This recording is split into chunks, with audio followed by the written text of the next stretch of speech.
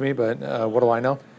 Here's the daily chart, as you were mentioning, a huge move down. Yep. This thing was almost $300. Yeah. Let's all, remind ourselves here. Absolutely. We get back to 175, about halfway back now. Just that move alone, we're right in the middle of the range here for CVNA. You know what's crazy is CVNA has been? It doesn't mean this is a good metric, but or a positive one for them. Their P is up at 135, or it's in the hundreds.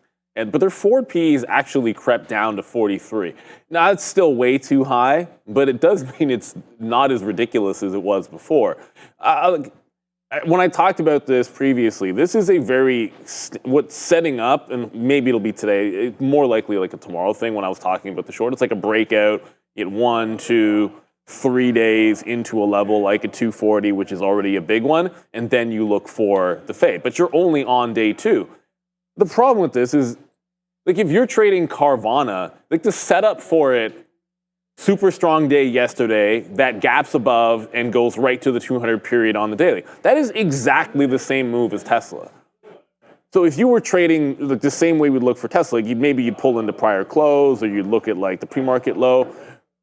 Just going to trade Tesla instead. But what is different from Tesla is there's now an upper band. If it does something approximating what it did yesterday, I'm looking short at 240. That's the next level on the chart. It's done a full round trip, V-shape, whatever you want to call it. That shape, it looks more like a U, but who cares? If it gets up to 240, then that would be a fade. I just can't see looking for the same dip buy, because you got to pick your poison. Like, every stock that was an absolute rocket ship yesterday, you can't be trying to dip buy them all for continuation. You'll probably just end up missing because you'll have your eyes going everywhere, and they're all looking very, very similar. It's not the exact same chart as Tesla, but it's incredibly similar. So, you got to pick your poison. Like, I don't mind Tesla and, say, Palantir, but you start to throw CVNA in there, and you're just trying to trade too much. Yeah, I don't, again, that was just one of those names that's off that 160 level. I mean, Carvana continues to work. I wanted to just quickly call up some of these names. DatChat right here does make that move above $3 up to 360, and now seems to want to hold in and around this 3 area. So watch out for that one straight off the open. We only have now 8 minutes before we get some imbalances, and we'll see if DatChat is on there. But yeah, nice move up there today. And we reported this early, right when it was down here, man, 240, 230. We talked about the iOS and the Android app getting launched today. So there it goes, right off the 50 period. So it looks like DATS is working. Another name that we want to keep our eye on too today is Big Bear AI, up another 7% here today. So fallbacks into the 200 period, into VWAP, kind of traded like earnings. Yesterday we just, rocketed up there in the middle of the day, started going, we bounced off the 200 early, and then we sort of never really got into VWAP at all. So, these kind of names, these are what we want to look at when we're chasing some of these plays. Don't necessarily have to break the top here, but fall back into some possible support here. BBAI, I like the name. Obviously, we've talked about that. And then also DatChat starting to move around again as well. And then the name that I'm looking to get something out on, probably JP Morgan, as we approach 250. Let's see if we can hold that level as well. JP Morgan now just 5 or 6, 7, 8 days or so straight back to the upside as some of the rebound happens in the financials as well. It's been a good opportunity to dip out of the last 5 or 6 days, but you had to be a little bold to do that. Again, some names nicely performing well, other names not. Mobileye gets that bounce today. We heard a little bit of this from Mitch as well. So let's go find the story here with Mobileye. Yeah, teaming up with Volkswagen to further enhance and upgrade their driver assistance systems. So, we'll see. There's not a lot of details. Reading another note on this, there's not a lot of detail into what this might entail, but you get Volkswagen money behind you, it's going to cause the stock to move. Absolutely. It's a good collaboration with Mobileye, which is definitely needed. A tailwind as of late with Tesla and Waymo really taking the headlines here. So here's the deal. Mobileye collaborating with VW and an auto supplier by the name of Valeo to enhance driver assistance systems to level 2. So level 2 in the industry means certain things. Level 2 features include like lane keeping, automatic braking, adaptive cruise control, but drivers must stay fully engaged. So it's by no means like a full self-drive type situation. It's an unofficial designation. So there's really no regulatory definition for this. It's kind of an industry standard that's been picked up right now. Yeah, if you zoom out on MBLY, it paints a little bit of a different picture. That's the gap this morning. Way down there. So a long way to go, potentially, here for Mobileye, guys. Well, it is just riding the 200 period on the daily, which that's been, look, if you're using an indicator, make sure the indicator matters on that stock. Does it matter? The 200, does it matter on Mobileye? Well, yeah, a huge deal. The 50 period, not so much. The 200 period has been just about everything. So I think you've got some serious resistance on it. The problem with Mobileye for a trade, like I can look at that and say, okay, well, 18 gets up to 18. Play continuation longs into 18 and try to give it up after that because that's where you want to try to reverse it and short it. It's done 488,000 shares of volume, which is it's just not a lot. Like that's not enough volume to get terribly interested in. So I don't know that that's a place that I'm gonna go. You know, I don't mind. Like I'll look over and say, okay, well, I still like IBIT. That's gonna be on the plan. Maybe we don't see the 49 yesterday, but we didn't see 49 yesterday on IBIT. And we're still able to find the long when it broke out the 50 level. So as long as it's over 49, I'm still looking bullish into that. That gives me the pre-market low at 49.4. That gives me 49. We'll see about VWAP off the open as we're starting to go here. And then remember, 50.35 is just brick wall the entire afternoon. So that's where I want to look. And as I said, Palantir, Tesla already going to be on watch. I mean, DJT's got to do something special to get to 25 for me to fade that. But Mobileye probably better for swing traders than day traders based on the volume it's done. And if it closes above that 200 period, great. I think you have a pretty good shot at a trend reversal. It's done it once, and then the day after that, it immediately failed. So I think it needs to prove itself above that 200 period for me. We have the imbalances out. BBAI is at the top of it, which is nice as a buy. Tesla, Palantir is also a buy. There's Big Bear AI, 380. It's still the same levels. Tesla's a buy as well. That's 384 right now.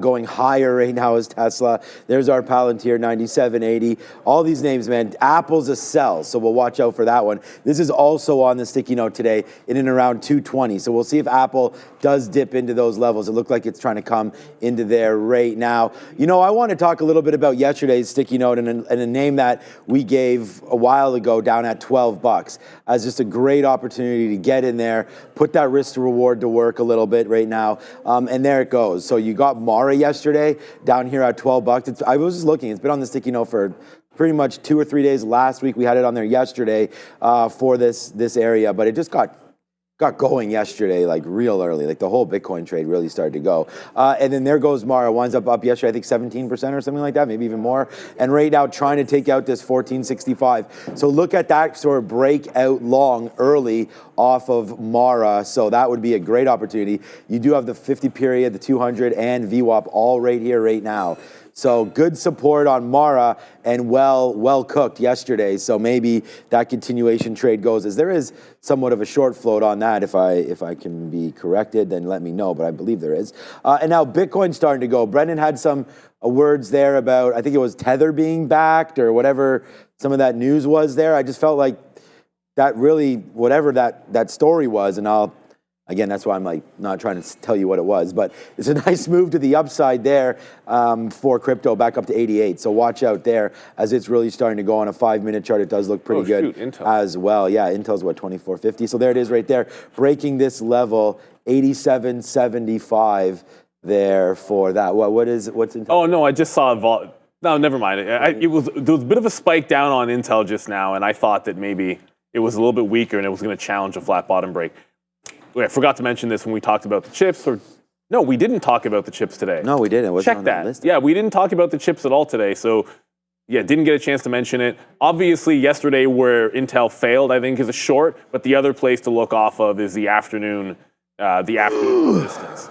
At 20, it was like 24.4. I think that into 24.5. Oh, the market just dipped. Yeah, the market just dipped. You know what? That's what it was. I think it was just that when the market dipped, some of the bids pulled, and when you see that happen on a level 2, like your first reaction is like, ooh.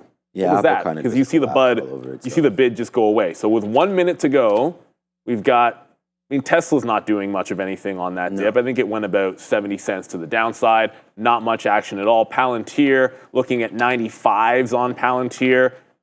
It doesn't have to get all the way down into 95. It's just obvious where the support was for the afternoon. So pre-market low sitting at 96. I think you got to be a little more flexible. I wanted 91s yesterday and it went to 92. So this time you want 95s and it goes to 96.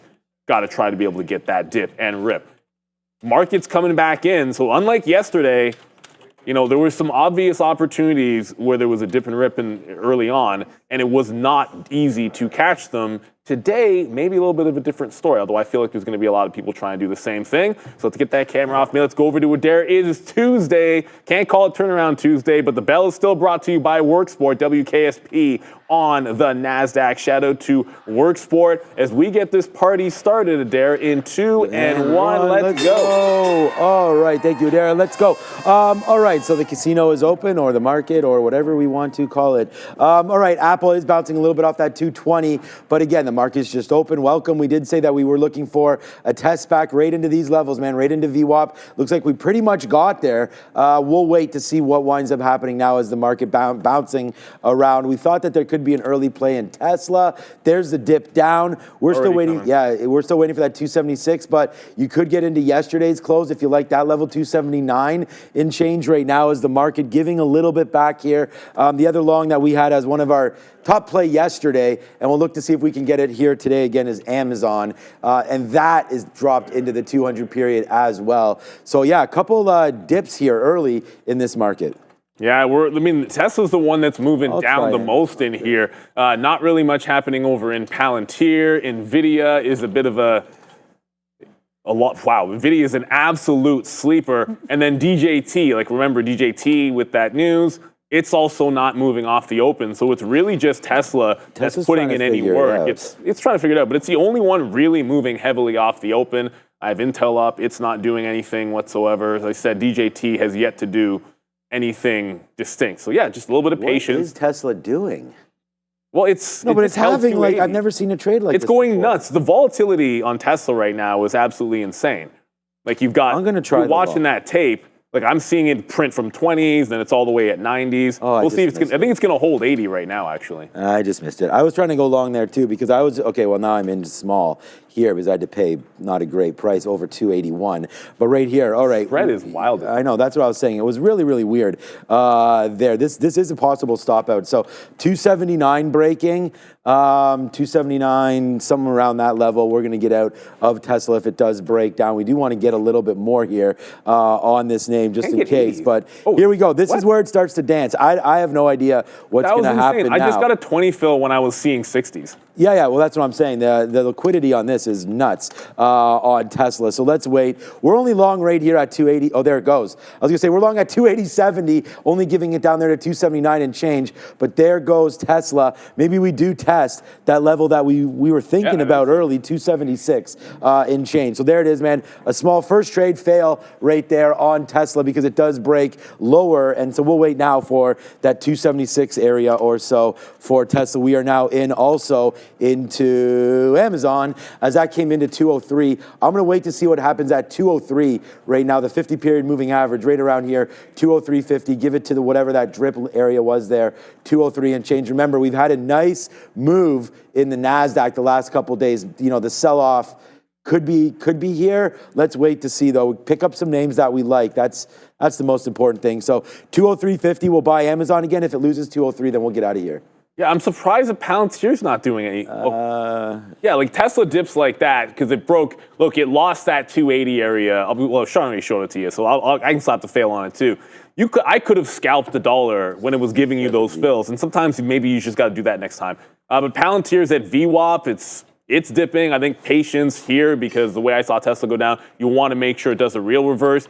Intel's still looking like it's trying to go higher into a weak market, so we'll let it calm down. It's only at 30s. This can get into 40s or 50s before we take any shot at it. Palantir is still kind of a nothing burger. Not really much happening on DJT. And one last one, we really didn't mention Oklo on earnings. Oklo has a chance to go green here.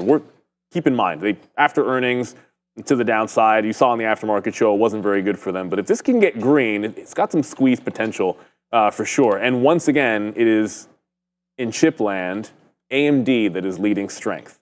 So I'm watching NVIDIA do absolutely nothing, and again, AMD is the strong one. I had written down 100 and I think I had 112 written, so we actually got nowhere to any dip levels. Maybe AMD is just going to be a clean break through 115. The stock is ridiculous. Yeah, we've got, again, so we were too early and, not disciplined enough to stay away from Tesla, but we'll do better here with Amazon. As Amazon comes right into that level and we were able to buy and then get out of half as we're back up to 204. Right now, there goes Amazon right now, 50, 60 cents now in the money on AMZN. So here we go. Now we're starting to go on Amazon. We're at 19s. Oh my God, we just got missed there. No, we got picked up. Okay, so we just got picked up there at 19, 204.19 right there. That's the 50 period moving average. That's right where we're sitting. Let's see if we can get a little bit higher right now. Go Amazon. All right, so this is now erasing what we've done there on Tesla. So a nice move now upside on AMZN, man, as deliver those packages right now going upside. So it's a nice move there. AMZN, good job getting out of Tesla for sure, as that name just continues to drip down a little bit here into 276. We'll see if we can be patient enough for that one. But Neil, it's your first Dollar Club winner as opposed to the Dollar Club loser earlier there on Tesla. But there it is right now, back into the money with Amazon as it goes. So, it just goes to show you, we talk about being patient. Tesla didn't hit our level and we jumped in. Amazon, boom, right back into the low of the day. We're able to take that, a name that we liked. At the end of the day, man, you're going to swing and miss. And at least we were able to get that back right there with Amazon. So boom goes the dynamite. It's almost like that Tesla didn't exist, but it's coming right back in. We're getting more out now on Amazon. There it goes, man. Now over that Dollar Club as we get back into day's high, AMZN. Yeah, great look on AMZN. The market's coming down, though, so there's still some things that are coming into dip buy territory. One of them being Bitcoin, which is now, it got to 88 and then pulled back. So it's at 87.5. Still looking at that pre-market low and or VWAP for a curl. As I said, this NASDAQ is starting to kind of lose the bid a little bit here. You're almost red on the NASDAQ as it pulls back into the volume-weighted average price. So a lot of that run-up that we had in the early morning and overnight is starting to get faded in. Palantir's not giving us anything, though. Still looking for 96s first and 95. You know what? At this point, it's already been 5 minutes. That first pickup where you get the dip and a rip. Tesla's back. Yeah, you want that to come in there and pick you up and go. Now that we're past the first 5, I think we'll be a little bit more patient and not just sit blindly on those bids. Right, Tesla's at 76. I got to go over to Intel because it's going the other way and it's almost at that 24.5. So I'm going to be patient, wait for us to get only now 50 cents lower on Palantir, but looking for the curl on Intel off of that resistance level from yesterday. Like the same VWAP that we had, that 24.5. Going to look for a little bit of a pop and fade. Market's starting to come back in here. Yeah. Tesla's at 75. Once it gets close to 73, I'm trying again. Yeah, I'm trying right now. This is the level that we had written down. We'll try. We're long right here right now at 276.30s. So let's see what winds up happening. We just got some 50s out there. Let's see what winds up happening now. Hopefully we can climb up just a little bit higher. Even back to 277 and change would be pretty good. And it's now $1.30 in the money on Amazon. So that name is definitely starting to, thank you, Sharif. That name is starting to get going there as well, Amazon. But it's Tesla right now that's a little stressed. We just got a couple outs there, but it's fallen back in nicely. There it goes, man. Look at that. Right there at the top of the day for Amazon. It's carrying the day for me, but it's this Tesla that we just continue to try to play that dip. And right now, there it goes, down 1%, TSLA. So, yeah, that's what we're doing right now. Amazon and Tesla, getting some more out on the top side here for Amazon, I think is a good idea, up at 205. So there it goes, man, $1.30 now in on Amazon. Palantir long, 96, okay. So I was trying to go 96s. Oh. Okay, go to Adara. Okay, yeah, let's go see what's up with Adara. As we have here some different moves in some of the other tickers, a nice push to the upside for some of these small caps, including Seattle Mobile. This one is traded a higher pretty frequently. It's a pretty frequent small cap runner with a float of just over 3 million shares, about 3.14 million shares. We have a short float of around 31% and a catalyst this morning announcing they've entered into agreement with Free Rhino Studios with regards to some R&D initiatives. So Seattle Mobile with a catalyst, a large short float, and a small float. Back to you. Oh man, now we have $1 finally on Tesla. Is that starting to go? Well, it just bounced off 277 again. So I don't know, man. This is just wild. If this breaks 275, we'll get out a little bit lower than that. But we're starting to just sort of count our blessings here with Tesla and start to get a little bit out here. Hopefully we can rip back up, and that will be that. Next out right there. Then we'll wait for see if we can take out 277. So here it goes. There's the dollar club. Back-to-back jacks right now. Dollar on $1.10. A little bit more. Now $1.70 here on Tesla. Back to the upside. So let's go, man. There it is. Boom, Tesla. We'll see if we can get it all back right here on this one play. Bouncing off again, the level that we wrote down, 276. Let's see if it holds. Yeah, it was so close. I just missed my ad on Palantir right at that 76 level. Sorry. 96 level. You said 76, so I said 76. It happened. So we got 96 half. When I didn't get filled at 96, I just took more on the way back to the upside, more or less at the same price, but you're still failing VWAP here at 97 quarters on PLTR, as it is absolutely trying to go. IBIT's the other long that we just tried to pick up here off of VWAP, essentially 87,500 on Bitcoin as IBIT pulls back. Nice bottom of the range from yesterday where the stock started going, so looking for the same thing, some continuation. The NASDAQ just wicked the pre-market resistance or support level and started to come back into the upside. So you're starting to resume some strength here in the NASDAQ. Might have to nibble in the 49.8 range if we're not going to get the 49.7s here on IBIT. So Palantir is clearing out 97.20, has a decent chance to get to that high at 98. I want to see if I can grab the 98 out and continue to buy those dips, but trying to get into IBIT first. And yeah, there's a lot that we haven't looked at. Sorry, guys. I know we didn't say anything about the chips. Kind of an omission there. SMCI absolutely blowing it out right now and looking incredibly strong. So big breakout on SMCI. It wasn't necessarily on the radar, but got to acknowledge what else is happening. You're starting to look very squeezish on SMCI. So let's go longs because don't have any shorts. No, we were able to just get $2 and change there on Tesla. We just got out there on Tesla, by the way, 278. Right, 277.85. As we're trying to play some of the, like right now, I can see it's like trying to slow down a little bit. So if we can get a pop up there now, maybe we should. See, here it comes right back in again. So start to get some out as the market just made a move higher, and you can see what Tesla's doing, reverting back in. So we have less than half of this position back on. We were talking about sort of, being lucky to see where this stock had gone for us right there, considering that the market was doing this and Tesla getting some profit takers in there today. I would look for a 275 break. Like if it breaks back down below that, you got to have your targets somewhere in that area to stop out. I would think, up to you guys, of course, we've been wrong many times before, but if it does break 275, we're going to give it a little bit of leg room, and then that's it, like maybe 50 cents to the downside, because we don't need our day to turn around too much here. We've already lost on Tesla, and there it is, man. Amazon right back there. So we're taking out days high right now on Amazon, up $1.40. It was the number one, the number one name is Tesla on here. We'll see if it can hold. I think it can. And then Amazon. So we'll wait to see here now, $2, $1.50 or so. Taking out now 205. We're long right there at the low of the day. Oh, wow, Neil, there it goes. Monster. I hope Palantir's going as well. Monster move there for Amazon. It's now $2 pretty much. If it can go, we'll have to wait though. $1.70 now in the money as we just get some out there at 205.15s there on Amazon. But it's Tesla right now there it goes, just breaks. So we didn't even give it 50 cents, we gave it 74 cents. Breaking right there out, so we get stopped out there at 83s. So Tesla will still be the L, but we did try that. I know it's coming into your level soon now. It's at 273. That's where the focus is right now. And just a quick second, we said if Palantir got back up to 98 and did a curl at the pre-market high, I wanted to jump out. We'll still look to continue the bid. I don't need to buy at 96s anymore. If this gets all the way down to the low again, that's a different story. So we took the $1.20 on it, but let's move on. Because Tesla's right at that.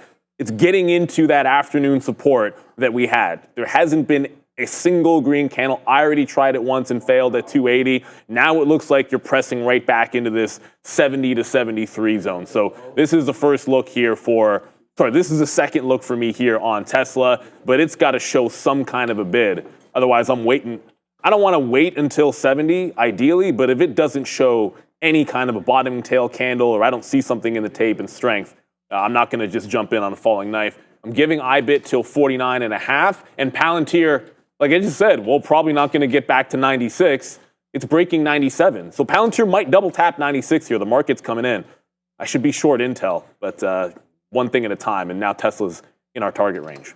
Yeah, exactly. All right, yeah. I mean, so Easy short. it is all about being patient these days. That seems to be the right thing for sure. But we're going to give this one a little bit of room. If Tesla, I was just thinking about when and if it comes in there for Tesla. So there's the bounce off there. I'm looking at 270 or so at this time. I mean, we've seen Tesla make these moves. We've had $20 winners. We've never had $20 losers on board, and we could have had that if you sort of held all day here. It's down $10 basically from its open, 284 down to 274 right now. I was going to put in 267 or so as a stop as we look to buy some dips in this name again. But again, just looking at the same names doesn't make too much sense as the NASDAQ is right back into VWAP. So what about now looking to buy the NASDAQ? The market is just choppy, so I feel like we're pretty okay with it. The TQs really, though, it's choppy where we're at now.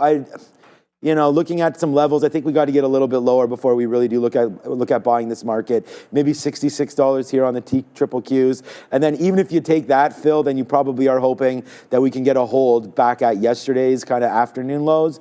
So for me, we still have a little ways to go before we start, layering into any of these trades. So there it is, man, the TQs. We'll wait to see what happens. 65 looks like maybe a good buy zone there for the T triple Qs. And then just a couple outs again on Amazon. I mean, looking to reload that possibly, but not until back in here. Actually, we just double touched a VWAP there and the 200 period or the 50 period. So good look right there for Amazon.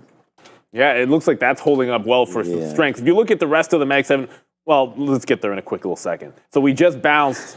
I threw a 1 minute chart up so you guys could see this a little bit more cleanly. You just bounced off of 73, which was the top end of the target area for Tesla. Immediately found resistance just above 74, but looking to start the long in here. If we make a fresh low under 73, I'm out, and I'm waiting for $270. IBIT's holding steady, but over on in another Mag 7 name, well, yeah, those wicks on NVIDIA. NVIDIA is just trending to the downside. Let's just get rid of yesterday. You're now holding VWAP, lower highs, so the market, while trending down, it's not just Tesla that's looking weak. Even Palantir, which you saw a second ago, like Palantir goes right into that pre-market high. It's back at 96, or at least close enough to it. Let's let this settle down a little bit. It looks like it could still hold on to that 96. Got IBIT, which is kind of going sideways, and Tesla, which while we scalp some out, it looks like it might be headed for another low. So I just reloaded in front of 73. Let's see if it holds a second time on Tesla, or we could be out of this one a second time here as we got the reload. Didn't have to reload it, but we did do it. Let's see if this one's going to hold that bottom. Oh, and thank goodness I didn't short Intel. For reasons unknown, Intel's up 2%. Yeah, good. And I guess there goes Tesla. So it's thankfully we've got Amazon on board there as Tesla there just goes through that 273, and I'm waiting for 270. We'll give that a go if it does get in there. Yeah, good look there on Intel. Yeah, let's look at NVIDIA quickly, and if there's any other names in there, we'll look at DatChat and all that. Yeah, so NVIDIA right now down into 119. I'm not super interested in that level right now. I mean, we're underneath everything. If anything, today looks like a sell day, right? In this market, I mean, there doesn't seem to be anything that we're looking at. I mean, sure. I don't know how we did it again. It's just, there goes Amazon. Like in what I was just saying, like there's all these weak names. Amazon is at day's high. So, for that trade, we'll be like, that's a good one. And that's what's keeping us like, just at, or we're just still below water here because of Tesla. But this trade right now is really starting to print out for us. We take out the majority of it when it gets back to day's high. But right there, nice move higher on this one. We still have about 15% of our Amazon. So we'll wait to see that. Let's see what DatChat is doing right now. 351. So congratulations there, Tisha Ayal for DatChat as that continues to go upside, man. 380 and still going there. DatChat, 380 the high, pulled back in nicely. We've already talked about the 50 period, man. We talked about it there, and it just hit again, the 50 period moving average on DatChat. And then just another quick look that we looked at earlier, Big Bear AI. So 380, that looks like has been the top. Once you break the 200 period moving average, I would say you got to leave it alone now and wait to see where it does find some support, maybe down there at 350. There goes Tesla, man. we did good. We did good the first spot, and then this spot we were able to get some out, but then there it drops right back in for Tesla, coming into 270 right now pretty quickly. We'll see about a hold down there at 270, but it's coming in. I just want to make sure where my bids are. Yeah, 270 and then 269 and change, but here it comes. Tesla, what's up, Adara? I hear on DM Desktop Metal, about a 15% short float. They announced that the Delaware Court of Chancery has ordered Nano Dimension to complete its proposed merger of the company. So Desktop Metal's proposed merger now apparently ordered to be approved, or I guess Nano Dimension has to complete this merger here of Desktop Metal. So keep an eye on this one. Also, as the market drops, I think it is worth noting too that we're seeing here reports that Moody's, the credit rating agency, has said that the American fiscal strength, or the fiscal strength in the U.S., has deteriorated further since the rating agency assigned a negative outlook earlier. So basically, Moody's saying America's credit rating not great, or their rating for it is looking like it's continuing to decline. In about 10 minutes here at 10 a.m. Eastern, we're going to be getting some economic data, including CB consumer confidence, as well as some new home sales. So keep an eye on 10 a.m. More economic data to come. Back to you. All right, yeah. Thank you very much, Adair. Just so you know, Palantir, there was nothing at 96. Like, it just blew through 96 and went to 95.5. Like, it did not stop, did not pass go. Well, I guess technically it passed go because go was that level. But I still want to see it hold to 95, which was the absolute bottom. This is not what we thought was going to happen, but here we are. The other name that's absolutely flying, oh, come on, Intel. Look away for 2 seconds. Anyways, Intel was 24.75 where it failed at the open. Looks like it's just turned at that same price. Maybe we get a second salvo with that. But when it was markets tanking, sometimes you want to be patient, a little too patient with the short on Intel. So it goes to that 3/4 mark and pulling right back in here heavily. Palantir, now it's back above 96. So maybe it'll do something more calm, where it just holds a nice little higher low above 95, and you don't have to worry about the 95 level at all. So it's still this and Tesla that are on watch. Tesla, I mean, it breaks 73, does not, you think at that point you're going to 70s, does not get there, and suddenly it's got a decent bid on it, on Tesla. But NVIDIA is still at the low of the day. The NASDAQ just turned red. I mean, your strength is over in the other Mag 7 names, like Apple's up 0.5% and looking, I'd say, decently strong. It's not breaking out those highs. Meta is risking losing VWAP, so it's kind of diddling in the middle over there on Meta. So I'm going to stay with IBIT, Palantir, Tesla, the ones that I have on watch, and not going to jump away from that. Although I do also have DJT up. DJT was, for me, a fade at 25. It instead faded off 24. Adara? Keep an eye on MULN here. I'm not seeing any news on this one, but we do have about a 51% short. This penny stock here looking pretty strong. So keep an eye on MULN. Some of their smaller cap names that could be on watch in this auto space include, Rivian, Lucid, this type of play. So MULN, though, pushing nicely to the upside. A little bit removed here from these pre-market highs. Back to you. Too. All right, yeah, Mullen. I was just looking, we'll look at Mullen in a second because, yeah, the volume apparently is going off the chains right there. So we wrote down Apple 220 long, so I put a bid down there at 220.05, right? And so then I was looking at my sticky note and saying, like, what did we miss, right? I mean, we got Amazon, we've got Tesla on here, so then I was like, let's look at Apple. So then I looked at Apple and I said, wait a second, we did go down to 220. We went to 220.07 right there, so we actually wind up missing that. It has the low as 220.04. I'm bidding 220.05 right now on the NASDAQ gateway. So we, again, just looking at Amazon, looking at Tesla, missed Apple's strength into a relatively weak market. So just wanted to bring that up because we will be looking at Apple now. Any dip buys into some of these levels right there as well for Apple buy opportunities down to 221. Again, DATS is just ripping right now. So we brought you guys this in our ear when DATS was down here at 230. So there it goes, man. DATS chat all the way up to $4 and still going, man. Again, another name brought to you by Trader TV Live. We had that for you first for sure because we were talking about it down here at 240. So nice move, nice retracement back into the 50 period again, and then there goes Dat Chat right now, taking out some beautiful levels there as Dat Chat continues to go a little bit higher. So, yeah, just looking at the TQs, we'll see if we can get a drip down into some of those levels. It came pretty close, man. I was, again, on this one, I'm waiting at 65.60, so if that comes in, we'll see about a bid there on the Qs into yesterday's levels. But, yeah, so good move there on DATS. Big Bear AI coming back in the side a little bit. Tesla. Amazon, Palantir. I don't know. Our notes are seeming to look very, very similar these days. I got Tesla, Amazon, Apple, DJT, and Palantir. So we'll wait to see what. Oh, DJT we didn't look at. No, well, it faded, but it faded off 24 instead of 25 because that's how it rolls. 24 being the current high of the day, or at least adjacent to it. IBIT's still trying to go, but it's at 87.5, and that's going to be VWAP. So I just tried to pick it up when it wicked the pre-market lows, but was unable to get more shares. I'm offering 75s and 80s, and we'll see if we can get another dip. But Palantir is going to be the miss because it wicked that 96 level and wasn't able to get back in on the way through to the upside here on Palantir. And it's looking somewhat relatively strong again. So it was tanking just like Tesla was, but a nice recovery. It's above that 95 level where all the buying happened pretty much the majority of the day off of 95. Just couldn't quite get down there. It's not above VWAP yet.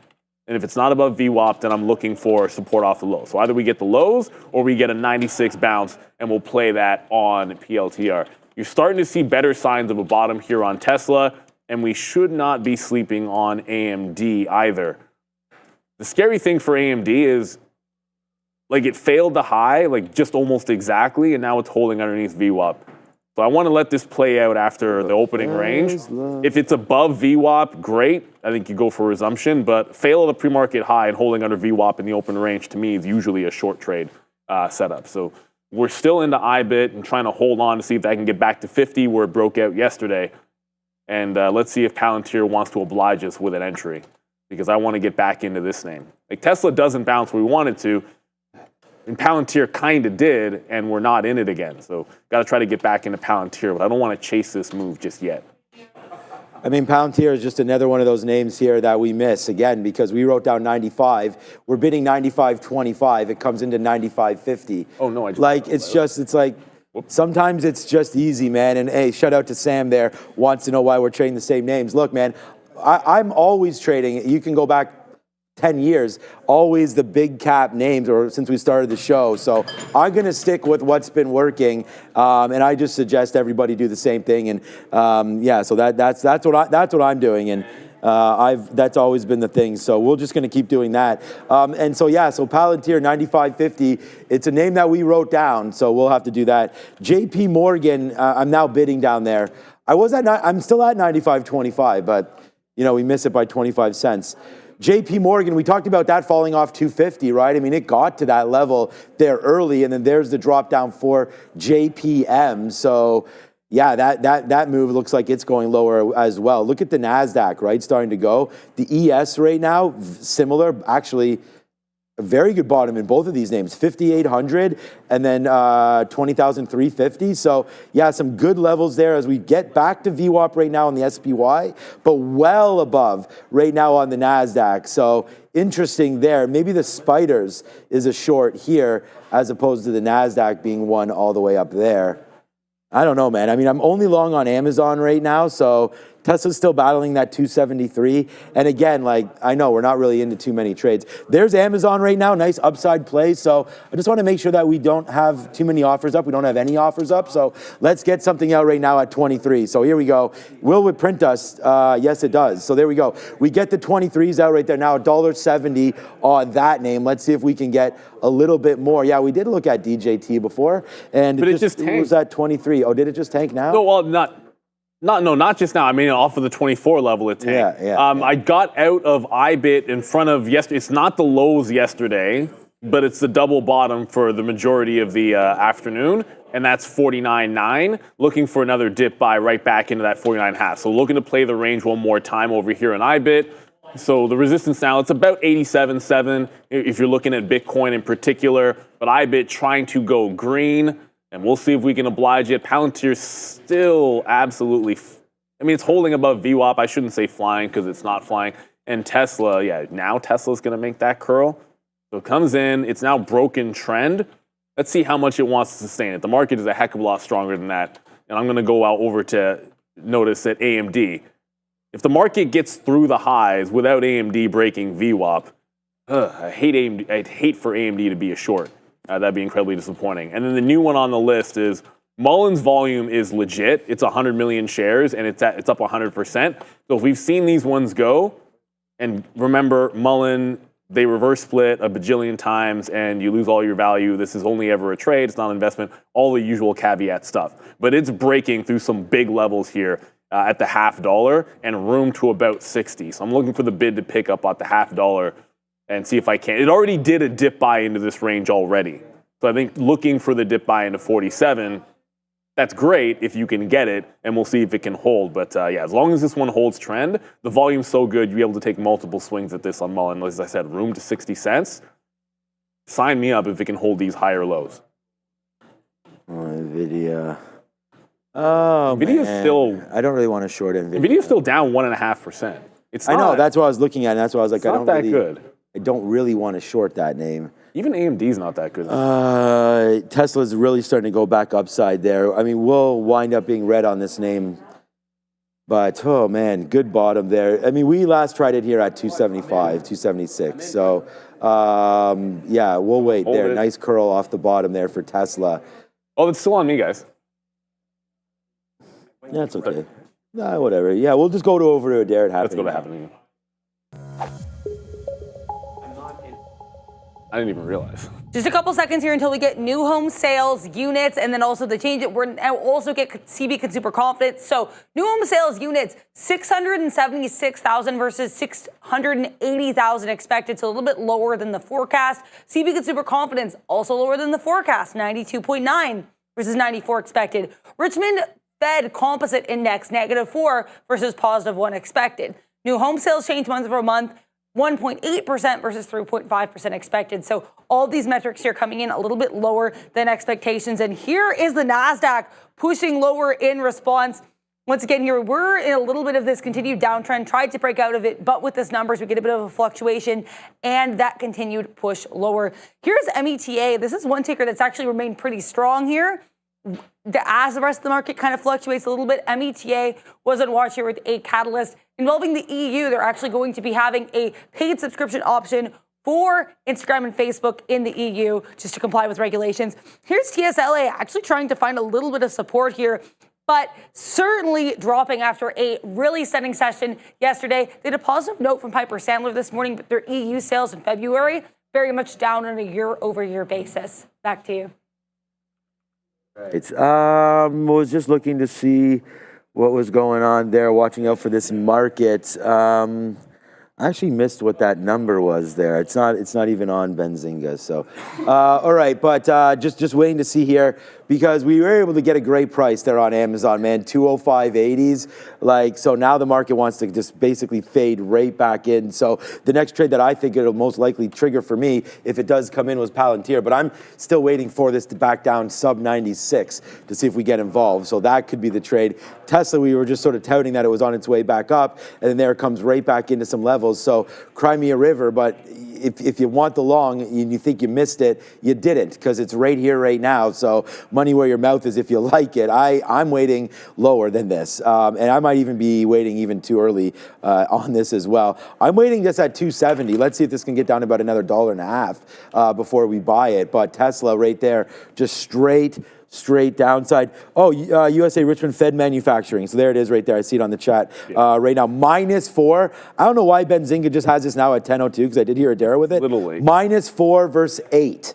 Right there. So not good, man. Michigan manufacturing, U.S. Richmond manufacturing, -4 versus 8. U.S. new home sales, 676 versus 682. So new home sales down as well versus expected. So yeah, the market, potentially making those dips right now, looking to maybe get some longs. I still believe in what we're doing here. So I do want to try to buy some Tesla off that. But again, like without being too stubborn, I think we've done well trying to wait for that to come through. Here comes the NASDAQ. It's going to turn red right now. So there it is. It just goes red right now on the NQs. So again, Tesla down, NASDAQ down, TQs looking to go down as well. And again, the TQs is just the market, but triple levered.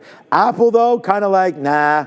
We'll go down a little bit. We're not thinking about going red yet, though. So Apple dip buy opportunities down here galore. So I do have some buys on Apple down. I guess I can cancel my 220.05s since that's not coming through. 202s 202. No, that's Amazon, sorry. Apple, 201.40s, 221.40s. So that's right where VWAP is. So if we get a dip down into that, then we'll giddy up on there. So yeah, that's what we're doing, just looking for some dip buys. Amazon's pulling back as well. So we'll see if there's a bouncing spot here soon for the NASDAQ as we get right back to day's low one more time. We've bounced off here before.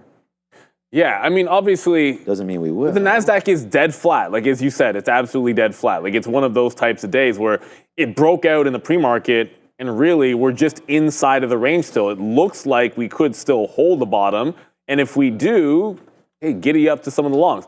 Now, logically, Tesla bleeds downside, so why wouldn't Mullen be strong?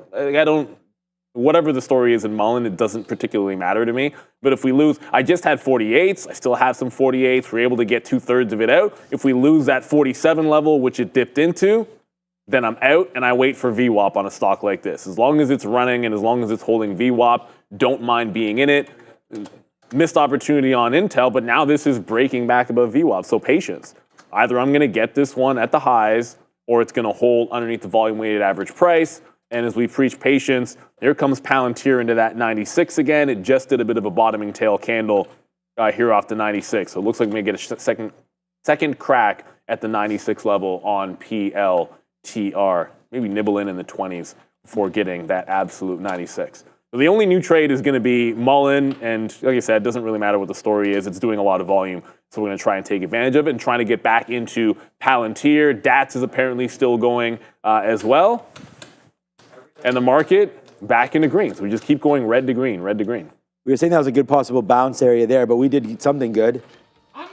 We reloaded right there at 204 or so for Amazon. It's coming back in now, but we were able to get some out at VWAP there in the 40s, and then I think a 48 or something like that there for Amazon. Randy, as the market goes up and the market goes down, we have one red name today, Tesla, as that's fallen right back in, down 2% right now for Tesla. We'll wait to see if we can pick something up. We're waiting for 270. Looks like it just bounced clean off the low of the day again there for Tesla, but that's okay because here we go, man. We'll props it up to anybody that was able to get something down there as we start to kick a little bit. I don't know if it's going to go upside or not, but we're excited there. Amazon, if Amazon does break, sort of I was thinking not even, I mean, that's pretty low for us there. I actually just put a stop order in at 203.50 if we break down there. I mean, I guess we can even wait for 203.20. Yeah, maybe let's change that a little bit, but there goes Amazon. Great reload opportunity down there. So we'll take this 40 cents and change and get going here on Amazon. If we retake the highs, oh boy, right there, AMZN, sticking with our guns there and putting this name right back there on the board. We just bought 204.14. So that's our reloaded level right there. So that's where we're in at, 40 cents upside. I'm going to start to get some out because I'm a little bit nervous, to be honest with you, about this market. And I don't know, underneath the 50 period, just bounced there off VWAP. I'm going to get some out there. There we go. Some 48s. We got 48s. We'll get some 55s out, and then we'll just start to watch it out. It's really a missed opportunity again there on Tesla. It came right into the day's low again, and I was saying, like, if you want to put your money where your mouth is, it was time because we were like, oh man, you might have missed the curl. And some people on the chat were like, there goes Tesla. Well, it just gave you that perfect reload opportunity. Hey man, I'm happy to do it on Amazon, for sure. But at the end of the day, Tesla was a good one. And as a percentage, man, you just got $2 on Tesla. So that's a nice move there, TSLA. Yeah, I mean, I was looking at Tesla, but as we said, Palantir just came in. So Palantir Did it? Okay. Sorry, You are- I muted myself to sneeze. It happens. So Palantir just dipped in and was able to pick that one up. And I was looking at Tesla, but Mullen now really starting to go. Remember, we dipped into 48 in front of 47. So 1.5 cents worth of risk. It's now at that 60-cent level, which my ability to believe in Mullen for anything more than a scalp trade is 0. So that's the 60 level in here off of the 50 breakout. So we got the move. I'll hold on to literally 5% for the dream, but that was the trade we're looking for. I had a trail. Stop was at 47. Trail was at 50. Now I'm just going to work off of like a trend line or give it to maybe 54 and just see how far this one can go, which I don't necessarily believe is more than a morning. And then after that, we'll let that one cook. So Mullen, like I said, when it does real volume, that's a good stock that you can trade. Palantir is the new one that we're into off the 96 hold, and we'll see if that can continue to put in some higher lows. So yeah, we talked about it yesterday. regardless how the first 5 minute goes, there's always something else that you can sink your teeth into in this market. So you don't know what's going to go. We thought DJT would be a bit more active. Turns out Mullen, again, for reasons unknown, decides to want to go. And here's DJT, I guess still up 8%. But yeah, kind of chilling out at the lows. It's because it gapped up, that's why. Yeah, thanks, Adam. Yeah, good look there, Mullen. I mean, again, trade where the volume's at for sure. And just to answer Sam's question, like, you know, why are we trading Amazon? You know, why are we trading? There it is. Thank you, Adam, right there. Yeah, good call right there on the 200 MA. I mean, that's what we're doing, right? I mean, we have these lines for reasons. So it was a nice call right there. So nice move to the upside. As we start to get some more out, like I said, I'm nervous a little bit about the market. So, unlimited potential. No, I was saying it went up $2. Tesla did on that move to the bottom. So I don't know, as a percentage-wise, we did not make $2 because Tesla's $273. We only just made 60 cents or so on a $204 name. So Tesla was the better. We'll wait to see if Palantir can do something because that's only $96. But we'll wait to see what winds up happening because there's Tesla. Again, to get the very bottom, whatever. But let's just say you bought 272s and got out 274. That's pretty reasonable for $2. So I think that just would have been a great call. And I hope some of you were able to make that call. And also, man, the bottom call there on the TQs, good one as well. Let's go have a look at the chat of all dats. $5, $6. I mean, that's 250% from when we called this thing out at 8:45. There it goes, man. Dat chat up to $6, an absolute cruising there right into, again, like we were looking at this before. I was like, well, $3 pretty good. Oh, sorry, $3 was right there. $4, I guess you were thinking was pretty good. Now $5 into this area. Look at $6 right now for Dat Chat. And again, you know, if you knew that this was being released today, good on you, but that's a pretty random event there. Nice move up there for Dat Chat as it continues to go. Oh boy, here we go. We're getting a little more juicy right now on this Amazon. I'm waiting at 98s. Let's take some out here at 85. Just because. Great retracement there back up. We'll see if Palantir can get going as well. I'm not logged into any risk system, so I have no idea how everyone's going other than I'm looking at Palantir. So there's that. Meta. Oh, Meta was another name that we had on our watch list. Just wanted to see what that was doing. Yeah, I think Meta's, like I said, you know, new revenue stream. I think it's a pretty good all clear here. As long as the NASDAQ can just calm down, I think Meta's fine. It's one of the best names in the NASDAQ 100 in my opinion, and it just seems to be smooth sailing for Meta. I don't know. It wants to work. The Ray-Bans, the Oculus, everything. I think there's a little bit more runway here for Meta, especially given the fact that it was so... It's one thing about liking Meta up at the highs, which, again, once it gets up there, man, that's when everybody starts buying for some reason. So we'll wait to see if that winds up happening again. Dips if you like the stock. Exactly. So if you like the stock, you don't have to buy it when it's going up. We talked about it going up like 23 straight days or something like that. At the end of the day, like, that's tough to buy into there. Oh, yeah, the streak. But then the streak went the other way. I forgot about that. Yeah, we went right back into where the streak started. And then it came right back up downside again. So, yeah, just be careful with some of the trades. You can get carried away in some of the euphoria, that is for sure. But speaking of not getting carried away in the euphoria, I just tapped out on Mullen back through. On a 3-minute, it did wick 70 cents on the way up. So I got out when it lost the 70 cent level. It then regained it, went to 72, and then really flushed. So regardless of how I played it, I would have gotten out here at that 70. So we're going to let it calm down a little bit. It's a little bit too parabolic for me. I don't even know, again, necessarily if there's anything that ever warrants it doing this, let alone now. So let's let it calm down. Maybe you get a reload off of VWAP or 50 cents, but just take the trade as it is from step by step. And as a reminder, there's 2 green candles since its last reverse split. This would be the 3rd one on the daily if it ends up green today. So suffice to say, Mullen is not a good stock. It's not, whatever. I don't need to rag on about it, but I'm not going to hold on to any trades past, you know, any rules of mine. Palantir came in at 96, lost a bid. I said if it loses the bid, I'll wait till 95. Didn't happen the first time. It does happen briefly for the second time. I'm not jumping back into it yet. Still above that 95, but it's red. If the market just got all the way back, the NASDAQ, I should say, just got all the way back to the highs, and Palantir is retesting the lows. So I really have to be asking myself, how much do I like this? We can say green because the first move was great, but it's all of a sudden not relatively strong. Clearly, market at highs, it's at lows. Do not need to be fighting this stock. See if we can find a reload in one of the small cap names. Mullen's on watch, and of course, I haven't been in DATS, but that bears watching. Tesla, I'm backing away from it till it shows a little more clarity. And then Intel was the other name that I've been looking at here. That just double tapped the high, but is yet to lose VWAP. So with market at the top, and this is losing the double top, now Intel looks like a much more compelling opportunity to short off of that resistance, because up until then, like I said, don't really know why it's incredibly strong. I don't get it. It doesn't make sense to me why Intel is strong in this market and doing more, but you got to respect it until it reverses that trend. So look for it to break down 24.35, or I'm going to short it off of those highs. MLGO apparently is going from yesterday, microalgo. Wow, this stock is ridiculous. Yeah, it's going to halt a bunch of times today. It's already halted twice. There's not a lot of liquidity on this thing, microalgo, but it is starting to squeeze again.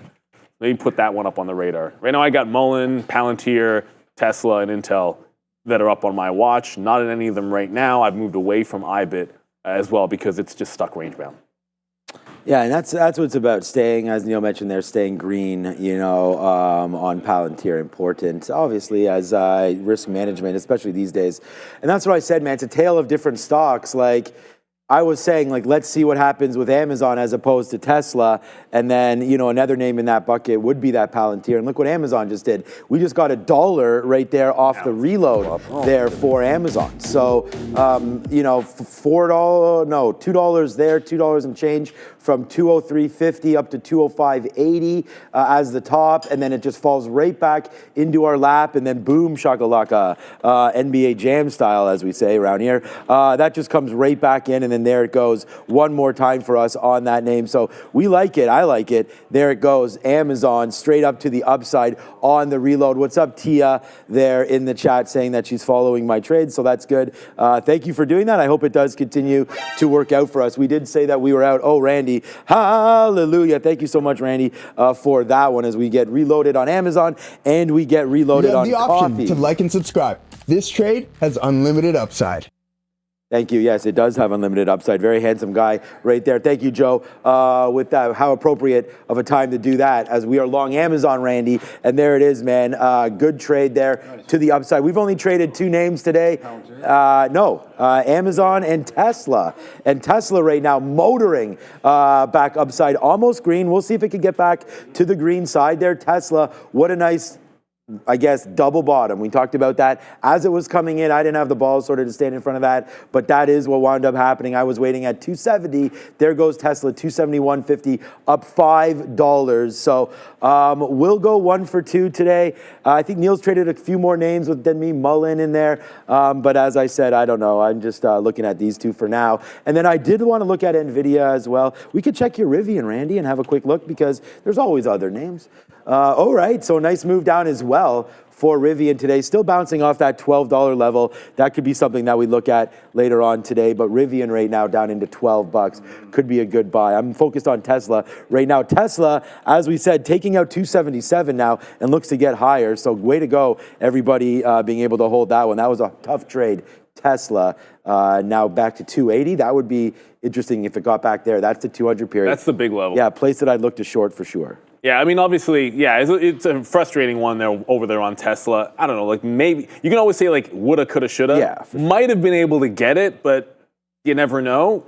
To me, at the time, it was a falling ship, and Mullen was a strong stock. It's like, what do you want to go long? Do you try something that's actually looking like it's going, and you do what you had to do? I ultimately think it could have been just as good in Tesla for sure off of that bottom, right? Mullen.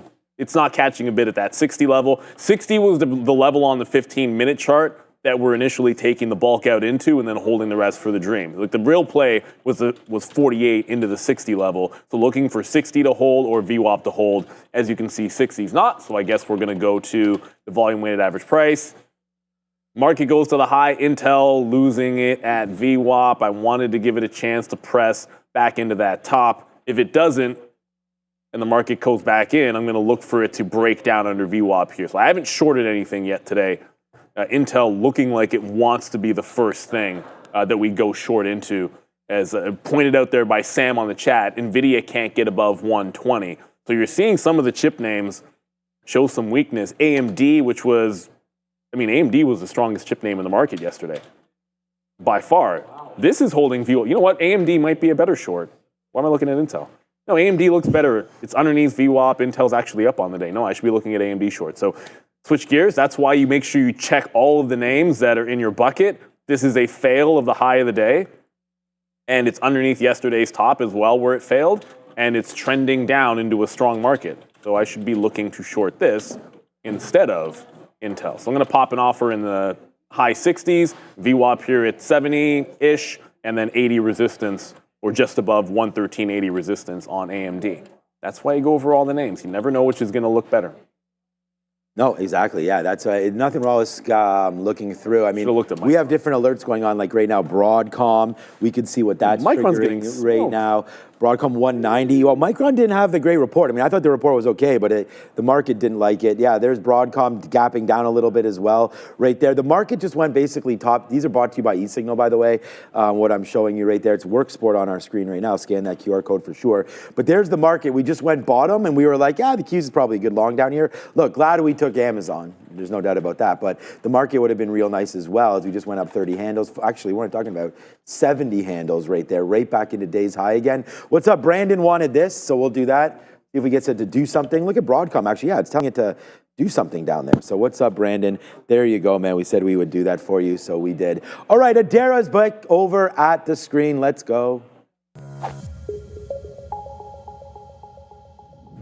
Here's the IWM. Kind of consolidating here near some of these highs from yesterday, but also, I guess, now near this day's low. We're kind of oscillating around here. Let's see if we're able to take out this pre-market low, which we're currently trading near. It's down about 0.5%, for the IWM. A bit of a topping tail candle to start that session. Looks like we're having some issues here with the remote, but we do have POAI on watch. That's predictive oncology. That's going to be one to keep an eye on. This is on the watch list as well. And they did announce some results from some studies they had done there for the treatments of different diseases at the University of Michigan, their Life Sciences Institute. Keep an eye on BON as well, but 1.5 million share float. They were a small cap runner from a couple weeks ago. No new catalyst. Also a penny stock alongside Mullen, MULN, another penny stock. As mentioned earlier, there is Euro Catalyst that I could find on this ticker, but again, smaller name, lots of retail attention, and a 50% short float. Back to you. Yeah, I'm surprised the Mullen short flow isn't higher than that. It's probably the easiest for hedge funds to punk. Like that stock is essentially free money for hedgies to short, and they're just destroying it over and over and over again because that's what they do. I did find something. Okay, found something that's still looking strong that was on the list. I was in IBIT. I took it out under pre-market. Well, it was like prior pre-market highs, but also yesterday's support levels. At 49.9 on IBIT, 87.6, 87.7 here on Bitcoin, but it's making higher lows and it's above VWAP. So if we come to the chart for a second, yeah, let's buy some dips in IBIT. Go back to that well. Now, when this was making the local bottom in there, I was trying to trade Tesla again and Palantir, so I did miss an entry off that bottom. That's going to happen to you. Obviously, I wish I'd bought that dip more aggressively instead of trying Tesla, but you can't rewind time. So nice higher lows. I like VWAP in here for IBIT. That's about 49.75, but the support's actually been higher low at 65. So I think you got to, I like VWAP, but it double tapped 10 cents underneath VWAP. So you try to grab the fills underneath there. Still going to short AMD if we get our shot at it underneath VWAP. And as I said, Mullen, let's be patient with it. It just bounced and holding 60, but I don't know. I still feel like this could be headed for a test of VWAP, which is now pretty much exactly at the breakout price of 50 cents. So you got to fall into 50, and that's the next place I will look to trade it and try to be a little bit patient on that name. We're now at 10.20, so you want to calm down a little bit here. DJT still a nothing burger. And yeah, there was one other name that was on the watch list that we expected to have some volatility with it, and that was Mobileye. And Mobileye, well, if Tesla got punked, Mobileye also got dumped. What I like about it, and it's not really what I like, I don't like it because it's bad for the stock. The cleanest rejection you're going to see off the 200 period at the high and now all of a sudden it's finding support at the 50 period temporarily at 16. So if it loses this area here, that'd be losing the 200 period moving average at the top, and it would be losing the 50 period on the daily down here. So I think this could retrace the entirety of the move and worth waiting for. So Mullen's still waiting for a dip. Tesla's actually holding VWAP. You got to be kidding me. And then IBIT I'd like to get back into. So we're going to get over to, sorry, I didn't catch that, Remy. We're going to try to get IBIT off of VWAP. We're looking for 50 cents and VWAP as well on our good friend Mullen. But hey, we got something else for you guys. It is Trade the Pool. They're back, and our friends are right back on the program. Trade the Pool is a game-changing platform that caps your risk while giving you the opportunity to trade real shares using company capital. And that means no more risking your savings. Trade the Pool now offers an unlimited trading period during the evaluation phase. No pressure, no rushing. Take your time, perfect your strategy, and get funded on your own terms. Remember, your losses are capped at a one-time evaluation fee, and your profits are unlimited. Head to tradethepool.com and start trading now. Shout out to Trade the Pool. Shout out to Mitch, who we had on this morning from Trade the Pool for his fantastic insights. Again, trading on prop gives you that advantage of leverage, and trading other people's money is, let's be real, it's easier than trading your own. Like I said, well, it's true, Sharif. So looking for the dip into VWAP on IBIT. Want to be able to give it to 49.65, even though VWAP's at the 3/4 mark, and still waiting on Mullen to do something as well. Man, if it's this hard to trade with other people's money, man, I'd hate to trade with my own. That is for sure. But again, follow Trade the Pool. That's why you guys are here. So make sure, grab our watch list. And I hope we're giving you some decent ideas right now. Okay, well, we have a new idea, SMCI. We'll see if we can get this one coming through one more time. This is the first time we've been in this name. Down on the day, obviously there today. We don't want to necessarily fight trends, but it is at the low, and I was thinking about a 41 hold. So, you know, just looking a little bit bigger of a time frame there. Yesterday, right at the close, we did have a dip down. Actually, that's not at the close. That was yesterday where we held before we had that move back up to 42. So we had held back in and around here, 41. Seems like there could be some support. I mean, I know we're kind of drawing at straws because once we broke down pretty good and got down into 40. So I think that that's going to be a much better long, like, if we do break and get into there. But I just wanted to see about a hold now. We're at 41.60, so some of these lows right there, I mean, we could look at a day chart, a minute chart, whatever chart you want, but right into here, there's 41, 41.20. So this is what I was looking at from yesterday, sorry. That was a dip down early, but it was these kind of holds right into these levels right now. So we'll try it again, downside right now. If it gets down into here, we get some more against 41. And then I put the stop in there, breaking of 41. So that would be that, down to the downside again there. So we'll watch out for 41, 41.40 or so coming into play there for SMCI. So I do have some targets. If we can get something out at 85, I mean, that's where the 200 period moving average is. So that's sort of my first target there to try to make that 20 cents. And then again, upside after that just continues to go. So we'll wait to see if there is going to be any love there. Next reload in the 40s, right at that low. And then we'll see if it breaks 41, then we get stopped out. And that is that. And we say, see ya to SMCI. There. All right. Alibaba is at a level as well. 134, 135 right now for Alibaba. A name that's red on the day, but it did have a nice climb up to that 136. And we're getting the scanner alert right here, as you can see from eSignal. Why? Because it's coming right into VWAP again. So there it is. You know, we have our scanners set up, and there it goes. VWAP. And we got, it's part of what triggered us for SMCI as well. But the market, if we continue to fade down, we may get that lower bid there on SMCI. And for some of you that are following on Amazon, we've been getting out. We have less than that 10% left. And now that the market is coming down, let's get another piece right here out on Amazon, which we just did there at 65. So we're starting to get less and less here. Not really concerned too much about it. But again, if we break 204, we might as well get out of Amazon. So just a little bit of a look there. Looking forward, Amazon right now looking like it wants to dip back in as this market, Neil, just continues to be that up and down sort of surprise market that we have right now. Like, doesn't want to go one way, doesn't want to go another. So we'll just have to wait to see where eventually we settle down, trying to pick the best trades here. And I'm going to do that with Amazon and get another piece out right now. Yeah, that's what all you got to do, because the market's holding the high, it's not breaking it, and it's not pulling back off that high. That's for sure. So they just Mullen just ran through 50, did not break that 47 from earlier. It was, yeah, okay. There's a couple of bids of the veracity of which I'm not certain about. One at 48.7, which I think is a bit fugazi. We'll see if they take the fill. When it gets on, they're taking the fill. So if we can hold 47, then that gives you the first step for a VWAP hold. But it's looking a little bit heavy underneath here. So that's what I'm watching right now. I'm looking up to make sure, okay, Palantir, it's still at 96. It's not really, Palantir's not getting to 95 at this point. No. Unfortunately. So I don't know if I'm just going to, anyways, you guys see what I'm trying to look for on Mullen. A little bit more calm here because you're on the way down. You want it to hold a higher low before re-entering it. But PLTR, yeah, it's now bouncing off of 95.8. So again, it breaks down under 96. I keep thinking this is the move. Now it's going to get to 95. But once again, higher low, holding 95.8. So this is it's kind of trying to break the trend here. And maybe the 96 level is just going to be the one for Palantir. It had a huge chop zone for the entirety of the afternoon down there. So there's some supply between 95 and 96. Maybe the entry isn't going to be back in at 95, and it does need to be the 96 level. So I'm going to go back to the well at the same price area for Palantir. Want to be patient, of course, with that Mullen trade that we're looking at in Tesla.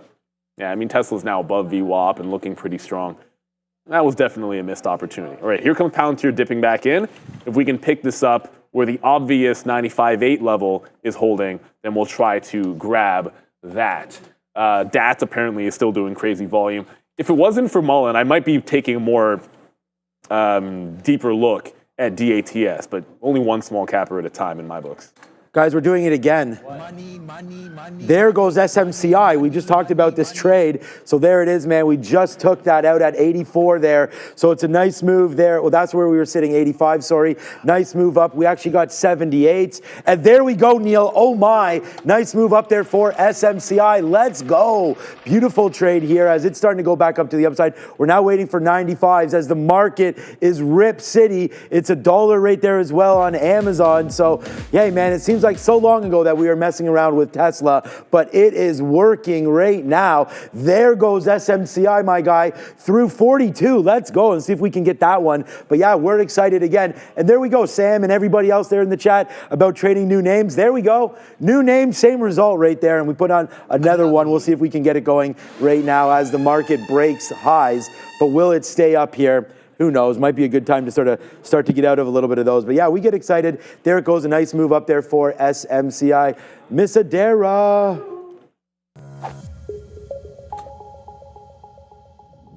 Crypto continuing here to try to break the sustained downtrend we've really had since, I guess, oh, this is hims and hers. Let's take a look here. A little bit of technical difficulties there. Here's Bitcoin. Here's this downtrend, and as of right now, we've really tried to break out of it again. To recap, a little bit of a low here from a couple Tuesdays ago. I guess Monday, that Monday, March 10th sell-off, really, we start to kind of make this low. We have been in a bit of an uptrend in the resulting 2 weeks, but we still have that 90,000 resistance. We can't get above that. Yesterday's high here was just below 89,000. So let's see if we can get that 90,000 level. Then the next level we'd have to claim would be that area just below 93,000. Keep an eye on these crypto tickers right now. Some names like MSTR pulling back slightly from day's highs, but still breaking out and uptrends of their own. So lots of strength in crypto tickers and in Bitcoin in and of itself. But what about some of these other crypto related plays? Bitcoin and Ethereum, according to Binance data, both roughly flat on the day. XRP down about 1%. BNB about flat, but Solana up about 3%. Same with Cardano, and Dogecoin up almost 5%. So some of these altcoins or other coins and tokens actually doing a little bit better than Bitcoin and Ethereum today, guys. Back to you. I mean, from the open, Bitcoin's down, but yeah, it's a 24-hour market. So to ever say that it's up or down is kind of deceiving and almost nonsensical to a certain extent. So yeah, I get the sentiment. But Bitcoin's above VWAP, so it's still relatively strong in my books. I'm on the bid for it. I can tell you that Mullen is trying but failing desperately to get back above VWAP. I'm going to go double check if I paid for locates on Mullen, because if it loses this 50 for good, I think this is always capable of going back to where it started, which is all the way down at 35, 36 cents. So there's always a chance that we can get into Mullen to the south side, but I doubt that shorts are going to be free there. And I don't remember if I paid for locates. So I want VWAP here on IBIT, which it almost got to at 49.8. I'll probably nibble in here and try to get the high 70s instead of waiting all the way down there for 75 exactly. But I'm going to go pay for locates on that Mullen in case it gives up. Tesla is trying to lose VWAP. Palantir is still trying to hold that 96 level, which it's been back and forth at 96 for a while on Palantir. So I'm playing this range one more time, see if we can't get into VWAP. It's still down on the day, but where that supply zone from yesterday is holding, it still looks pretty good. So let's see if we can get back into IBIT. We're back into Palantir. AMD wants no part of letting us short at VWAP. AMD just continues. Actually just broke the low of the day. Look at the market. So that puts me back over to, well, I wanted that at VWAP, but the other backup was Intel. And Intel just crept back underneath. So the stop order is going back in to punch short if Intel breaks this little bit of a flat bottom at 24.34. That's only 5 cents away, so I think it's happening imminently on Intel. And the market just backed off the highs, and this is clearly rejecting its top several times here on Intel. All right, we've been getting out. So SMCI just dropped in. We're long at 41.42s right now. This was sort of what we were talking about. Get it out. I mean, went to the 200 period and actually cleared through. So able to get some out there. Then we always wanted this reload at the low of the day. So right now, SMCI definitely in jeopardy. We will take a little bit out there. We'll take out, honestly, 20% there for 10, not even 10 cents, like 8 cents or so on that one. And as we'll wait to see, because the market fell in quite nicely there. There is runway back up to the 200 period again, 41.80s, 41.70s. But right now, SMCI is making a lower move. And again, like I haven't heard anything, but we do know that this space has been a little bit, as Neil was just looking at AMD there. It's all like not as excited lately, you know, like sure, it had good moves, but even just looking at NVIDIA, and I know this is probably going to crash once I do this, so I'll zoom in quickly there. But even NVIDIA, the last couple of days, been pretty sideways, pretty much since the 14th. We're at the 25th of March right now. You know, obviously we had moves up and down. There's no doubt we never got to 132, but we've had moves up or down there with some nice wick bottoms. But at the end of the day, we're still where we were. It's been relatively sideways. If you take away this, like if you take away these 3 days right there, this is where we're at, man, right now. You don't want to go all the way back there because we went to 140. But since earnings, this has been a pretty consistent area. So I don't know, man. If SMCI wants to go, we'll be here for it. Otherwise, you know, maybe not the right area. Oracle's printing up a little bit. I want to look at Uber, another name that we've been in and not, okay, there we go, SMCI, let's go. As the market gets right back up to the upside now, 15 cents in, but right there, Uber off the lows, another good one. We were buying low here at 63, 64s, but now it's nicely retracing back to the upside, bouncing off the 50 period moving average, let alone wherever that 200 period is. Nicely done there for Uber. Little worried about this name, as we know. Yeah, there it is there. So, but you know, we could be in worse names for sure. And then the most recent buy there, JP Morgan, as though that's, back to 250. I was going to say, although that bounced off 250 earlier this morning, got all the way back up. So maybe, again, nice move there for that one. Was that wrong? Was that a golden cross on the daily of Uber? Or am I nuts? I don't know. No. Yeah, but I never look at, like I said, the golden crosses are I like to a flawed thing for me. No, I don't prescribe to that theory at all. I just think a lot of times it lets you know what's happening where other traders might be getting involved. I could be wrong. It did. Yeah, it's one of those golden cross, but actually, I mean, technically it worked. Well, if you had a golden cross on those lows in March, then yeah, good for you. Yeah, it's at a good level. Because when I looked at that chart, I'm like, ooh, that's at a very, very good level. Because 78, if we get there again today, that's a pretty good breakout spot. for Uber. But anyways, we're still long mid-60s. It's so easy to look at stocks and want to think of ideas. We got to do our e-signal thing, but we just got out of some more SMCIs. It went into the 60s right there. So far, so good there. May not work out, but it's been good so far. All right, scan that QR code there below, and you can take advantage of 1 free month with e-signal. I mean, again, you're going to have to grab whatever entitlements, whatever market you're looking at, but that's one of the best things about this scanner, this program, is their scanners and the fact that you can add any market data to your platform and start working immediately with 50 plus brokers. It has over 500 symbols at once, completely customizable. You know, we use the white charts here, but you can go any kind of background on there and really get going. Also, the tick replay to showing you like how to study properly for your charts.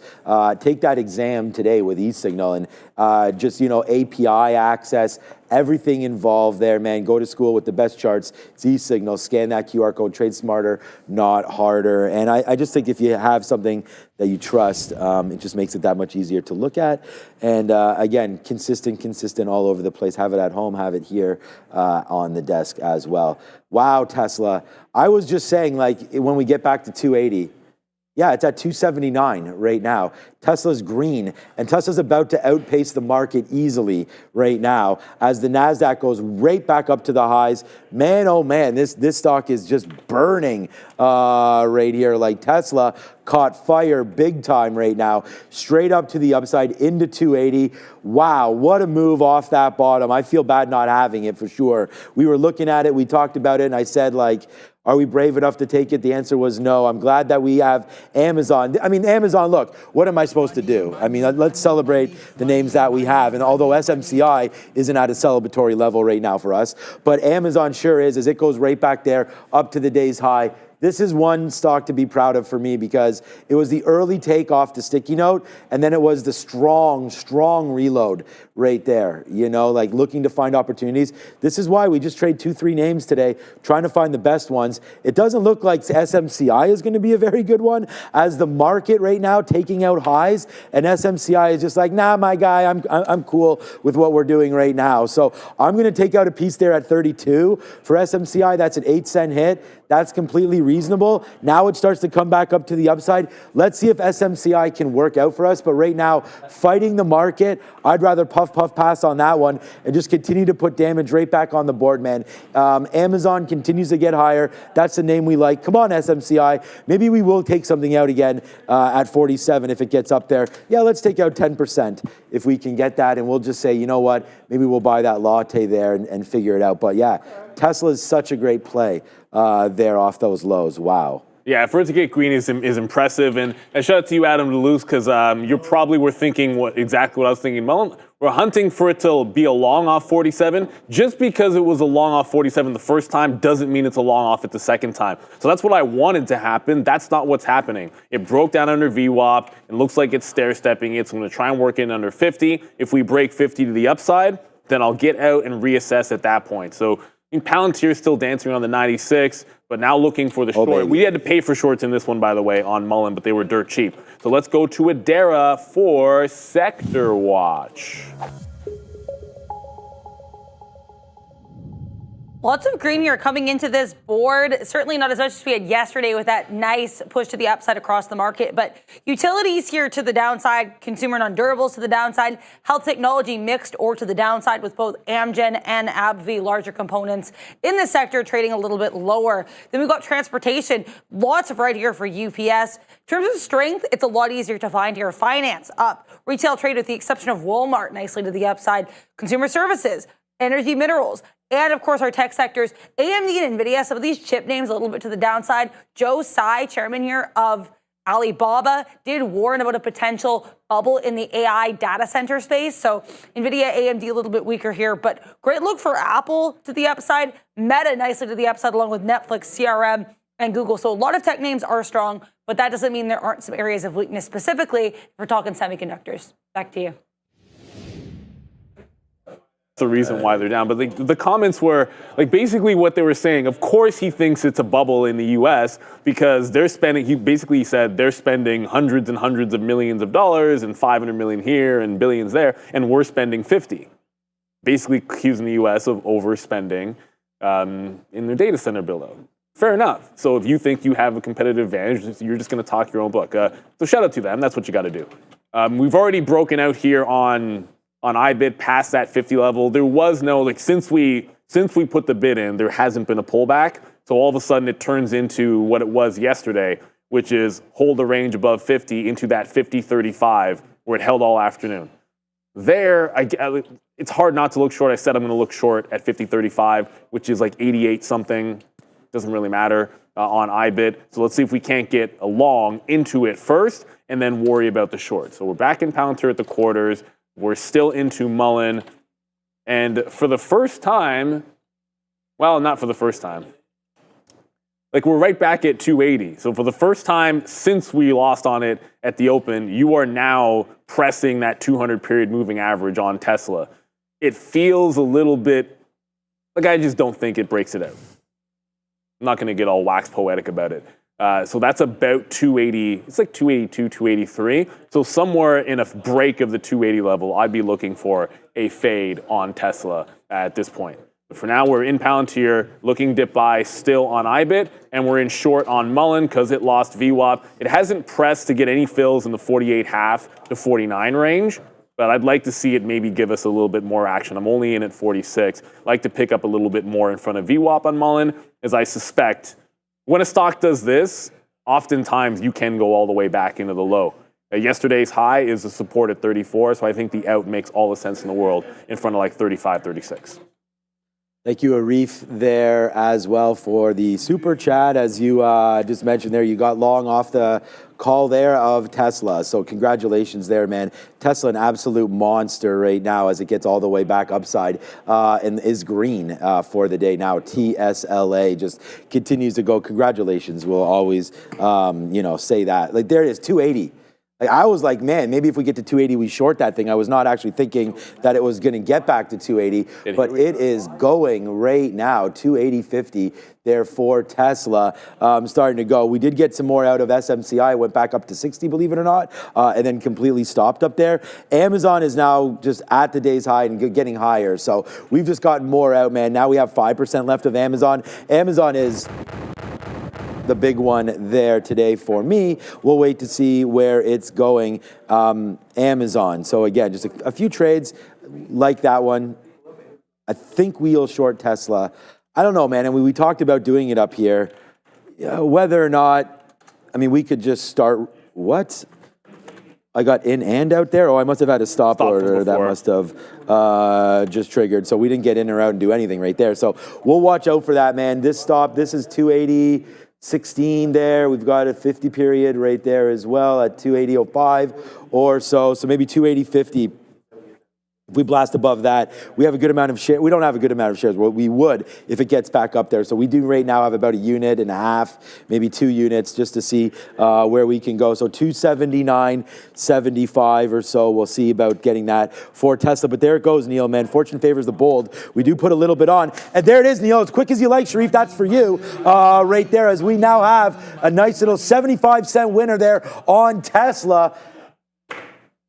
75 cents. Neil, are you dressed appropriately? Yes, you are, because now we are in the dollar club right there for Tesla. Let's go, man. We just put that one on, and there it goes again, man. Tesla.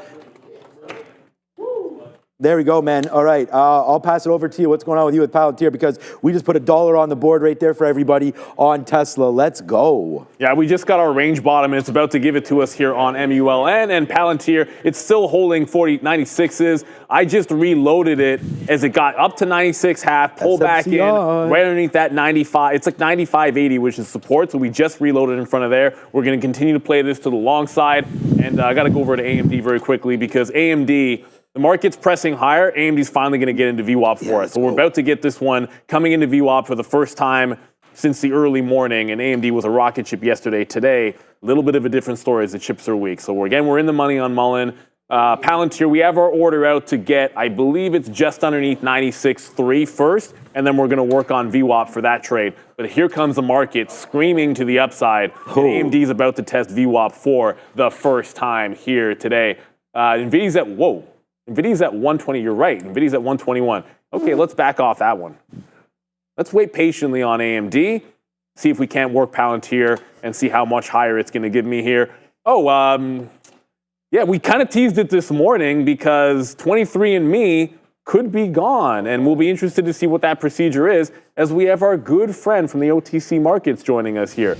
We've got Mr. Mendel himself, Jeff Mendel, head of broker-dealer sales at the OTC markets. Jeff, how you doing, brother? Do you just want to talk about D-list? Come on.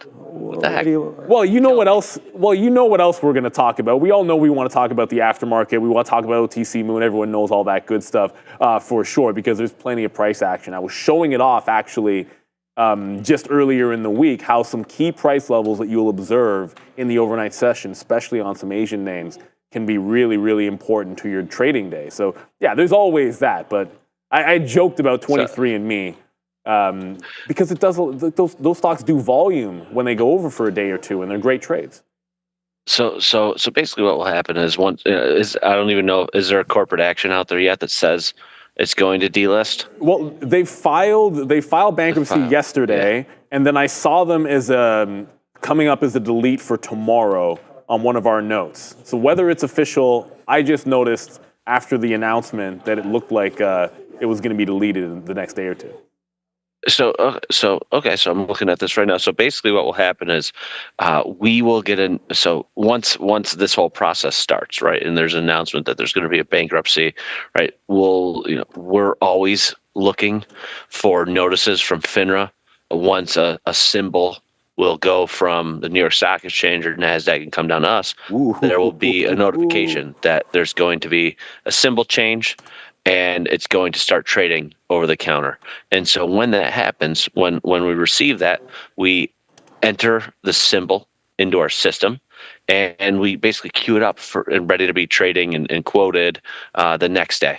And so that way, whenever you log into your trading account, right, whether it's at like Day Trade the World or Fidelity, Schwab, Robinhood, it's available, and you see a bid and an offer in there. As long as it's eligible to have a bid and offer in there, it starts going through that process, and people can enter buy and sell orders, manage your position, add to it, get out of it. Basically, we just want to continue that continuity. We want to make it so that symbol keeps trading. Yeah, and the continuity is definitely that's that key where it turns over. Now let's talk about something. OTC Moon. We always talk about the moves in the aftermarket and how important they can be, whether it's on earnings, whether it's when you had the election. That was a big opportunity out there. So can you tell me how things are going with that rollout over on your side with the aftermarket trading at Moon? Yeah, so like SPY, NVIDIA, Tesla, symbols like that were first enabled back at the end of January. We had a handful of them. Actually 100 plus, almost 200 names for trading for just over a month and a half. And then last week, we actually expanded to almost the entire listed universe. And so that means, the three names I mentioned, Tesla, NVIDIA, SPY, but then also Google, Apple, right? Any symbol that you are trading during the day on New York Stock Exchange or NASDAQ, virtually all of them are now available to trade on Moon. We have market makers that are connected, providing two-sided markets, liquidity in a bunch of those names as well. And then we are getting firms. That provide access to retail. Right. We had a press release with Drive Wealth a couple weeks ago that they're ready to provide access to it. Well, you should start seeing some more that go out there. We want to make it so anyone can connect and trade. If they if they have a retail trading account, their brokers can connect to us, or their market maker can connect to us. And so we're going through that process. We have a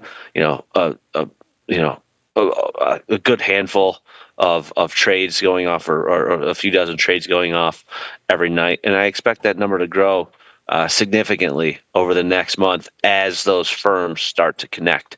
And so, and it goes back to, right, like those are the actual trades that are going off, but we have two-sided market making activity going on, and they're ready and waiting for those other firms to get in there and do that. And this takes time as well, too, right? I mean, first of all, the regulatory process took time for us to file our Reg ATSN, which is a public filing. You can go on the SEC's website and check it out, how we actually operate it. And then also, just the technology part of it as well, too, connectivity, then fixed testing, UAT, and then rolling over to production, getting clearing set up, making sure that all firms are getting the right information to be able to affect the trade overnight, and then make sure it clears and settles and goes into goes into the right accounts the next day. All this stuff takes time. We want to make sure that we do it right as well too. And so now we're at that point where, like, you can see the work paying off. And so keep an eye out there for Moon ATS, and yeah. And so we're always able to look at, and we're just showing it there. Whenever we look at the OTC markets, we can always see like the most active names. Where's the volume going through? We get a lot of the, those overnight Asian markets where get the opportunity to trade it here in the session. So you see Tencent, and we know Fannie and Freddie will move around here on this side.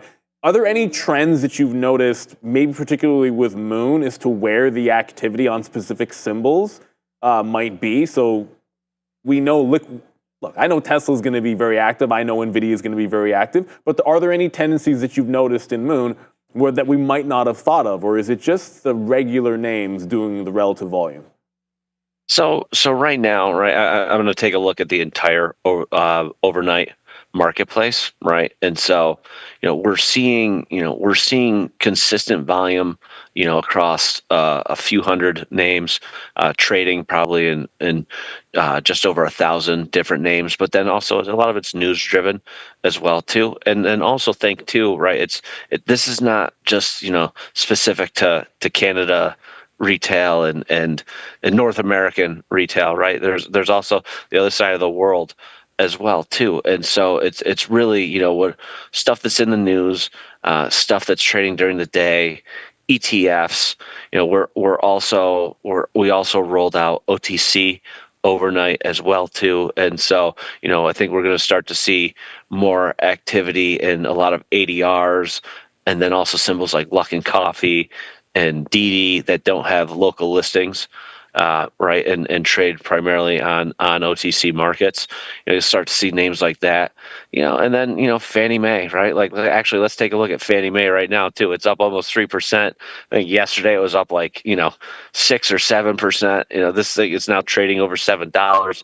And I think it was here like a couple months ago as well too. And so it's like this is the name that it's all over the news right now with is the Trump administration going to push for it, or Doge going to push for it to be privatized, right? And so this is a name that's going to keep kind of getting action, getting people trading, but then also names like Tencent that we always mention, BYD, Louis Vuitton, Roche, Nestle, Adidas. Sean's fallen asleep.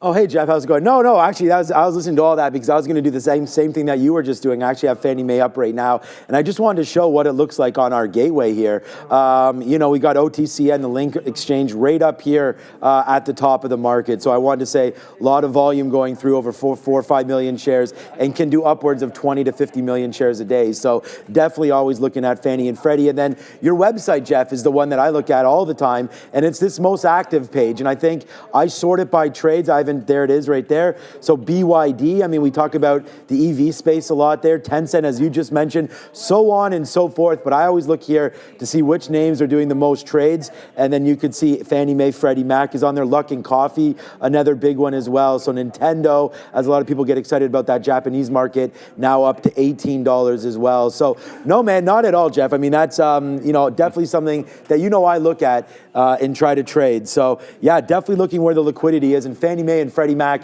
lately have been great. So my ear is always to the ground there, waiting to hear if there is going to be an announcement of bringing these things back and privatizing once more with Fannie Mae and Freddie Mac. So great website. Yeah, I mean, listen, Fannie Mae, right? I mean, the website's on a little bit of a delayed basis. I think it's like, 15 minutes or something. But anyway, Fannie Mae has already traded, almost $34 million worth of stock today, approaching 5 million shares, right? So definitely, and trading around, over $7, right? That's, it's a great day trading stock, right? That I know, Sean, you're always interested in, but then also, it's been moving up and down too, right? So a little bit of momentum, different types of plays depending on what you're looking at. But yeah, like I said, I mean, it's, you mentioned BYD, it's funny. It's like, Nintendo. I've actually been over to Seoul, South Korea 2 times in the past month. Nice. And also Hong Kong as well too. And so it's like a lot of the conversations that we're having, are around those names that are listed in that region as well too. And so it's been a great kind of been a great month getting out there and talking about OTC markets, but then of course Moon as well too. Well, great that you're having that success there, and thanks for going over all of that with Neil. It's 11 o'clock already, Jeff, so thank you so much for coming on. We'll hope to do this again next week, and we'll keep talking about all of that. And we do know that, catching a little bit of tidal wave there is this after-hours trading. So we're really, really happy to continue to talk about that and, discuss the different options that our traders do have, as Palantir right now is ripping. Palantir. So, okay, there you Jeff. Go. Good job, guys. Thank you. Appreciate it. Thanks so much. All right, thank you so much for that one. Thank you, Jeff. Toronto trip soon. Perfect. Well, get over here, my guy. All right, right now, there it is. Thank you, Jeff Mendel. It is a hot dog cannon kind of a trade right now, though, for us on Palantir. It comes right into that level. It goes right up almost to my number one trade there. Obviously, Amazon's going to be right there as well. Tesla, $1.50 in the money. How about them apples right there? As that goes props up for Tesla. Oh, boy, Neil, are we doing it right now? Your boy is green today, so that's real nice. We haven't done what's for lunch, and we will do that in a minute, but for right now, we got to do a read, or else Ramin's going to give me the what for right now. Looking for unbelievable odds and unbeatable odds on the biggest game. Switch to Profit X's peer-to-peer. This Palantir is going nuts. Peer-to-peer platform where you set the price. No more one-size price fits all. It's like crafting your own picking strategy with real-time trading tools. Secure the best odds, track the action, and watch your plays come alive. Experience total control every step at Profit X. Again, a great experience there for anybody looking to get involved with a new technology. I like that one a lot. But Neil, oh boy, that's exactly what we do right now. There goes Palantir, man. Make them sing, my guy, because right there, Neil, it is 95 as it was written right there on the sticky note. We stay disciplined. We get it. It's green to the moon right here today. So far, so good, man. As we continue to go back up to the upside, let's take some out. Not only that trade working out for us, $1.50 in the money on Tesla that we just put on. And Neil, how about SMCI, you may ask? Well, it is another one right there. It is now 25 cents as we'll get some more out of SMCI. And there it is. Love that Palantir. I had the same 95. I covered just one note. VWAP to low of day on AMD. We got VWAP. We got low of day. We're out. Both those trades working fantastically. IBIT is still holding on to some strength, and the market is going. But that was a great interview because you got bottom to top and top to bottom on multiple levels there. The chips went nuts, but there was also, I know we're going to go to the midday guys, but this is not broadcast TV. We can get there in a quick little second. Like I said, AMD will reload and try to get it a second time. But there was some action in the quantum names that we didn't really get to. And this is what happened on QBTS. You also saw QUBT going, Rigetti, all catching a huge bid from bottom to the high of the day. So keep an eye on the quantum names. They're absolutely flying. It's the biggest volume since the open. I didn't hear a story, but clearly those went absolutely ham to go green on the session. Let's go over to the midday. We've got Joseph. We've got Sharif. Go get them. Dun, dun, dun, dun, dun, dun, dun. What is up, beautiful people? Welcome to How to Trade. My man's getting. I'm gonna go over here, bro. Jeez, I seen you. What you did to that guy. Welcome to How to Trade during the midday. That is your boy Joey Dang Options, and I'm Sharif. And shout out to the OGs already with us in the chat. Shout out to Darwin, Armando Trejo. We got Mr. Adam Dang Duluce, my man there. JF Trader, Matthew Booth, ADO, Black Hawk. JP, Tisha, yes, let's go, Tisha. Proper Dang Paradox and Mohammed Mukati. We got Odyssey Fights. How about the Skip, Satan Low, Phi Soul, Bren Rex, Charlie Taff, The Piper, Vern, Borahut, and Stewart. How about Rainmaker and Livo Roca? We got Calvin, GL, and Xiaobo. My bad. Trader Forever, Trader Life, Matt G, Carlos, Tammy B, BP, The Dang Kid, and Jose Rodriguez. Did you know? If you don't know, now you know. Sucker! We got Day Trader Cut, we got Anish, we got Jacques, we got Mr. Ian, Sir Poppy, Poopy Paper Hands, Sir Poopy Paper Hands, screenshot, love. Control-Shift-S, highlight, and paste. Vivid Distortions. We got Dude Rocks 420 and Mary. Not Mary S. Lyman, Mary. Nephew with a capital P. Ginvesting and Gotham House. How about Martin J. and Scott J? Who else we got? Butterbags, Mr. Taronga Sama. Probably butchered that. I apologize. Ned Rocks XRP. XRP had a good headwind yesterday. Tailwind, I mean. And one more. Jordy VWAP. Shout out to everybody joining. Jordy VWAP. I like that one. Jordy VWAP. Why? What was so pumped about that? Because it has VWAP? Yeah. Okay, fine. I know you like your VWAP. I like VWAP too. Yeah, we're simple people, man. You throw VWAP in there, you get a couple extra bangs. But guys, don't forget, you have the option to like and subscribe. What is this, bro? This guy's already got his thing lined up. Mine's still getting edited. All right. Make sure you like that. Okay. Whose accent is annoying? We are Canadian. Of course we're going to have accents if you are from America. We're not going to sound the same. And if everybody sounded the same, what fun would the world be, right? Come on. We don't want any of that. Varaha Mahir. Yeah. You're this close. This close. I don't mean you personally like this. I mean you're about to get blocked. So watch out, boy. We like the a little innuendo there in your endo. Exactly. Yeah. Don't come to our endo. Anyways, guys, good times here as always. So keep those good vibes rolling. Let's go, Dewey. Yes, exactly. VST Toronto. Visit Toronto. I hope that's what that means. But here we go, guys. Let's see what we got cooking up here on the day. Trading some Tesla. Katina Man's short Tesla. Okay. But this is just a scenario. Oh, okay, you said not us, not the Canadian. All right, the other guy. No take back. All right, yeah, no take back, Sharif says, so that's okay. So guys, let's see what we got going on. He's only joking. But anyways, let's see what we got going on here, guys, on Tesla. You know, Katina Man's short, but this is how two traders can make money. One short, one's long. We attempted the first long, got stopped out at the break of this low, but then we hopped right back in, add, initial starting position, add, and then we just climb it all the way up the old Tesla ladder here, guys. And you know what? People are like, Joe, let me know when you're selling because I'm buying. But guys, guess what? Yeah, Tesla's up there, but I'm also in Hood from 40. We're trading at 50s. We're in Amazon from 95. We're at 205. Like, come on, if you want to know what I'm buying, I'll tell you guys. So those trades are working out. We got a lesson. We're going to go to Sharif, but first, Adara, guys. Great push here to the upside for UAA. I put this headline on the screen. It wasn't moving much now, but certainly pushed to the upside here about 5 minutes ago or so. This started circulating here on X that Under Armour has or is returning here as the official footwear and glove licensee for the NFL. So UAA, about a $6 ticker, certainly a smaller ticker to trade here on the midday potentially, as we hear that they're going to be returning as the NFL's official footwear and glove licensee. Back to you.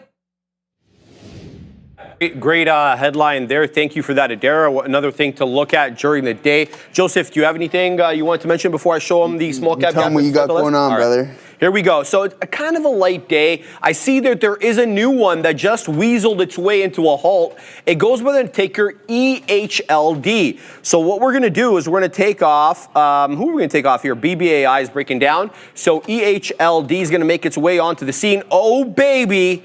That is what we call a direct move to the high side. This one looks like a multiple halter. Just getting eyes on this now. So this is the third up halt here for EHLD. It's only done about 661,000 shares. It's halted at 919, 82% in the clear, 86 cents open. That means it started out the day in the red. So let's throw out the ticker there for everyone. We're just going to cover this one super quick, and then we're going to get on to the other ones. Just want to flip to the one to see how many times this one halted. So we're going to keep an eye out on this one. We'll see when it reopens.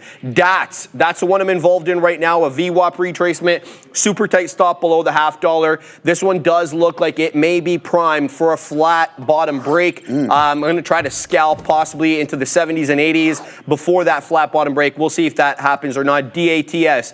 Ray, R-A-Y, a holdover from a few days ago. You can kind of see it was running yesterday. And on Friday, I believe, RAY below VWAP at 195. It'll have to get above there for me to trade it. ANTM suffers from the same affliction. It is trading below the volume weighted average price. VWAP right at that $2 area. So there is confluence between psychological support possibly and that volume weighted average price. POAI, another holdover.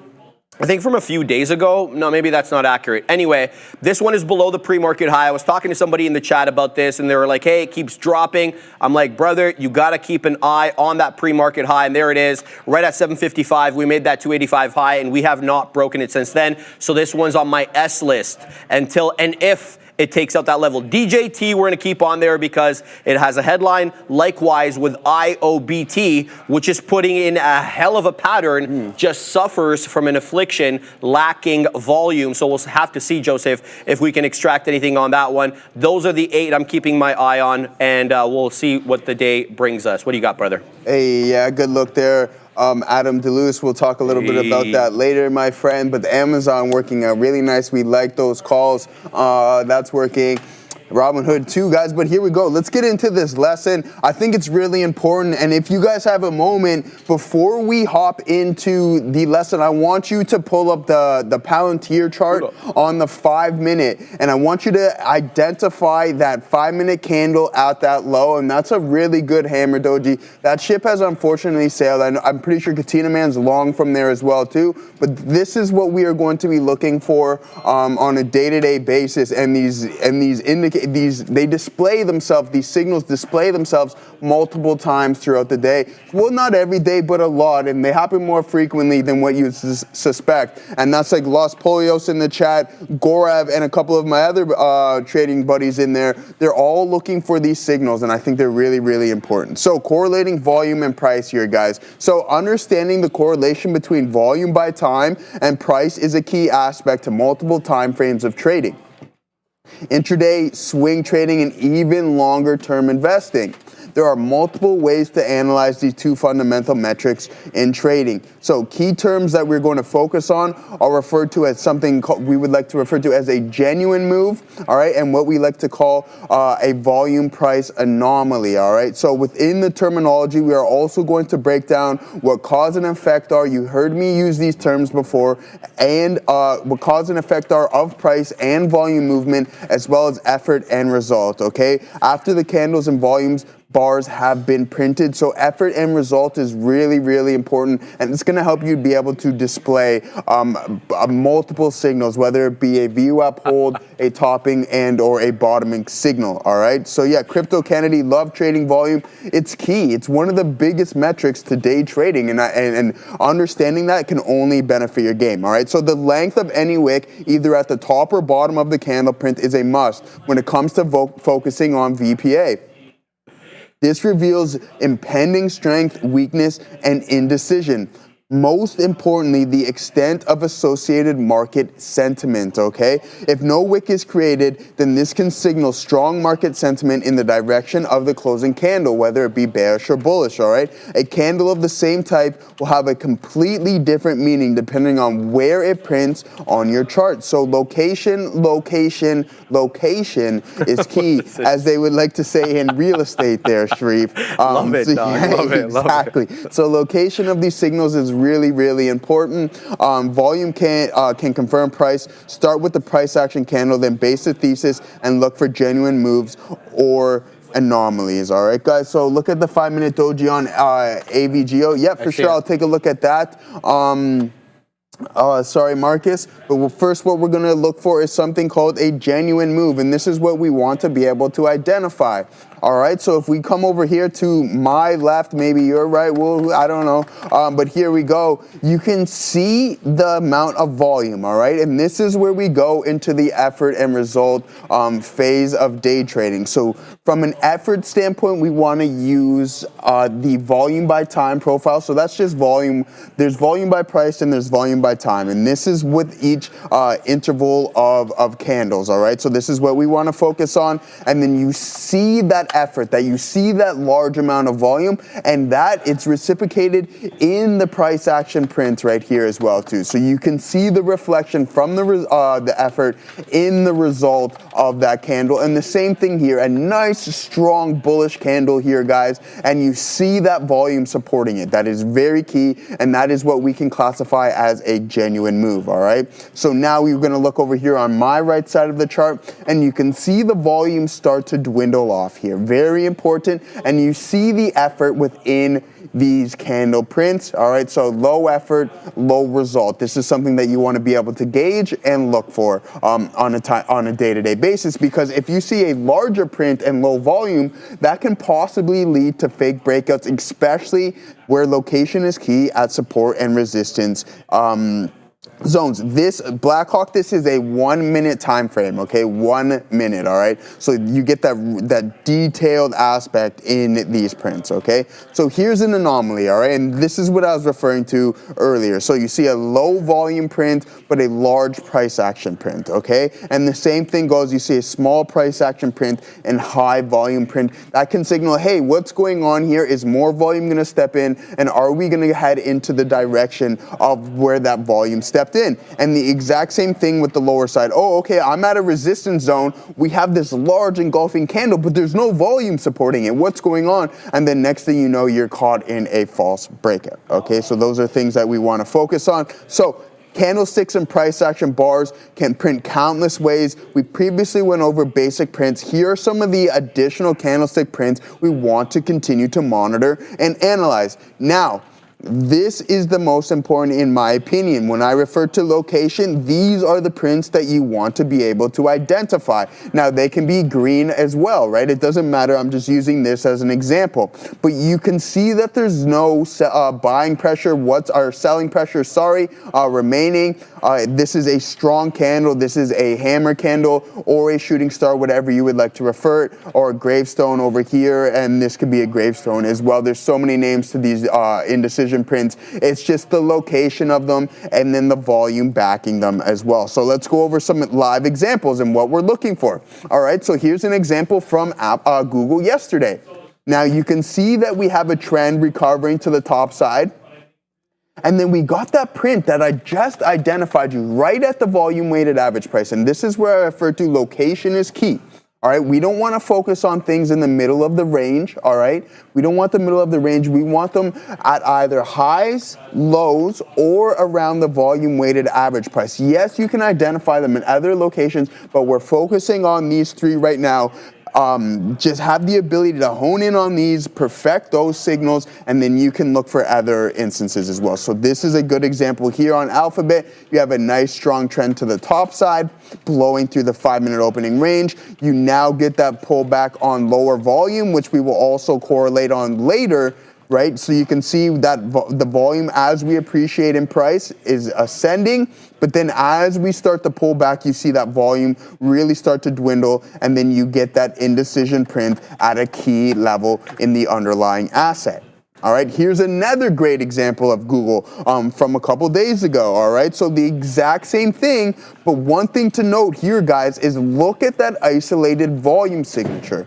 This can signal, hey, we're ready to turn around. There's no buying pressure. This closes as a true hammer doji at a low, and you have that volume price supporting that. And look what happens when you break the top side of this. Again, this is what Los Polios, Gorev, and I are constantly looking at from a day-to-day basis. And then your thesis is essentially wrong at the break of that low, all right? So this is what we can classify as stopping volume. All right, and here's some more examples. We're going to take a break here. There's a lot more to cover. We're going to see what Sharif is cooking up. We're going to see what Tesla's up to, if this is a potential ad. But we're about halfway done this lesson, and there's going to be some more key examples, guys, on what's going on here in VPA land. MLGO is squeezing. I was just talking to Neil about this, guys. MLGO is moving. Tisha, shout out to Tisha. It's halted. I'm seeing MLGO halted. 15.98. My move on MLGO was super simple. It had to take out the previous day high for me to get involved. Who are we going to take off here? Donald Trump might lose a spot over here. No, PSTV is a flaming piece of whatever. So we're going to put in MLGO. A holdover from yesterday, and there's the alert that I had. I didn't want to get into MLGO with possible bag holders. I kind of look at the aftermarket high from yesterday as very similar to the pre-market high from this morning, in the sense that I don't want to have to deal with people who punched in long or short sellers that are using the high of day to keep the stock down. So my thesis was look for that 16.5 break, at least where I put my alert anyway, for the break of that high. So then once we approach that high, or if we break that high on a thrust upwards, then I can get involved there. That was my thinking. Obviously, it's not a foolproof plane because this thing squeezed up dollars, baby, dollars. We're talking about a flat top break here through 1260, 1250. It was an ascending wedge, higher lows with that flat top reject initially at 1010. You get another rejection 1025, another rejection 1035, even another one at 11, but that was the end of the rejection. She said yes on that fourth attempt there. It went right through that level, 1250, and now we're halted essentially at $16, 15.98 technically the breach there, or the halt there. So I'm going to be keeping my eye right now absolutely on MLGO. Again, a holdover from yesterday. It had a fantastic price action move. Basically, guys, from 4 a.m. to the high that we made, I think, at 440, we were up almost 600% on MLGO yesterday from top to bottom. From 4 a.m. till 4:30 p.m. there. 600%, a little bit less than that. So let's put some dang respect on this one's name, and let's see if we can put in that higher high. That higher high, obviously, has to come above that $17 break and take. So I'm all ears, eyes, and whatever else for MLGO. It will be certainly on watch. Now, I'm involved in another name right here, RAY. It's doing the dance with no pants with the volume-weighted average price. It's going to have to hold up above VWAP. I haven't had any prints on it right now. I'm 2 pennies out of the money currently, showing me 03s. I'm long 05s, okay? And then the other one that we talked about, the one that halted now down, EHLD. This one spiked up like right while we were starting the show, and it looks like it will be a 10-minute halt, if not more. So we are in currently 10-minute land. What time is it currently right now? Exact time. 16s, we halted at 40. So we could open up in about 20 seconds. If we do open up in about 20 seconds, that will be a 10-minute halt. But the halts, that is, volatility halts, come in increments of 5. So it could be a 15-minute halt. We'll have to wait and see exactly what we get there. EHLD is what I'm talking about, guys. Up 67.86%. And while we're waiting for it to open up, here it is. Now it is open. The halt way low. It's below VWAP. I'm not touching this. This looks like a Christmas tree retracement, baby, where it gives up the entire move quick as you freaking like. Oh my goodness. Look at this, bro. It's just bleeding. That's ugly. That's real ugly right there. Let's see if it halts. 71s, it's showing me a possible halt at 671 over here. Let's continue to wait. There you go. You can see all the prints coming in the same. It's going to have to do this for 10 seconds, and now we are halted to the downside. 671. In that halt, we just gave up 34% of the move right there. just in that one move. So if that doesn't scare the hell out of you for these small cap gappers and make you scared straight, so to speak, and trade them properly with right size, execution, rules, etc., then I don't know what does. So EHLD halted to the downside. Excuse me. DATS was my first L of the day. I've only got one L. Now, I tried to take DATS at the volume weighted average price for that 460, 450 hold. It didn't hold. In fact, I didn't even have my stop below 440. This one blew through my stop because I didn't have enough of a spread between the triggering price and my limit price. I always advocate for sound risk management skills, yet I didn't execute it myself on this occasion. Usually I do. In this occasion, I didn't give enough of a spread, and it ended up blowing through my stop, so I had to punch in using my flatten key, punch out, excuse me, using my flatten key, so a bit of a tougher look there. Now, the current one we're involved in, we're still 1 penny out of the money and no prints right now on RAY. And I've been watching this for a hot minute. There is certainly a seller of note at 207, but we'll get back to that in a second because MLGO's open and it's about to take out the high of the day yesterday. So the high of the day yesterday, just to give you guys an idea, 1687. That is as good as we could do yesterday. The high of the day currently, 1639. Something tells me that 39 is going to get blown through awfully soon. How you trade this one is always kind of bamboozled me, okay? I hate punching in at highs, yet they always seem to be the most money prints. 1649 now, the high of the day. I'm going to cancel this alert so it doesn't ring my ear. Too late, it has rung in my ear. Now, 1678, we're still about 10 pennies below that high. That is all over. Now I'm buying the dip. Let's see if this one can dip down a little bit. I'm going to try to pick it up. There we go. Oh, wow, it didn't have me. Let's see if now it has me. Excellent. Boom! To the high side. Again, to the high side. Nice, dude. Nice. Oh. Nice. Let's go. We're over $1 in the money, baby. Right on this one. Boom. ML freaking GO. Halted to the high side. About to halt. Could be a false halt right now. 1776. So it looks like it's going to false halt, Joseph. So we're going to take out some more right there for that false halt. Hold on. How many shares do we have on this now? And we're still good. Now it could halt again. 75 is now showing. Let's see if I want to get caught in the up halt here. So I'm going to leave myself to get caught in the up halt itself. Another false halt, bro. Oh my goodness. Okay, Adara, what's up? Sharif, I may have another smaller cap runner for you. It's GDHD. This one has, I think, just over 11 million shares, traded about a 7% short float. Golden Heaven Group Holdings just popped here into new day's high. So GDHD, no catalyst, but Sharif, it could be a small capper for you to watch out for. Back to you. Thank you very much, Adara. I'm out. Quick as you like. Break even right there. So we took over $1 on that. It dropped below my entry, and that was the end of the trade. Simple as that. I'm not going to let this go against me. So MLGO certainly in focus now. $15 could be a money buy. And the reason I say that is that's a pre-market crest. Okay, so that area we topped out, albeit on lower volume, to be fair, $15. Did it come down to 15? Oh, wow. It came down to 15.15. And now it's all the way up. By the time you do your analysis, the thing's away from you already. I mean, algos obviously trade this a lot faster than I would. I perceive 15 to be support only for this area crest over here. It's exactly what happened. It dipped down into 15.15, and now it's back at 16.75. Like unreal. All right, we're taking multiple prints now on Ray. It broke through my level. Bang to the high side. We're going to take out more here, baby. R-A freaking Y. We're going to see if this one can take out the high of the day. 232. Joseph Wilson. You're on fire, man. You guys on fire today. Boom. Fire. Need the extinguisher. It's so hot out here. Yeah, here we go, guys. Yeah, sorry for that one. But it was a little corny. But yeah, it's all right. You gotta live a little, I guess. But yeah, here we go. I added to this. Sweating from all the yelling, bro. My goodness.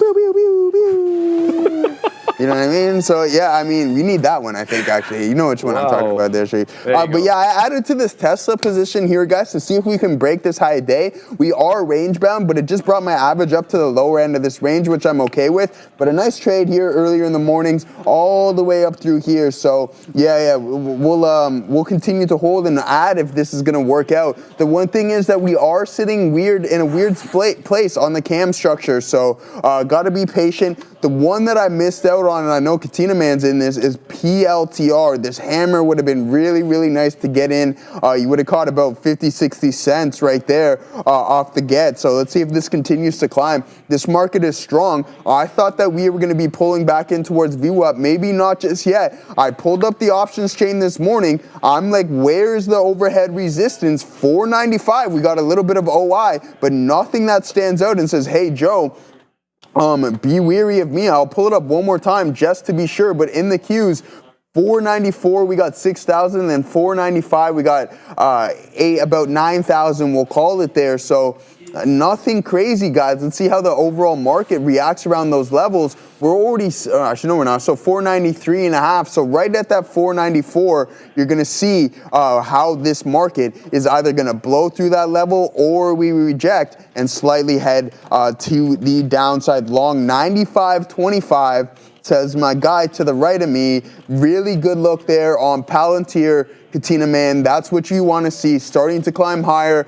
running into some key resistance levels. I think it breaks and heads into the volume weighted average price. So that's how it's done. Good look and good bottom catch there. My brother saw the hammer on PLTR and missed it as well, says Goreb. I know, dude, we got to pull those triggers. You miss 100% of the shots you don't take. And you know what we do around here? What? Shoot or shoot, Sharif. So you got to shooters.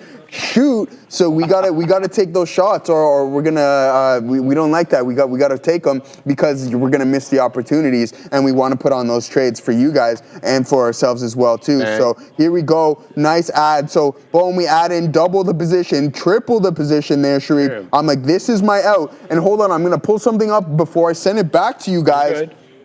And what? So I talked to a couple of the guys. I was talking to Wayner. Obi, I can't believe I stuttered on his name. Jose, Sharif, I was talking to these guys. I'm like, oh, I messed up a little bit on my IBIT trade because it would have been fantastic. So what did I do? He gave me this wicked quote. This is to say, don't change stop due to increased share size. Okay, the thesis shouldn't change. And what Wayner said to me was absolutely fantastic. He said, Joe, I would rather have 50 shares of the right trade and the right stop than to have 200 shares on the wrong stop and on the wrong trade. And I'm like, man, wow. Bang. I'm like, absolutely. Yeah, exactly. And I'm well like, yeah, said. you're exactly beautifully put there on that front. So take that in, guys. Even you got to keep the same stop. Like if I had a stop in the middle of this range, chances of it getting hit are high. But if my stop's below it, then I can stick to this thesis until we crack it to the lower end. Let's see if we can continue to climb higher. In Tesla, it looks like it wants to curl over, but that 5-minute opening range is awfully weak, and we might be putting in a lower high here, guys. All right, I'm keeping an eye here on MLGO because it's not done. I just put in another high day, 1841, but it's trading awfully erratically in a way that could, it could rinse you super quick. Because it's moving dollars at a time, 50 cents at a time minimum here. The spread is good for the most part for a stock that's moving this erratically. I mean, 5 pennies. I've seen it as tight as 2. Right now it's about 15-ish. It keeps changing, so be careful with this one. When it trades like this, I've seen this story in the past. This is the best part of, or the best time to trade these ones when they're parabolic in this way. But they pull back so aggressively sometimes on the way up that you can find yourself, way past your stop on a pullback. So that's why I try to take them off key areas of support for the more boring trade. Let's call a spade, taking it off support and taking 15 pennies rather than taking dollars is the more boring of the trade. Whether or not, Oh, wow. you can make the difference by sizing in. What's going on over there? What's happening, Joseph? Tesla's breaking up? No, Palantir? Palantir, man. That was the Palantir's trade, rocketing, man. eh? That was the trade. All right, let's have a look at Palantir over here and Bang. see what the haired one is up to. All right, PLTR. What do we got over there, Katina Man? Yeah, nice bounce off that 95. That's money right there. You're at 96 and change. So the Katina Man looking like you're over $1 in the money on that bad boy. Eh? You picked up like 95 and change. Yeah, they're good for him, bro. Well, we're at 95 quarters. 95 and a quarter. So you are $1 in the money, Katina Man. You're about 95 pennies in the money. Shut it. Tesla is a different story, my guy. But good look right now. Palantir, we'll keep an eye on that bad boy. Good look on the day. Here goes MLGO, though. And here comes the high day of 41s again. We're showing 30s, 27s, zigging and zagging. There does seem to be a seller in the 40 penny area. So the initial rejection, 41. This last rejection, 39. So these shorts are becoming exuberant. We always talk about buyer exuberance. Well, how about seller exuberance? How come they don't get any love around here? Get it, Adara. So we're going to keep an eye out on this one. It's got a bunch of different higher lows on the 5. This is what I'm looking at. Each and every successive candle on the 5-minute chart has a higher low. Yeah, Tesla's rocketing up, Katina Man said. Oh, down. My mistake there. The Katina Man short 279 on the Cybertruck. That's a great look there, brother. Yeah, that's a good look. That rejecting that 280, and now it's negative on the day again while the market is up. So that's definitely not a good look there. Tesla down 0.2%. Lots of different Tesla news catalysts today. We'll be getting to that shortly when the market calms down a little bit over here. Just chime in on the mag, if I can. I'm liking Meta, possibly here at the volume weighted average price, and that could be coming real soon. Meta seems to have an affliction for VWAP bounces, or at least I perceived that in the past. 627.75, essentially maybe 628 bounce for META. It's up 1 2/3, so Meta's been strong. And guys, look at this daily chart on Meta, man. We were talking bear smack about Meta. A quadruple bottom, Joseph, off that 200, and since we made that quadruple bottom, we're up nice, man. We're up about 10%, 10.5% off that low. So not a bad look for META. Still well off the highs though, Joseph. Yeah, good look there, my friend. Yeah, Gorev, I didn't even know either that thing's buzzing, brother. So yeah, good look on that one.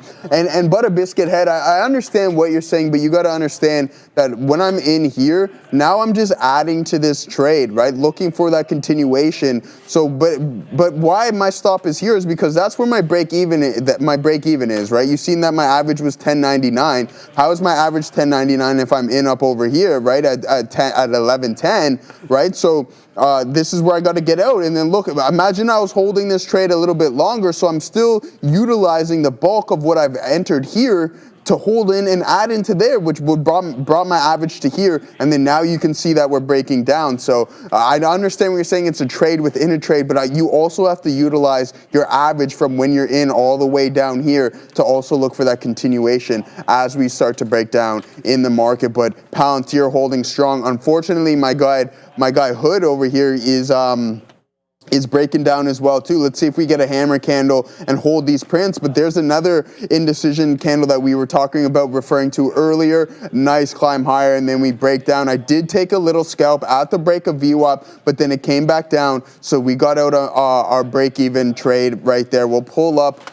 We'll pull up Hood and see what we got going on. And we also took a couple L's on IBIT, but that's okay because when you have winners that are larger, so I went like 0 for 3 at the start, but then I had one trade that eliminated 90% of the losses, and that's what you want to look for, right? That's why you want to hold on to these winners, add to winners, and continuously try to make that position as large as you could. So I was holding it for the bottom there, nice adds, and then you can see we climbed higher, but back to Hood to see what we had going on. So you can see I only got about 20% of the position off, and then I got stopped out break even there on HOOD. And then we'll take a look at IBIT. I missed this trade too, and I was so upset with myself. And I'm like, oh, you got to take the shots. And then right a minute later, these weren't necessarily to the playbook. This one I'm not overly mad about. This one I'm slightly frustrated about, but I should be in right here, and that would give you the ability to hold through all of this and multiple ads throughout that trade. So we'll look for that. We'll look for this continuous strength here in the market. If NVDA can get the ball rolling here, Sharif, I think we might have the ability to put on some trades. Hey. I do like, especially in the overall market, I do like the potential hammer candle put on Hood, so maybe we'll look for a little bit of a bounce in this name as well too, but we got to take a look at it from a daily perspective, and we're starting to really outperform. I'll give us a percentage metric. We were down 50% at one point, Sharif, but now climbing back, a really nice bounce off of the bottom, and I was looking at the likes of CrowdStrike too, guys, so they're really strong. And when I was listening to some analysts last night, and if you're looking for that 5% bounce off the bottom in the overall overall markets, we essentially already got that, guys. So be wary, as we might see some more continued weakness, or we can squeeze a little bit higher. But just be aware of where we're at. So 47%, right? From peak to trough here, Sharif, Yikes, right? dog. But now we've recovered How much? approximately 35% of that move. Jeez. So that 40 grab there, not looking too bad here in HOOD, Sharif. We got back into MLGO, man. At the break of 18, we scalped up into 1870. That's the end of the trade. It did spike, making me look like a bad trader in 1970. It's below my out now. It's at about 18 and a quarter, but this one is squeezed central. It's only up 30% on the day, guys, because it opened up well red. It closed out yesterday right around that $14 area. Not the pre-market, but the technical low of day is $9. So this one was coming from a red position, hence why we're only up 27%. In addition to that, we were up 1.5% yesterday. I say that obviously for effect, but literally, guys, from the 4 a.m. print yesterday on MLGO, which is when it started moving, by the way, around 4 a.m., until the 4:30 p.m. yesterday in the aftermarket, we were up almost 600%. So this one's on a lot of people's radars. Let's just put that out there. That's number one. Number two, I didn't want to get involved until we took out the aftermarket high from yesterday. And I say that for a specific reason. I look at the aftermarket high from the previous day to be very similar to the pre-market high from the current day, in the sense that I don't want to have to deal with bag holders and shorts that are using that level to get in or to sell or to get the hell out of there, depending on what they were doing, whether they were trying to short or whether they were long and just trying to get out of a losing trade. So I watched this one move up. Neil told me about it. Tisha was telling me about it. Everybody was telling me about it. So it's not like I didn't have eyes on it, but I just refused to trade it until it met my criteria, and it did. So we're going to keep an eye on it. It's currently very tradable at the moment, but kind of the current candle on the 5 is an engulfed candle. The previous candle engulfs it from the high side and from the low side. So very much an inside candle at the moment, trading below 18,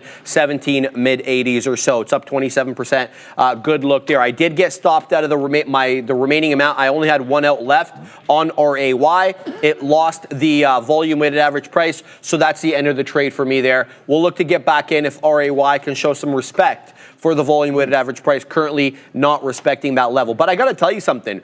I always have this rule about using VWAP with small cap gappers, and that's great and all, but what if they're not respecting VWAP on the day? And I think RAY might be one of those candidates. Look at the respect it has for the 20 and a very seldomly used moving average by me. I'm just speaking for myself. I don't typically use the 20 all that much. I've always got it up on the chart there. It did seem to find some support once, twice, and OB thrice from essentially 1045 to 1055. You had 3 5-minute candles defending that 20 exponential.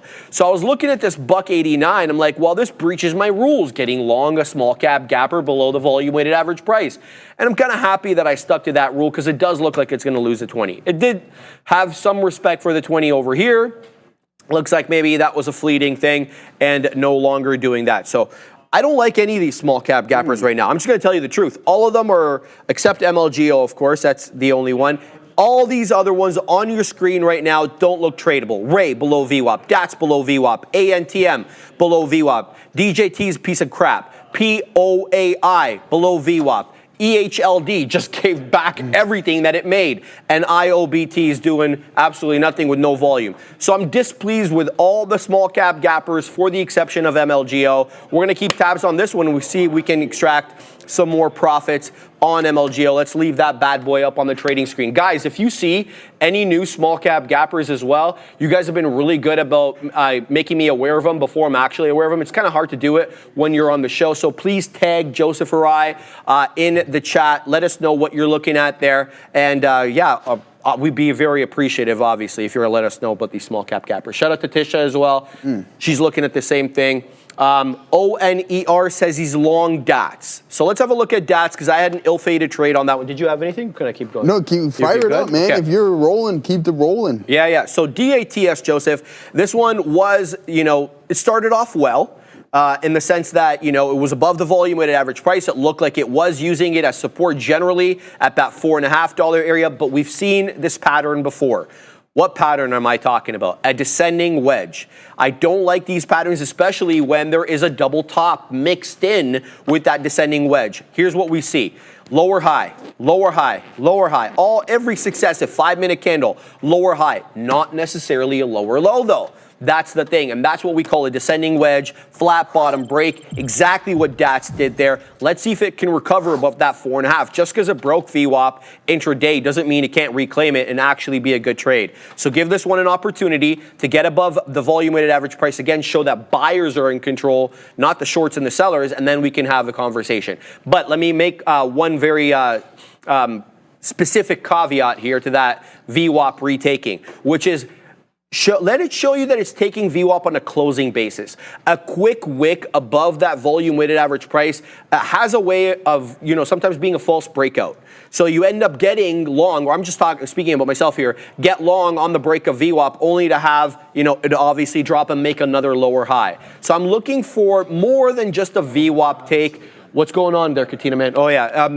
I'm looking for more than just a volume-weighted average price break and take. I'm actually looking for something a bit more like a higher high, a clearing of a resistance level, something like that on DATS. I'm a little concerned about that one. 3 7s.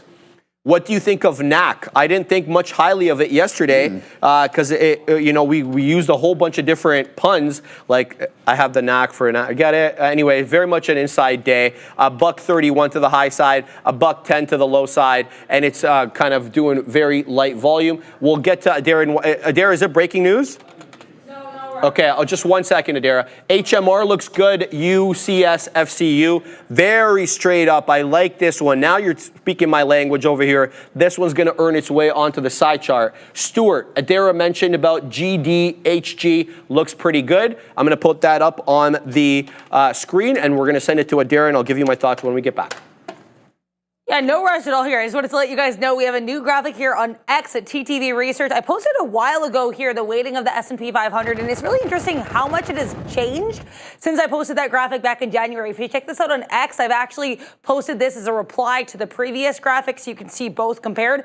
The weightings of these major big tech names have really taken a hit in those 2 months, and the weighting of the remaining companies that are not part of this vast majority here, part of these Mag 7s, etc., that's actually gone up. So basically what we're trying to say here is that the weighting of non-tech companies is increasing while the weighting of some of these tech companies is taking a slight hit. Of course, these still outweigh the rest of these companies as a whole. About 40% here of the weighting of the S&P 500 makes up just 15 companies. But either way, pretty interesting stuff here. I thought it'd be worth it to look back at this given the ebb and flow in the market as of late with that pullback and now this attempt at a rebound. So you can look at all of this and more on X at TTV Research. Back to you.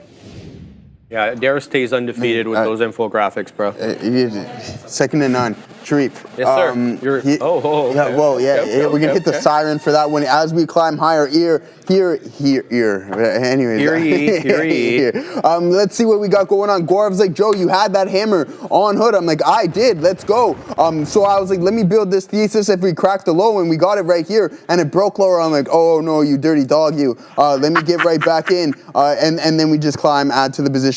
We are now running into this mid zone. We want to sit on top of this resistance in order for us to climb higher, but I like this volume supporting it here. And we had about a half an hour of just straight selling and no pullback. Hopefully I don't get stopped out at that break-even point. We're going to hold on to this for as long as we can. If we break through this 47.85, I think that we can slowly start to climb higher because that volume is there. And look at the strength here on the time of sales. Let's get some of these quotes on, these quote highlights up there, though, because if we want to see an imbalance on the L2, we're going to need that up there, guys. So there we go. Climbing higher. Come on, crack through it there. HOOD. We like hood. There we go. Breaking up slightly higher. This is what we want to see, Sharif. Let's go. There we go. Yeah, let's go.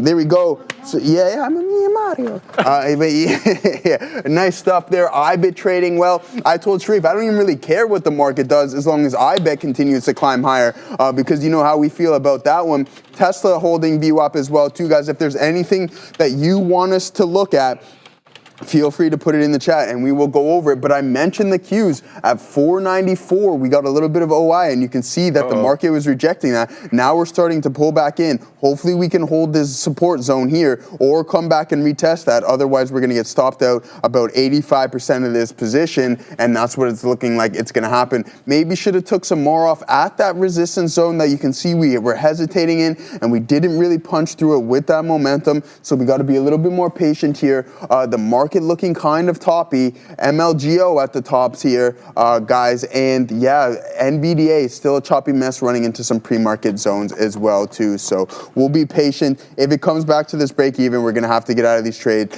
But one thing to note is that the volume on the 1 minute time frame is dwindling. So that's can give us a little bit more confidence that we might turn things back around and punch through some of these resistance zones, guys. Let's see what we got going on. The options chain to see if we have anything that stands out that says, hey, Joe, we're not going any higher today in this underlying asset.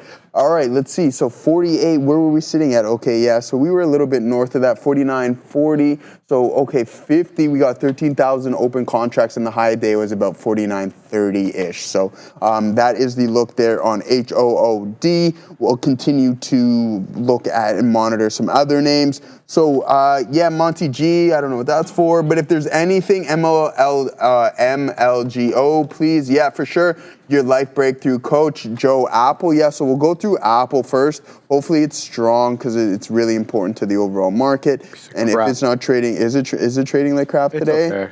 All right, let's see. We're about to fall. I was deleting pictures of on my phone because my storage is running out. Yeah. And like I always take a picture of the it's good today. thing. Oh, yeah, it's not bad. Yeah. And it always takes a picture of what the Apple price was, and it was just like 250. No. And then every successive picture, 240, 49. 230. So you just watched 220. the decay of the price. Fantastic. Yeah, that's good stuff there. Yeah. But yeah, nice look here on AAPL, guys, holding up stronger than the rest of the market, but now just hovering slightly extended from VWAP and starting to pull back in, but it's holding up relatively strong. 223 is that look there on Apple, but hood not looking too good here, guys. If it cracks this low, then we're going to just have to get out of this trade and find something else because it looks extremely, extremely weak. Look at that. Look at that super chat, bro. That's kind of for you. A little bit for you and for me right there.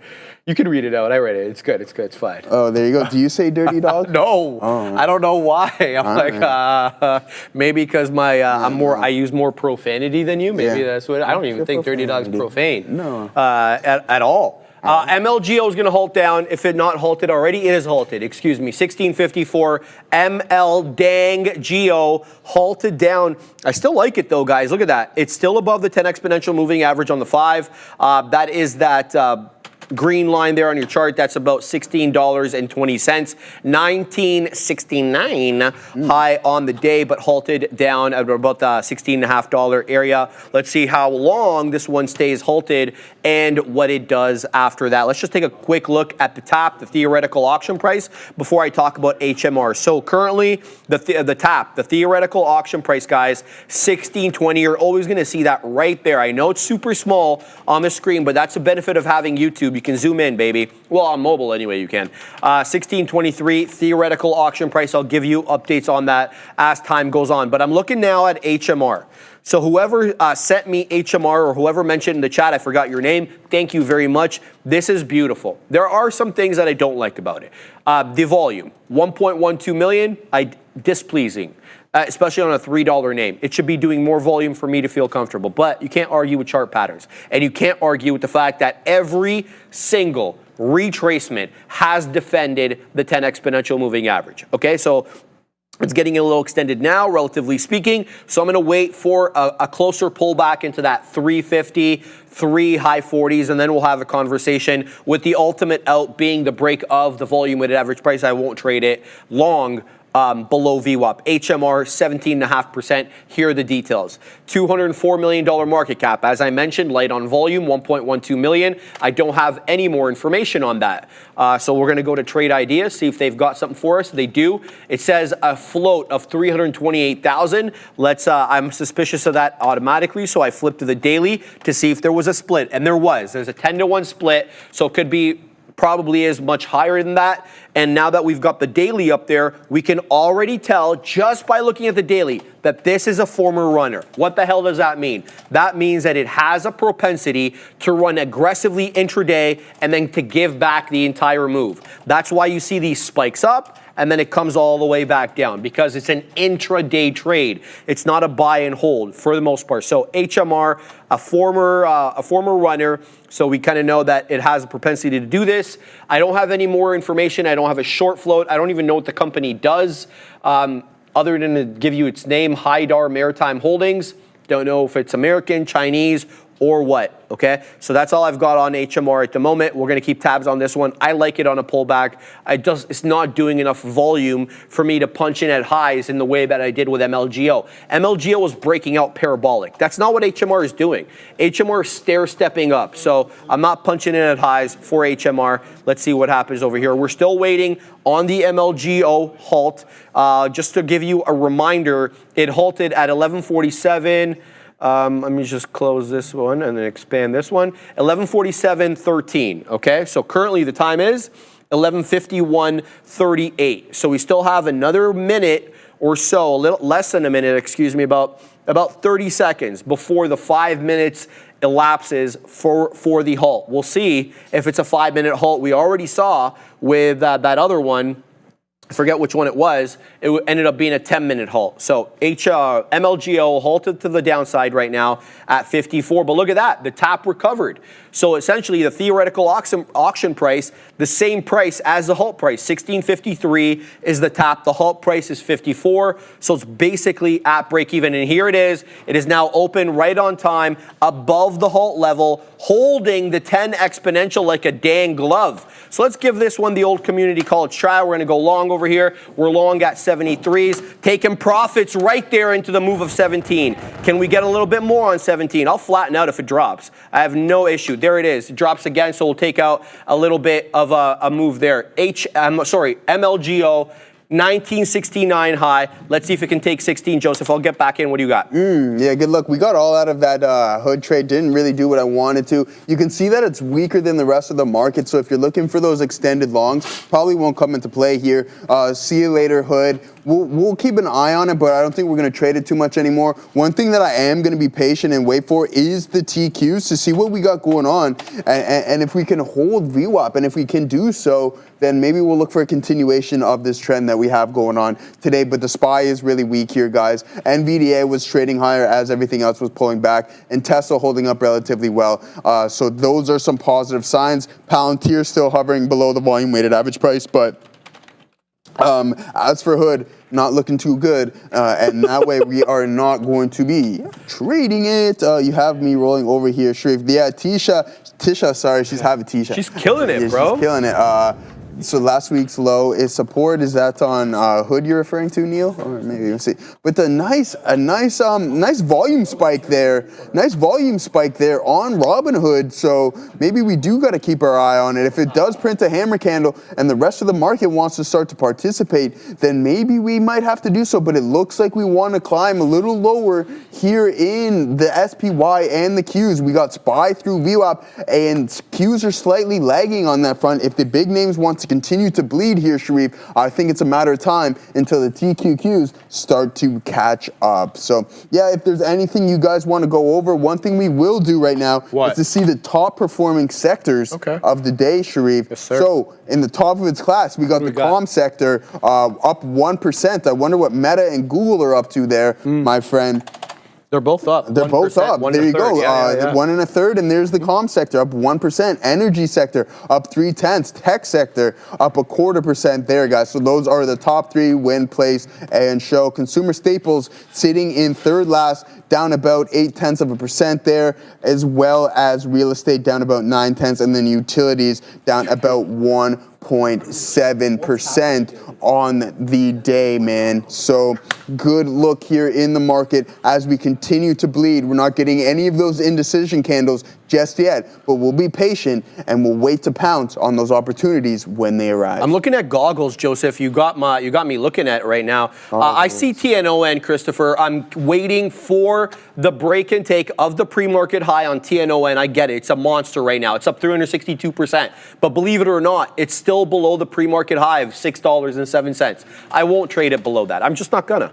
All right, let's have a look at goggles. The reason I'm looking at goggles, Joseph brought it up, so I had a quick look. Lo and behold, we're at that 169.50. Well, what is that 169.50? Well, number one, it's a previous area consolidation. Look at that. From essentially 10.05 till 10.35, we were doing basically a zigzag here, a little above 169.5, a little bit below. So it's an area where there was support before. In addition to that, it is also the volume weighted average price. 169.50's VWAP. It's showing you right now, it's bouncing off that level in the 62s. It's still a lower high though, relative to the previous candle. The candle I'm looking at, 11.50. The current candle, 11.55. So I'm not gonna be punching in on a hope that the volume weighted average price ends up pushing this one back up. I need one 5-minute candle to make a new high on a closing basis. So this candle here has to close above this candle here on a closing basis. That means I get a worse price or a less advantageous price. So be it. I'm fine with that. I will wait for the right entry. So a break above that 169.70 on goggles on a closing basis probably gets me into this trade over here with the volume weighted average price being my out. I'll put it probably a couple of shekels below that. So Google up 1.14 with good strength in the market today. But as you can see, a lot of these Mag 7 names pulling back just a skosh. Here's the deal. Meta, weaseled below VWAP. Microsoft below VWAP. Google holding on a dear life for VWAP. The Fuge still above VWAP. Amazon above. Apple above. Tesla at.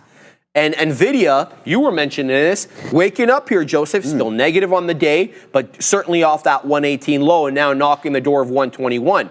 It weaseled up to 120.94, but that's as good as it can do on the day for now. The break-even point for NVIDIA on the day is that 121.40. That is the closing print from yesterday. Anything above that, we go green on NVDA. What's up? What happened? No, nothing. I just like the print here on the SPY. Look at that hammer candle there, guys. I'll put it up here for you guys real quick to see what we're displaying. It's part of the lesson here. Jesus. Good luck. Good luck. Yeah, right. So let's see if this comes into play. If we can fully close, this might be a potential signal for a bounce here, guys. Let's pull it up on the 5-minute time frame. The higher the time frame, the more conviction you can have within it. So here we go. I like this, but yeah, see, it's just blowing right past it. So that selling is not done, but that can possibly indicate, hey, we're ready. It just takes some time in order to turn this boat around. All right. So we'll see if this can hold up. I wish there was is there anything like the TQs, guys? Let me know.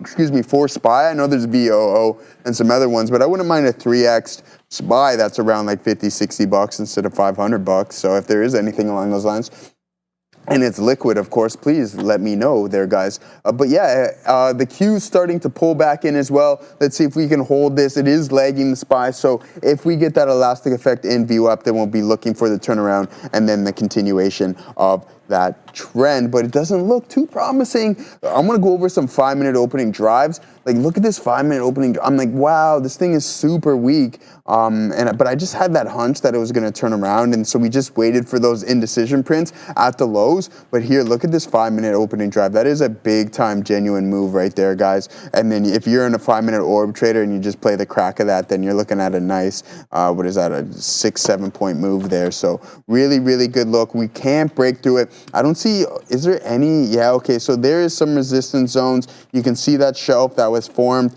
in yesterday's post market, and it's now being respected today. So a really, really good look there on that front, and you can see some pre-market lows as well touching into that level, and then we reject right off of that. So let's see if we can get some volume and momentum, and the rest is just kind of blue sky. So we'll be wary. Oh, okay, a nice little pop there on SPY, guys, as we print that 1-minute hammer candle, and then we shoot right above it, this would be your out. And I would just say, hey, thesis wrong. So we'll take a look at SPY. Maybe we'll grab a little bit down here, Sharif. All right, I'm not long. Okay, perfect. It cleared up because it said I was long MLGO 1673. I'm done my MLGO trade. So it's zigging and zagging right now, guys. It's kind of completely indecisive. Let's have a look at what the last few 5-minute prints have been. Very wild. Very wild. Look at this. I mean, this is a huge topping tail candle. It's also a lower high.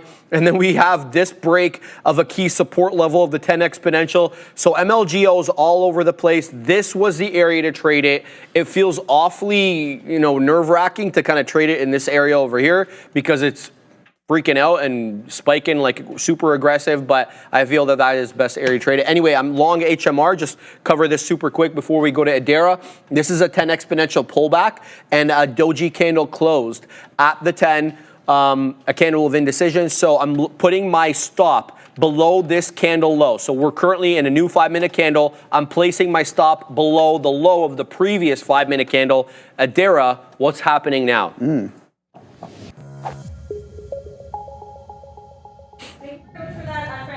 Sharif, we're going to take a look here at these markets. Here's the S&P 500 giving up pretty much all of this early push to the upside. Right now, we are roughly flat on the day. The NASDAQ, pretty similar here to the NASDAQ was last time I checked, at least on the QQQs, bouncing a little bit off of VWAP, or at least near that VWAP level.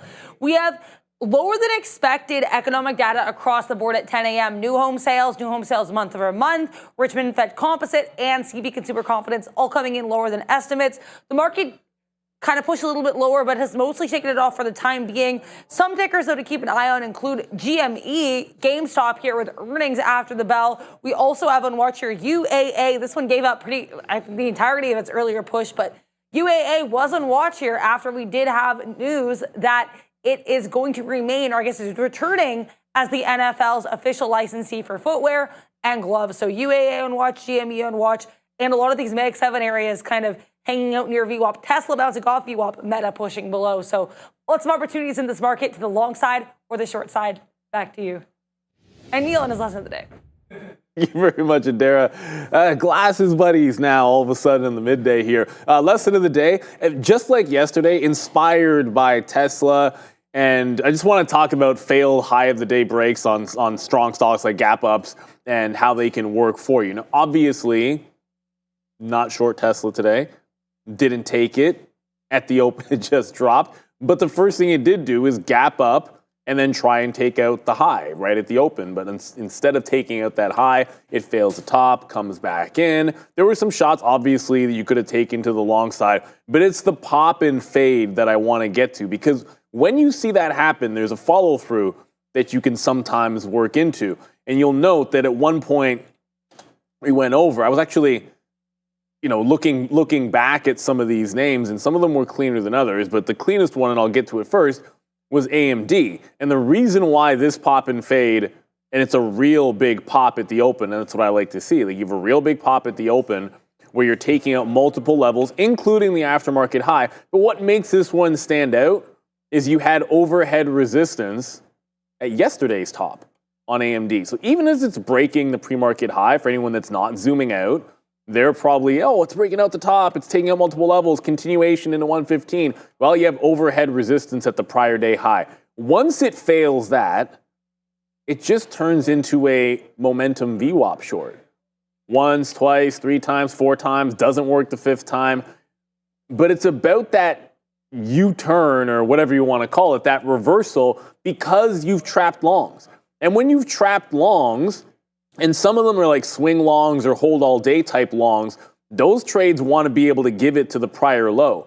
And what's interesting about a lot of those trades is when you get into VWAP, you start to see a lot of weak hands working some shorts in and some longs saying, we got to get something out. You get dip buyers off the pre-market low trying to get something out. You have a lot of confluence in here for these VWAP bounces, and then you get acceleration when it starts to give up the bid. So it's that continuation when you've trapped some longs, or also in addition, because it's gapped up the prior day, you've trapped some people. Well, not trapped some people. You have some people exiting on trailing stops when you don't make a fresh high. So that gives you some juice for the short. It wasn't the only name that fell into that. The other big reversal happened a little bit later, was on the quantum names. Now, the quantum names, failed high here. But what was even better about this is they caught a huge volume spike later in the session. So usually your big volume event's at the open. In this particular case, it was a big volume event just as we were flipping to the midday. And what did it do? It broke the high and failed the high. Now it turned into another continuation short. Lower high, wish you could have had that. Then when it bounced off the lows, there was no play into VWAP, so you couldn't have that either. So this was simple follow through breakdown through today's low and afternoon support. Again, continuation short because you failed the highs on a big volume spike. So whether it's at the open, big volume spike, then you get a fail of the top instantly and they look for continuation, or in the middle of the day, you get a big volume spike, fail of the high, look for continuations, and you don't have to be early. You can catch a win on this, whether you're early, whether you're late, doesn't really matter. Then Joe had an example of a stock which fell into this and was another one of the reasons I wanted to talk about it, because I hadn't looked at Robinhood today. And wow, this is probably the best example of a continuation, because you get the break of the pre-market high. It's above yesterday's top. It's a heavy, heavy wick. But look at this pull back into VWAP and the rejection. When this sells like this, and you have an instant rejection of VWAP at 940 after a high break, look at the acceleration down. I'm looking at them, the QBTS was good, and I have no complaints about AMD, but Robinhood would have been the one. And the reason for that is there's so many ways that you could have played this without having caught anything in the first move. You could have waited till it retook VWAP. You could have shorted it back into this prior high at 49.14. Because remember, at this point, you're looking for a continuation short based on the high break. Or, and why I'm slapping the ultimate fail on myself, there was this trade, which is simply when it breaks, if you're just like, I want to be in a continuation short, let's just see it break trend. I really don't even care where you draw the trend line. You can draw it from the low. You can draw it from here. There's acceleration through every trend break. You can draw it from here. There's acceleration through that trend break. You literally could not have lost if you did a trend from the bottom short for that continuation. So a lot of times, anytime we get some kind of bullishness in the market, everyone's looking breakouts again. Oh my goodness, all the breakouts that we didn't take yesterday, got to have them today. But when you fail that break and can't get back there, look for the continuation short. Robinhood gave it to you. I mean, obviously Tesla gave it to you today. AMD gave you the opportunity for it. QBTS and the quantum names gave you that opportunity. And it didn't even have to be at the open because the biggest volume spike happened in the middle of the day.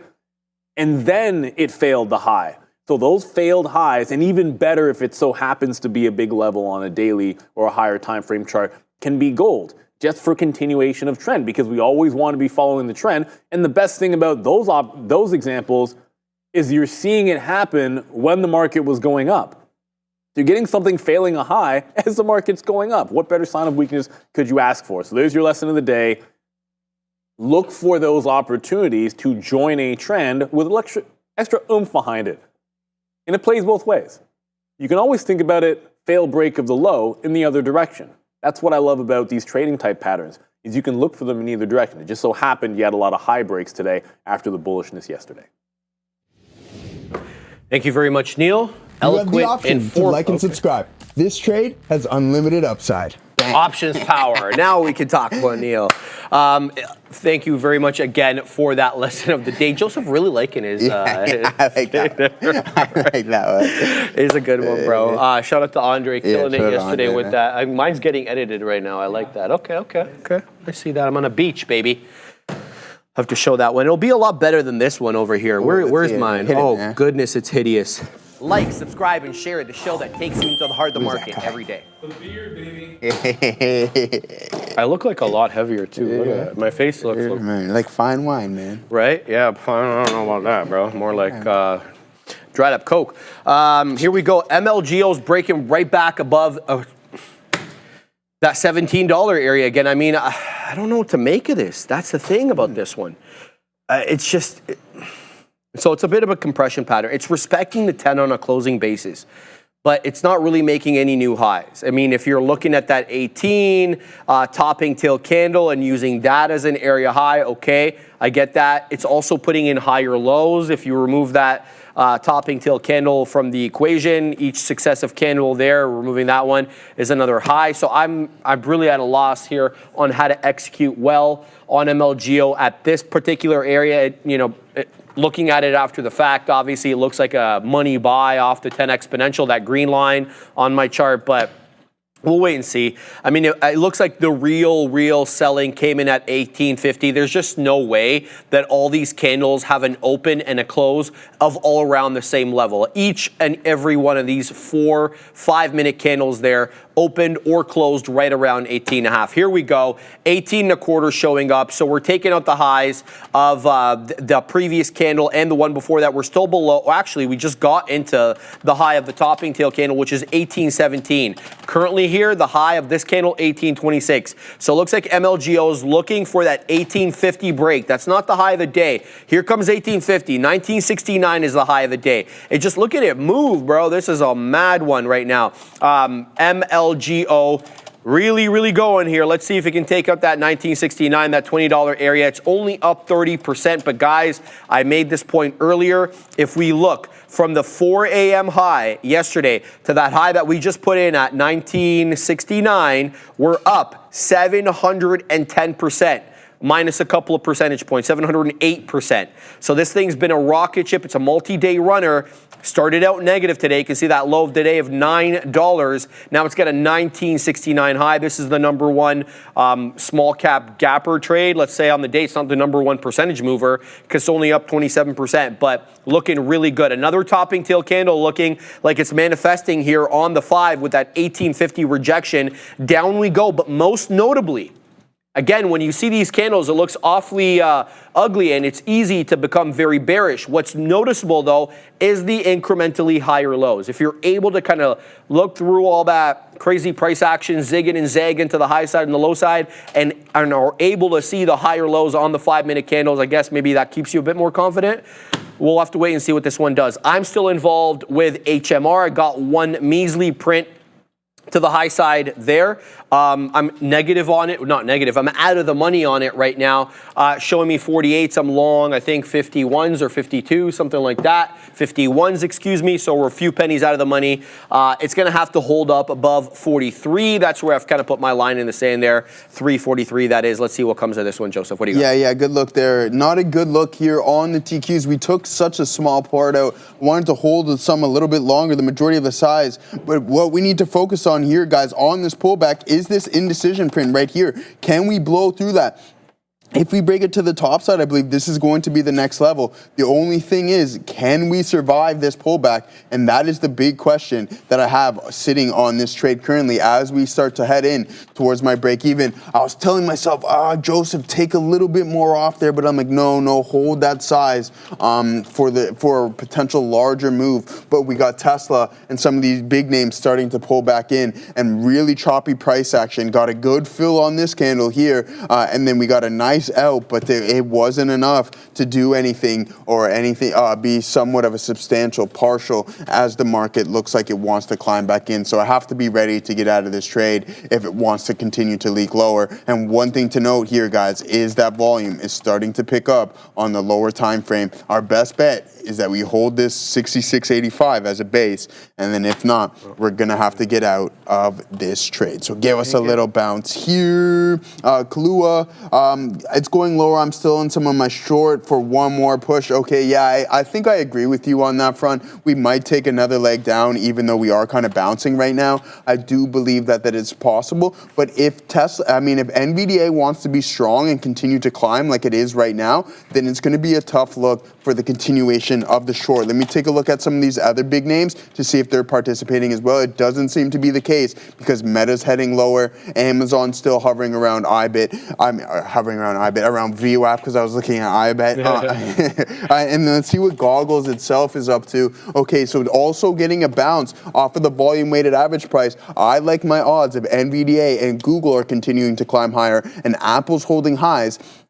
I like that for potential continuation of this current bounce that we are sitting in right now. So yeah, Apple hasn't even broke down yet, guys. So gonna hold on. You see that we're posted up, waiting for this fill at 67.05. It's still not a substantial amount, so we'll have to be really, really patient. And I think if these big names continue to move to climb higher, but NVIDIA is starting to reject, and you can see the correlation between these two assets here. Kahlua, I'm just risk off and playing with some small profits now. Beautiful. Yeah, that's what I like to hear. But I mean, if you're short, I'm long. Prime example of just how two individuals can be on the opposite side of the trade and still put on some profitable trading. So yeah, good look there on that front, guys. I mentioned the rejection of that key level 494 on the options chain coming into play as we rejected just below that, and hopefully you guys are looking at that as well. So yeah, let's see if we can climb higher. One thing to note that is positive higher lows, but you can see that we also have lower highs on this end. So kind of tiptoeing on the edge with this trade as we start to pull back and the volume not necessarily stepping in how I want to on the TQQs, Sharif. All right. Shout out to Bren Rex and shout out to the OG Darwin calling out SES. It got a big spike there, off 56 pennies. You know my disdain for these sub $1 names. I trade them begrudgingly at times, and I don't like to trade these ones south of $1 because they've got 4 decimal places, and that gives them a lot more areas at which they can post sell orders, and it kind of makes moving up a little bit tougher, especially at those key areas of support and resistance. In addition, some of these algos don't trade names south of $1, and that was, I didn't even know that until Luis Barbado kind of gave us that piece of information, I think, a few weeks ago. So right now, anyway, it's got good support there, I see, at around 60.5 pennies, 61 pennies, multiple bottoms, multiple area lows at around that level, all of which got bought up. Let me just make my case on this. SES is a ticker. This is on the 1 minute. Yeah, let me just show the 1 minute so I can just make my case right there. So multiple defends at 60.5 for whatever reason. There's a buyer in and around there. I saw this one a little late. I was trying to punch in at 61.5 and then it really got going. 64.5 pennies. This is kind of bull flagging or stair stepping up. This is the 1 minute chart on SES. Let's flip to the 5. So yeah, it's still on the breakout north, especially having cleared that 60. Now it all makes sense. Area high there, 60.5 pennies. That's why it's getting defended. Okay. I was like, that's a random area to have an area defend. But look at this. So tell me technical analysis doesn't work. We reject here. That's the high. And then we defend all these candles right at that same area. I mean, come on now, right? It does work. So let's keep an eye out on SES. I'll trade this, but it's really got to be an A+ setup. I hate trading these ones south of $1. That's just kind of my nature. We'll keep an eye out on that one. SES, the ticker, up 8%. I got stopped out to full disclosure here on HMR. I was able to get the beak wet there, but we ended up taking a 9 penny loser on HMR, long 8 penny loser, excuse me, on HMR long 51, stopped out 43s. I'm looking at getting back into this one at the volume weighted average price. I put my dip trade here at 336. This will be a tight area. I'm not going to give it much in the way of room at all. It's going to be up. My stop is going to be above 30 pennies, so we're not even going to risk 6 pennies on this one. I'm talking about HMR, 11.4%, light on volume, so we'll trade it carefully there. So keeping an eye on that. MLGO, I don't know what to tell you. I mean, we're putting in higher lows, even though this chart pattern is ridiculous. And each one of these candles is like $2 worth of range there. It still technically is that higher low pattern. When you look at the area bottoms, the candle bottoms, each successive one a little bit higher than its prices, but you're not getting that continuity like you were initially over here. So you're really going to have to sharpshoot or snipe your entries. Make sure you're getting in at the area lows because that's the money trade right now. At least it has been since 11:50. So we're going on about half an hour of that being the trade. Getting it in on the area low. I mean, if you want to use this trend line, have at it. If not, this is not my style of trade over here, okay? So I'm going to wait to see how MLGO sets up. If it sets up a bit better, I'll certainly be a buyer in and around there, but it's a little too rich for my blood and a little too erratic at the moment, higher lows or not. It looks like HMR may not be dropping to the volume weighted average price here because you've got a 2-candle hold up at around 39 pennies, so it doesn't trigger my order at 36. And now this current 5-minute candle at 12.15 has a higher low than the candle at 12.10. So what will get me in the trade is a higher low and a higher high. You already got half of that equation right there. You got the higher low. Now we need something above that 350, 349 area to get me in. Otherwise, I stay put and wait for that dip trade to come in. SES rejecting that level. Let's see what it does at 60.5. We may not have to wait long over here. Wow, that's ugly. That's super ugly. Look at that topping tail candle, but right into 60.5 again. That buyer at 60.5, stepping in every single time. Let's load it up right now on the trading screen. We've got it over here. Oops. Wrong way. There we go. SES right around there. Now I could get in here, risk 1 penny for the break of a half. That's exactly what I'm going to do. So we're just going to get long here. We're going to go 60. We're going to go, we're going to go 60 pennies out. So that's a look. We're going to give it to about 58 if we can. We're going to extract some profits while this one's moving up too. If we can, I'll wait around 62, see if we can get wet the beak there at 62 pennies. That's not far from here. And then we'll wait at 62.5 as well. So 0.65, there we go. We'll see if we can get something on this bad boy. I hope it's not one of those ones where I'm not overstaying my welcome, but repeating a trade that's exhausted. What I mean there is that 60.5 penny buyer, is he running out of money? I mean, Katina Man was talking about, DCAing until you run out of money. And that's, it's a possibility. So we'll keep an eye out here on SES, giving this one the old college try to 62 pennies, Joseph. Yeah, good luck there. Let's see. We're going to take one more stab at the TQ, see if we can get another pop. We'll be sure to take more off when we run into resistance zones because I had that happen to me a couple times. And then I'll just hold a smaller amount of the position just because. So running into resistance zones in volatile markets is a good idea to take some hefty profits. So, let's see. Again, I like this risk profile here. I'm in at 66.79, substantially better than my previous entry. And then we're out at the break of 66.70, we'll call it. Give it a couple extra pennies. I've seen another indecision print on the SPY and on the Qs. It looks like Tesla wants to slightly rebound. Google heading a little bit lower, so not too good. But we got an indecision print on Amazon as well, too, guys. So there we go. Nice pop up here in TQQ. Let's see if we can continue to hold the volume weighted average price. One thing to note, on the higher time frames, you can see that we are in this secondary downtrend. And in order for us to continue that eastward movement, northeast movement, we need to break through this level. So let's see if the buyers want to step in and continue the program because the SPY is bouncing nicely and Amazon is as well too. What else is going on with NVDA? Because if NVDA is climbing higher, then the market is going to participate. And there we go. We're going to go and test, not quite the high day, but we are entering that 5-minute range here, guys. The open, we're just above the open of today's session. Let's see if we can go and test 121.47. With that being said, we're going to take a look at the options chain to see what NVDA has in store for us today, guys. What do we got? 121. 121, 122. Yeah, there's some hefty ladders in this. Not too good of a look in order for us to kind of break through 121, 122, and 3. So we've got to get through 121 first. Let's see how price action reacts around there. But 82,000 open contracts at 120. So those are, if you're short, if you're on the opposite end there, you are out of the money if you are short those. But nice little pop here in the TQs as the market wants to climb higher. Tesla looking like it wants to run into that previous resistance zone. Amazon continuing to bounce. Hood bouncing off of the lows. But most importantly, the SPY is starting to participate. We're going to, as we head into resistance, guys, I told you I'm going to take a little bit more off than what I usually do. But there we go. We'll still hold on to 66% of this position. You can see that we got this nice little pop here, stopped out break even, entered right again on that hammer candle at the volume weighted average price. And then we climb and reject right into this resistance zone that we just previously drew out. So Los Polios, NVDA crawling up 2. Let's go is right. Gorev, excellent long on TQs. Thank you, my friend. It's looking pretty good right now. We're not going to finish the lesson just yet. We're going to go back to Sharif first. But this is exactly what we were referring to earlier. Location, location, location.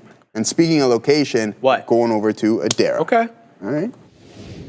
Part of the show is brought to you by Trade the Pool. Our friends from Trade the Pool are back to Trader TV. Trade the Pool is a game-changing platform that caps your risk while giving you the opportunity to trade real shares using company capital. That means no more risking your savings. Trade the Pool now offers an unlimited trading period during the evaluation phase. No pressure, no rushing. Take your time, perfect your strategy, and get funded on your own terms. So remember, your losses are capped at a one-time evaluation fee. Your profits, those are unlimited. So head to tradethepool.com and start trading now. Back to you. Oh yeah, SES baby. Do you remember when airbags used to say was it SES on that? Something, I think I know what you're talking about. That's Yeah, what's just a little. give me little thing in shades of there. that right now. Shades of SES. Bang! Joseph Wilson. All right, we're long 61s on SES. Scalp, scalp, scalp. We got one more beak wetter. You know where I'm waiting, man. If I'm in the 60s, you already know where I'm waiting. If you've ever watched a show before, you know I'm a DGen. So we're gonna wait for 69s to come into play. We got 66 and a third right now. Let's see if we can get 67s on my friend SES. Shout out to Darwin the OG. Shout out to Brent Rex. You guys definitely helped. I didn't have eyes on this. You know I wouldn't have had eyes on this anyway because it's trading below 85 pennies. That's my filter on my scanner. I use that as kind of, Neil gave me this idea. I don't like to trade these guys below $1. I usually filter them out. So he's like, no, drop it to 85 pennies. That way you kind of have the idea or you know about the ones that's approaching the dollar. Here's 67. There goes 67, Joseph. This one's squeezing 14.5%. Let's see if we can weasel into 69 pennies. I'm not moving out my beak wetter on this one. We're going to wait at 69 or we'll get stopped out. Simple as that. My stop is at 60 pennies to defend that area crest right there. So good move here on SES. All the while, DATS dropping lower. Another small cap gapper that we had eyes on. MLGO as well, putting in lower lows and lower highs, but trying to fight to stay above 16 bucks. So it's really the SES show right now, with really not much else going on. HMR is like whatever. I tried to enter that one at the volume weighted average price. It wasn't having me. What's SES doing? Is it halting? No, this is not a halt. Can't be. 68 pennies incoming. All right, let's see if we can get 69s. I was kind of joking, thinking that this was not going to get to 69s, but now it just might unless it retraces here. 68 pennies is the current high of the day as we zig and zag in the high 67s. We still haven't cleared 68 by any amount. It is exactly 68 pennies high day. Shout out to my man Bovin. SES has news with NVIDIA. That's what the OG Darwin was saying. He said there was something afoot there. Oh, here we go. We're at 68 and a third. Should we flatten here, Joseph? 68 and a third, 68 and a half, 69 incoming. Hold it for the dream. Come on, Joseph. If this drops, I'm taking it here. Oh, no, you didn't do it, bro. Nah, bro. I'm not going to. I'm too weak for that. Let's see what the headline is here. Let me load this bad boy up so we can talk about this NVIDIA headline. Electric vehicles are transforming transportation. You don't say. But challenges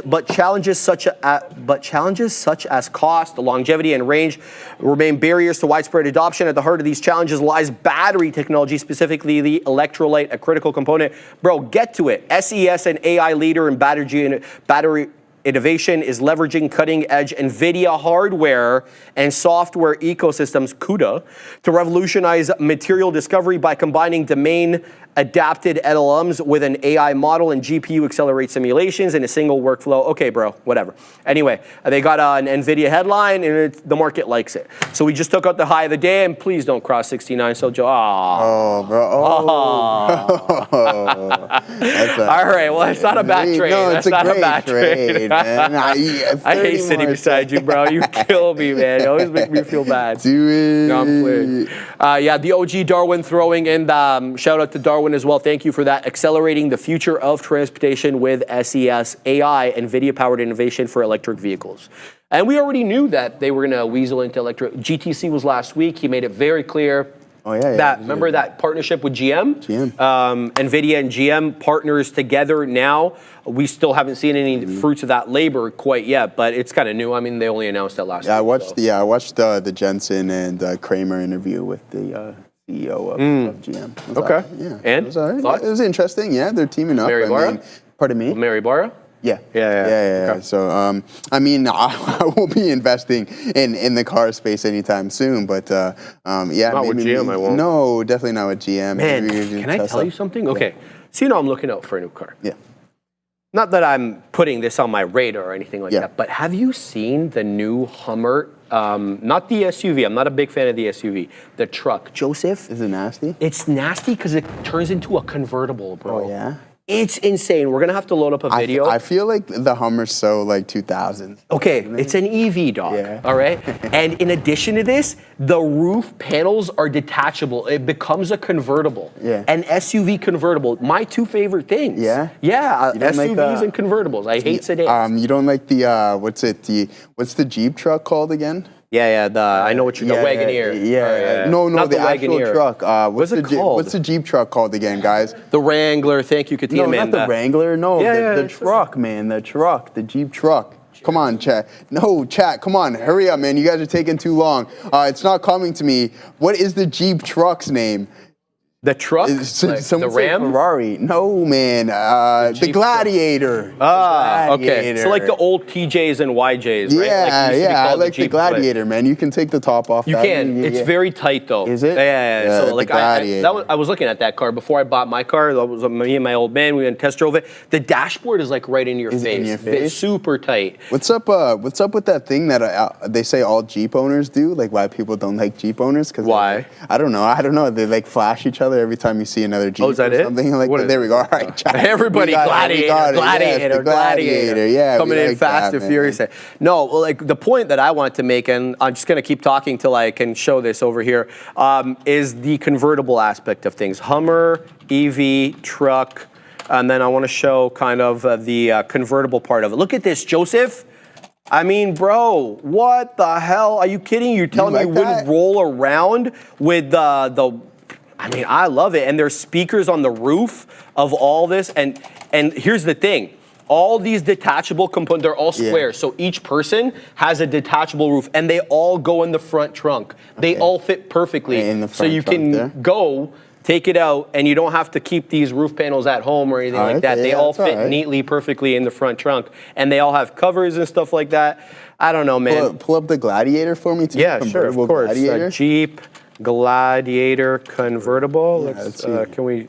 It's not This convertible. kind of obviously. reminds me like of that the Honda. So it's kind of the same thing there. I mean, like, where's it at? Show yourself. There it is. Show yourself, man. Open image, a new tab. Yeah. Yeah, Okay. that's hard, I get that. man. I like that. I don't mind that at all. But it's Yeah. not an EV. That's number one. Number two. Well, this is more badass. So that's kind of my look there. No, I like it, man. I Yeah, I really like like this the car. It's just a little too Gladiator, pricey, though, to be quite honest with you. And Crow. yeah, like they haven't been out for long enough to get a good used version for like a good price. Good price. Yeah. No, enough. anyway. Fair enough. Guys, just going to cover this super Yeah, quick. yeah, for SES sure. is continuing to break out, guys, so it makes my trade look awfully bad. We are really going here, 73 pennies. We are not stopping right now on SES. This is a New York stock, guys, up 23% on an NVIDIA headline. So keep your eye on this one. It's still sub $1. So, a lot of people have, qualms with these sub $1 stocks, myself included.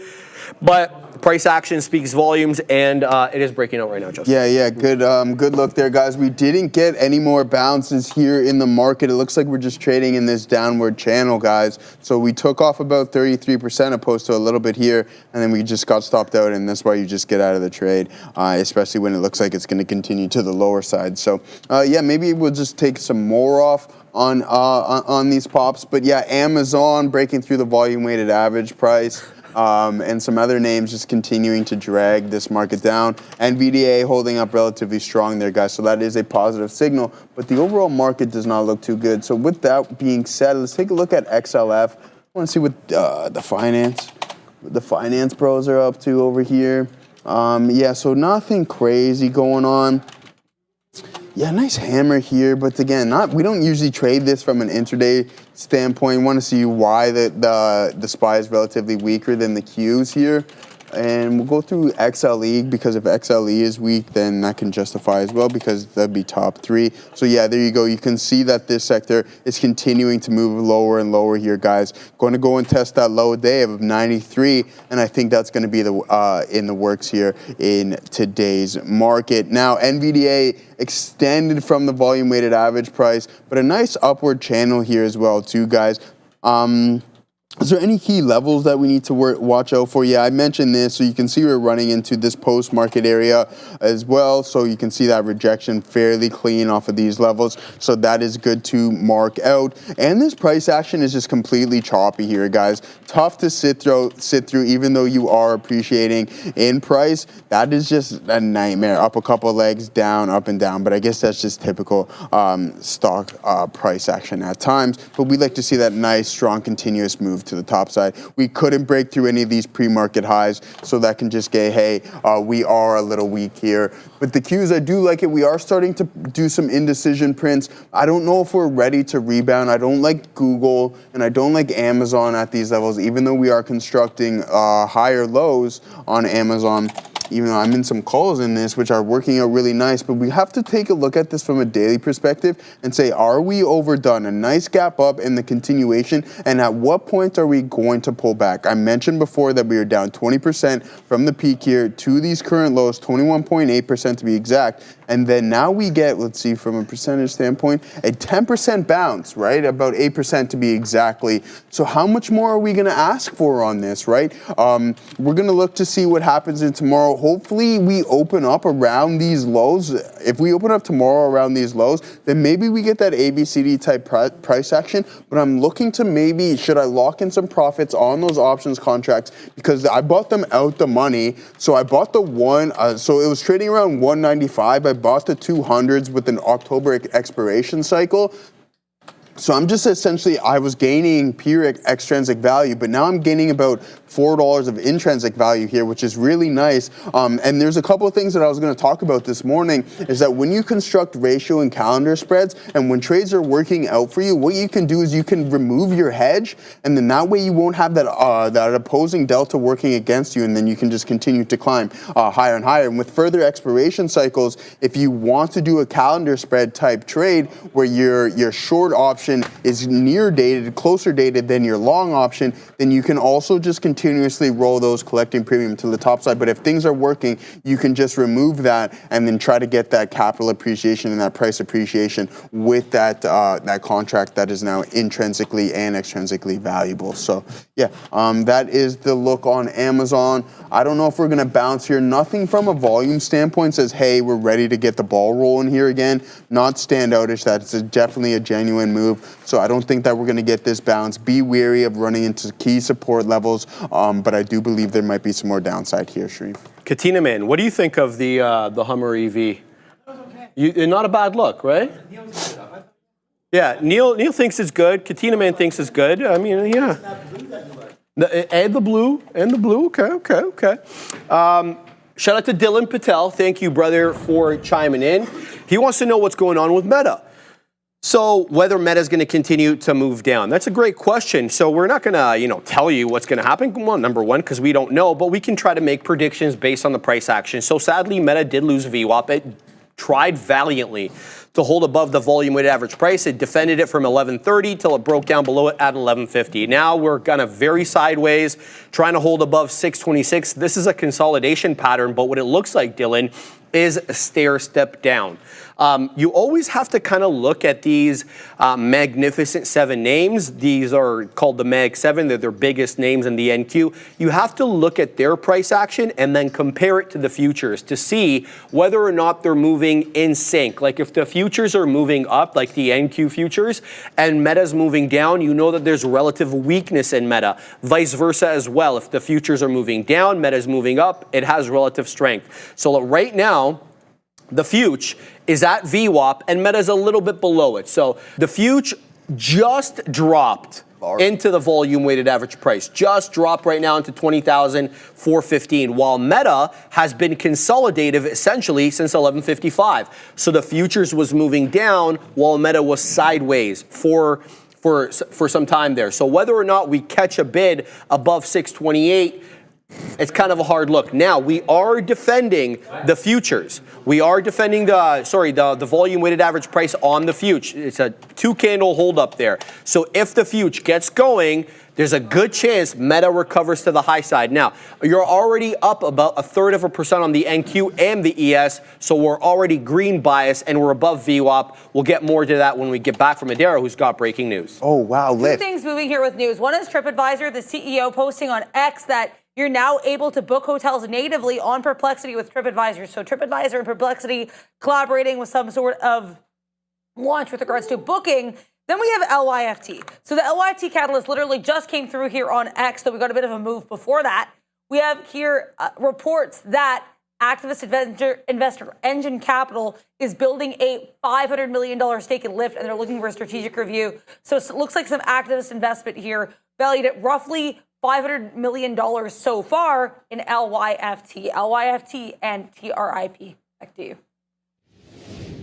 Yeah, there's a price action on Lyft, Joseph. 13.20 high day. Trying to zig and zag with 13 right now. Big spike up. Good look. Was basically doing nothing all morning until that news item came in. So we'll keep an eye on Lyft, certainly. Yeah, absolutely. I got my eyes on it right now. If we can pull up my screen to see if we can get any continuation here. And I know Katina Man says he's back short on Tesla. So I was looking at TSLS for the potential long on that one. But we are heading into some resistance zones. I do want to see that volume step in on the lower time frame. I can hop in here on TSLL and then use the volume weighted average price as my stop. But if we want to stick to strong names, this is a positive sign here in LYFT and Lyft here, guys. But we want to wait for that pullback, but a nice strong volume signature on Lyft. But that volume starting to step in here on Tesla. I don't want to chase it at these highs. We'll wait for a retest, but TSLL is really starting to move, and the volume on the lower time frame starting to slightly pick up here, guys.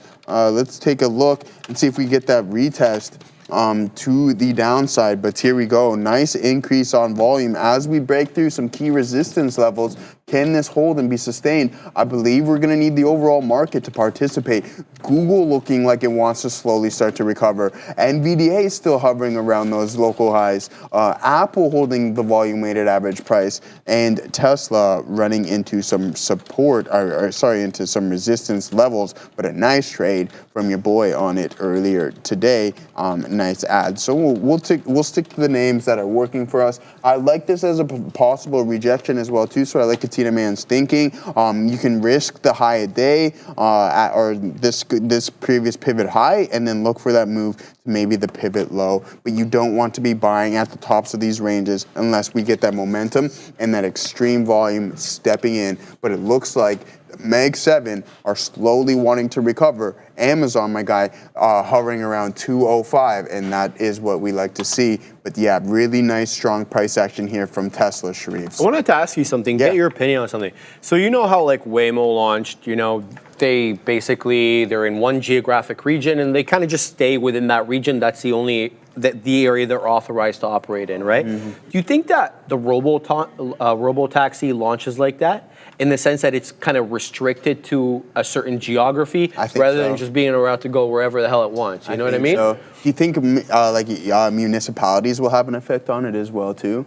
You mean like from a regulation perspective? From a regulation so that's interesting that you bring that up because in Canada, transportation is regulated by the province, interprovincial transportation regulated by the Fed. By the Fed. Yeah, you've got a dual. So if you get the approval from the province, then you should be good to go anywhere. Within the province. Yeah, within the province. Okay, exactly. So right? there you go. I don't know. I was just thinking about that because Butta Biscuit Head was asking me, he's like, would you get the robotaxi? I was like, I think that's his name, Katina, man. I mean, I don't know. I was thinking, it probably stays within a certain geography and then you kind of weasel out of that incrementally as you prove yourself over time. You know what I mean? I want the robotaxi. I don't think it looks bad. No, I think it looks pretty sweet. Yeah. It has the butterfly doors on it too. Exactly. You know what I mean? It's got that rounded back. Yeah, the arch shape like the Model Y. It kind of looks like a bullet, like the Aston Martin, right? So it's I like it. And the best part is you don't even have to do anything in there. You just chill out and play some tunes. So good. I know Adara will be listening to the new Playboy Cardi album. I'll be doing just chilling out and do some analysis. You have your laptop, right? Like Punching into positions on the way to work, right? Trading small cap gappers in the pre-market. Like you can trade all the time now. Degenerate. Absolute You can degenerate. go anywhere. Just hook up the old what's it called there? The hotspot. There you go. There you go. You are. It's 2025, baby. You're locked in. Yeah, you're locked in everywhere on the planet. So yeah, that is. Waymo has level 4 geofencing. Would you know what that means? So I guess maybe. So it's like. Like put up my stop over here. 1 second. 0.64, 0.62. There we go. Sorry, I just got back into SES, so I'm just putting out my stops there. Now, this is a simple trade, okay? Let's see if the execution is simple. The only reason I'm in here is a VWAP retracement. So 73 pennies, high a day. I punched in at 66 for the VWAP retracement. I'm waiting at 67s, and I'm going to wait at 68s as well, just kind of like we did last time. Here comes 67. It's not crossing, so I won't get the fill unless it crosses. So that's the deal. There we go. Now we get the fill. Let's go ahead now and wait at 69 since we're already at 68. SES up 15%, showing me 67 and a half pennies. I'm waiting at 68 with my stop for the entire position out at 64. It did wick off VWAP. Does it have enough vigor to get back above into the high? 68's again showing up on the ask, but it didn't cross, so we're not going to get the print. There it is. Now we're moving on up, baby. Okay, so we're doing well on it right now. Let's see if we can get 69. Now we're going to wait at 70 as well. Let's go ahead and do that. Let's throw that out there. So we got a couple of prints. So you better believe if it drops into my level, I'm flattening out here now that we've extracted some and it's cleared my level by some distance. I don't want to deal with a lower high. That's my thinking here. Okay, if we don't get back into that 70-ish, 73 penny area, then that's a lower high, and then I'm DCAing into a lower cost. I don't want that. So here's the deal. We're watching right now 68s, having some trouble clearing that. 68 and a third was as good as we could do there on that last little pop-up. Let's try to pack our patience. Here we go. 69 is now in view. 68 and a third. Okay, so not quite yet. So we'll pack our patience there. I want to mention as well that MLGO did do a nice double bottom off that 15 and a half area. But look at what it's doing. Teen amount of lower highs. Tell me this is not respecting that trend line for whatever reason. So whatever algo's trading this or whatever trader is trading this seems to be kind of looking at that same trend line that you and I are looking at right now because it keeps rejecting that same level. So packing my patience for another possible VWAP dip into about 15 this time. Last time was 15 and a half. Let's see if we can get one off 15. That is the volume weighted average price, Joseph. Keeping my eye out on that. Lift, guys, I see you guys yelling about lift, and you have all the right to because it is continuing to move up right now. 1320 high day, Joseph. What do you got on that bad? Yeah, I'm posted up here on Tesla. I don't know if this name is going to break higher. We're starting to form these higher lows, and then we have that flat top and running into resistance, and the volume's really starting to pick up. So yeah, I think I'm just going to punch this. Maybe if we can break out through this level, and if not, if we reject, I'm only going to give it a couple cents, and if we reject, then I'll just get out of the trade at 111.10s there. But I believe that we're going to break through, especially if the market wants to start to recover, and if it doesn't, then I'll just hop out of this trade because we are getting a bounce in the TQs. But there you go. We are pulling back a little bit. Only going to give this a couple cents here, guys. If we break the low of this structure, then I'll just get out because I believe I can get a better price. And I was just looking for that momentum to the top side as we start to step in here. And that's the thing, right? That's one thing to note. Is that unless it steps in really quick, then you might be in some trouble. So that's why I'm not going to give it too much risk. And then I'll just reassess the situation if it does decide that it wants to break lower and come in the middle of the range. But looking for that break out through here, and we're not getting it necessarily right now. So going to have to be a little bit patient on that one because the market is just moving sideways as well too, guys. Nice breakout on Palantir there from Katina Man. Amazon hovering around the volume weighted average price, and Apple still holding up relatively strong here. And one thing to note, guys, I know a lot of people in the chat are talking about Netflix. Look at this recovery in this name.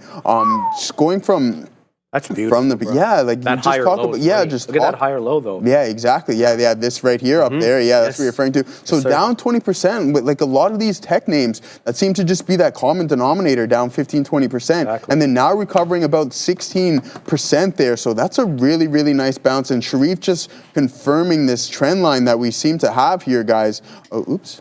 On NFLX. But just going back to strong fundamentals, this thing is absolutely fantastic. You're seeing they had 100% increase in subs year over year, and then now they're going to be increasing it. Sean mentioned WWE on there. That is fantastic. And we also got more live sports. This name is just going to continue to bring those hot boxing those hot sporting events, whether it be boxing, big game day NFL, and then you got SmackDown and Raw. So more people joining this platform. We like Netflix for the long run, especially with those users and those subscriptions increasing year over year, Sharif. All right. Who's that? The female fight for the belt on the weekend?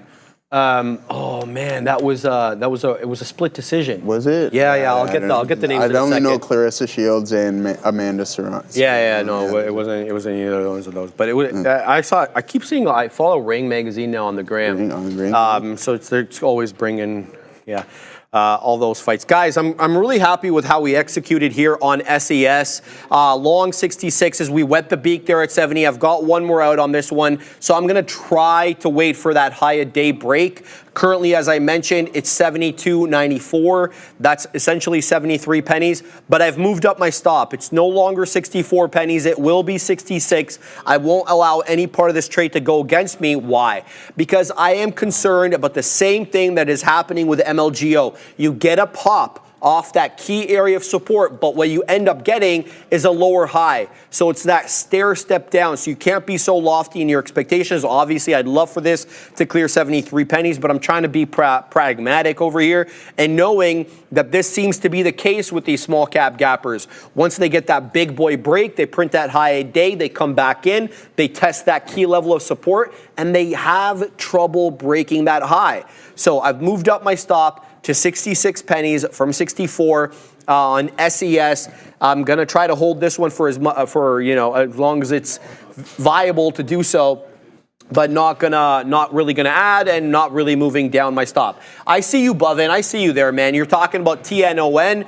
It's earned its way onto the side chart over here, Buvin. But the fact of the matter is, dude, it still has not printed above that pre-market high, and I will not breach my rules. I just won't do it. I did it once or twice, like last month or something like that, and I soar up and down. I never do it again. So I'm going to try to stick to my word. So that level that I'm talking about, Buvin, is this over here. That is the pre-market high, that 725 print that took us all the way up to 606. The actual high of the day after the bell is 585. So unless we clear that 606, it ain't for me. It's worked its way onto the side chart though, and I do have my alert. They're active. So if it does break that level, in fact, if it gets up 550, Buvin, I'll even know about it. I've given it that much room, 50 pennies below the entry, just to have advanced notice of a move into $6. So TNON, it's up 307%. So I'm not disrespecting it, but the best trade is behind it. This one looks like it was a pre-market gapper, where this one absolutely exploded. It moved yesterday. The TNON started moving in the aftermarket yesterday. That's a fact. 405 is when the move started. Oh, Tesla. Get it, Joseph. Let's go. We're breaking out here. You see that volume on the lower time frame step in. We held those levels really nice. Now we're punching through resistance zones, and that volume is supporting it. Let's see how high we can climb here. Tesla's it's still slightly positive, but I believe the next target could be 282. But what we got to do is we got to do our due diligence here, guys, and see what the options chain is telling us here on Tesla, and see how high we can possibly climb, because that was a nice breakout and that volume was supporting it. So let's see if that can be sustained. We are now at 27,000 open contracts. Okay, so we might struggle around these areas, but now that is in the money here on Tesla. So 285 and 282.5 is going to be those next potential targets here in TSLA, guys. So climbing higher, nice look here. We're going to take some off the top. Let's see what we got here. We'll take about 20% there. for that breakout. We might come back and test the zone, but we'll just be patient and wait. If we can get that add opportunity on the 1 minute time frame, you get that ABCD type pattern, then I think we'll be okay and we can continue to climb higher and possibly test the opening range of the session. So there you go, a nice little pop up there again in Tesla. We'll continue to take a little bit off here, guys, as we start to, as this breakout forms. So yeah, there it goes. Oh, rejected. We don't like that. Okay, we'll be patient. We're gonna post up here at 21s to see if we can catch that fill there, guys. Oops. 11, 21, 22, 22. Can we take over? There we go. No, we're okay. We're good to go there. A little bit more out as that breakout is coming into play. And there we go, climbing higher again, Sharif. Nice little pop again. And this is what I'm talking about, that volume sustaining this move as Tesla breaks out. We was talking about the higher lows. So there we go. Nice little trade on TSLA there, my friend, as these tech names start to recover. A Palantir back towards volume, the volume weighted average price. Let's see how we react around 282. What are we sitting at right now? So 280.76, a little bit of room to run. That's going to put us right around some of these pre-market lows here, guys. So, oops, let me pull this out for you guys to see what we can display here. And I think this might be the next potential target. So 281.88, we're going to watch for some overhead resistance right there, my friend. SES is having trouble with 70 pennies, guys. Watch out with that. 70 generally, multiple levels a bit above 70. There's a seller posted there keeping the price action down. I've been watching this for a bit. Sky Nicholson is one of their names, and Tiara Brown. So Brown won by split decision, and it was apparently a hell of a fight. I'm going to go back and watch it. Nice. Nice. He was putting it up there for all the boxing. I'm pretty sure there's a good fight this weekend too. Who's fighting this weekend?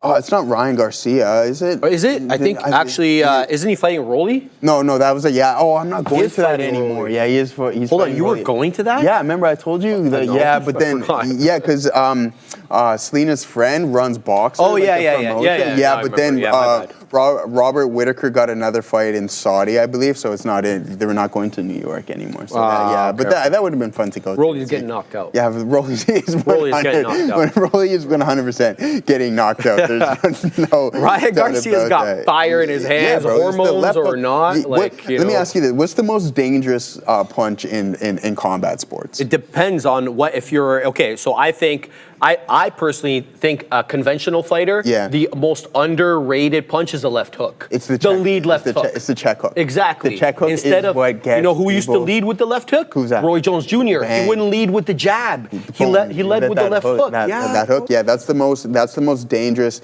punch in boxing is that check hook. I remember I was sparring my friend one time and he just tapped me right here. You don't see it coming. And you don't see it coming. And he's seen my eyes go blurry to go, you good? I'm like, yeah, I'm all right. But beautiful check hook there, bro. And he rocked me. So, but good luck there, guys. That volume on the 1 minute time frame is starting to dwindle as we pull back. So maybe we can sustain this move, but it's not looking too good. We're going to need some of these big names to participate as Lyft is coming back in and the SPY is coming back in aggressively here too, guys. So maybe that move won't be continued in Tesla. I love it. Everyone's chiming in, man. Yes. You end this. You remember about Roy Jones. Check hook for sure. Exactly. Oh, goodness, bro. I mean, until he... Spinning back fist, says somebody. Yeah, I think one of the biggest mistakes he made was moving up to heavyweight to fight John Ruiz, because when he moved back down to light heavyweight to fight Antonio Tarver, he was just never the same fighter again. If you watch that John Ruiz fight, he beat up John Ruiz, a guy who was like 30, 40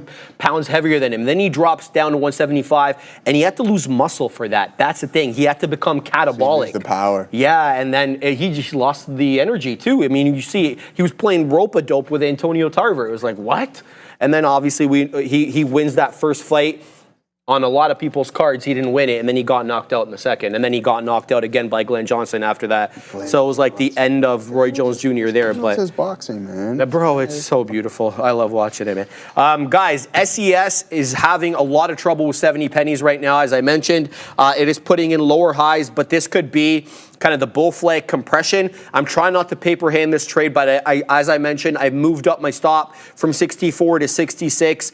I don't mind seeing higher lows, but the lower highs are what are keeping me worried, especially when I see a big boy seller at that 10 penny area, 70 pennies that is, keeping the price action down. Now, I think it is a bit of a hidden seller there because I didn't see too much lottage posted on the actual gateway. So we'll have to see whether that hidden seller has how much money he's got and whether he's able to deal with these longs that are pushing this up incrementally. SES is the one I'm talking about. Good look right now, but I'm waiting for that 73 penny break and take. MLGO is doing the classical stair step down after rocketing up. And this is one of those ones where this is the exception to the rule. We always say we take the escalator up and the elevator down. It kind of feels like the opposite way here. This was kind of the elevator up, and now we're taking the escalator down. What's key to me, though, is we hold above this 15.15 area, which is the volume weighted average price. Otherwise, it may end up in a flat bottom break, and that would be through that $15 area. VWAP and the $15 area awfully close. We're talking about 10, 15 pennies separating the whole dollar from the volume weighted average price. This has been money as a short. Now, I don't have any shorts on MLGO. The Katina man was nice enough to get me some yesterday. I don't have any today, nor do I really want any, to be quite honest with you. But this has been a money short off that upper trend line. It's been very respectful of that upper trend line, save and except for a couple of outliers over here, some false breakouts to, get all the longs offside. So MLGO only up 13.5%, but when you look at the wider time frame over here, this has been moving quite aggressively since the pre-market yesterday. So keeping my eye on it. If it wants to bounce up, make some higher highs. I'm talking about MLGO rather than these umpteen amount of lower highs, then we'll get involved. Otherwise, it's no go for me. There's really not much else, sadly, in small cap gapper world. TNON is doing absolutely nothing, just hugging the volume weighted average price at $4. That's not exactly a glowing endorsement. Ray is putting in lower highs as well. We were involved in Ray successfully, but you can see there it's putting in lower high, lower high, lower high with a possible flat bottom break coming in at 180. We'll see if that ends up manifesting. So not a whole lot for me, sadly, at the moment. I'm just checking my scanner and I see a new one, the one that Adara actually told us about. We're gonna go to Adara breaking news in a second, but here it is, GDHG. I think Adara brought this one to our attention earlier, and now we're getting the breakout 370. This one's going to be on watch. Tell us the news, Adara. Keep an eye here on LYFT. We know we had this push up here. Bloomberg reporting that Engine Capital took a $500 million stake in Lyft. They've corrected their report. Apparently, Engine Capital only has a $50 million stake in Lyft. So Bloomberg making an error here with the amount of zeros in this Lyft report, much like Lyft once did with regards to their gross margin guidance, and saying that Engine Capital has acquired a $500 million stake in Lyft. Apparently, actually, that's only $50 million. And again, just to recap the rest of that report, Bloomberg reported that Engine Capital is basically looking to acquire the stake in Lyft for strategic purposes. So they're an activist investor, but apparently the size of their stake quite smaller than initially reported. Keep an eye here on Moderna and PFE as well. Pfizer get a little bit of a spike here as we see circulation on X of an article from the suggesting that the UK Health Security Agency said that H5N1 has the potential to spark a global emergency similar to COVID. So keep an eye here on these healthcare stocks with that in mind. Back to you. Thank you for that, Adara. Yeah, thank you for that. Yeah, Belinda, I know you said in the chat Jake and Logan Paul are fighting this weekend. I think it's just a premiere of some reality TV show. So yeah, I don't think it's necessarily them fighting. I don't know what happened with that. Okay, so Katina Man says long IBIT. When Katina Man says he's long something, you got to take a look and see what's going on. But it is starting to break out here, guys. Nice, strong, healthy 5-minute candle here on IBIT. Good look as it starts continuously increasing. Let's see if this volume really starts to pick up here. It is a little bit low, so let's see if we can classify this, as a genuine move here, guys. But I like that one there on IBIT. Apple continuing to climb higher. A nice retest and hold on Tesla. Maybe we will be patient and wait for an additional retest and then decide to hop in. But the MAG looking like it wants to take a leg higher. That's AAPL going. I didn't even mean to do that, to be honest with you. But Amazon looking good. And with these big names looking good, I want to try to participate here. Sharif, going to be patient on this Tesla trade. I don't know if we're ready to squeeze just yet, but I'm surprised that the market, especially the Qs, is starting to approach the high of day. The SPY lagging its peer here, but that's okay. If these big names get the ball rolling, we're going to participate there. My Sharif. Yes, Bear vs. Bulls. Do you have anything going on here? We got to do the playmaker poll. Oh. BVB always likes to remind me, so there we go. All right, I'm ready to go when you're ready. All right, hold on. I'm ready. I'm not ready. I'm not ready. Oh, wow. It's playing. Yeah, she wasn't ready. Goodness. What is that? That's Kevin Hart, no? Yeah. All right. So good. All right. He's so talk to me, my friend. What 575.28. We're going long, right? Going long. Okay. 575.28. So we're taking profits at 77.28. 577.28. And we're getting stopped out 567.28 at 574.28. So 2 to 1 R to R, as we always say. Bang.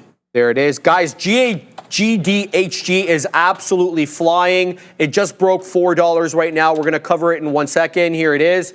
Sorry, Joseph, I just got to move on to this because it's breaking out big right now. So this is a great looking bull flag continuation play. There's the move up. There's a sideways consolidation between essentially 350 and 320. And there's the big boy break. It looks a little spready right now. So I'm trying to pull it.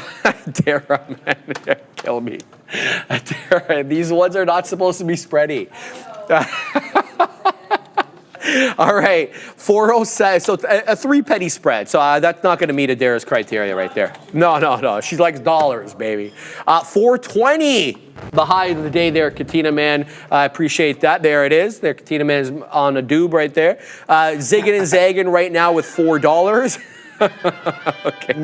It's a wow, what a drop. This thing, oh my goodness, look at that. 420 high, drops into 360. It is holding support though. Look at that area top. So it is holding support. So resistance does flip to support. Let's see if we can get continuity here on GDHD. Good look, good midday mover. Let's move it on to the side chart. We're going to take off Donald John Trump and we're going to put in GDHG so we can get an update. This is up about 94%. It's done about 13.5 million shares. So it's got the criteria that we're looking for. Let's give you a little bit more details on it since this is a new trade, GDHG. So it is an 11.3 million share float. About 7% of that 11.3 million shares is borrowed for short. So a decently high short float there. Now what they actually do, what does this company do? Golden Haven Group. Mainly engage in the management and operation of amusement parks, water parks, and complementary recreational facilities. Good luck. Do they have a catalyst? No, they don't. Not that I can see from today, so we'll keep tabs on that one. I'm also keeping my eye on SES. That keeps finding support off VWAP, so I'm trying not to paper hand this trade despite the fact it's gotten close to my my entry there. So what I'm going to do, I was going to talk about GME because they report after the bell today because the Katina Man and Adara are going to have that for you guys on the market recap show.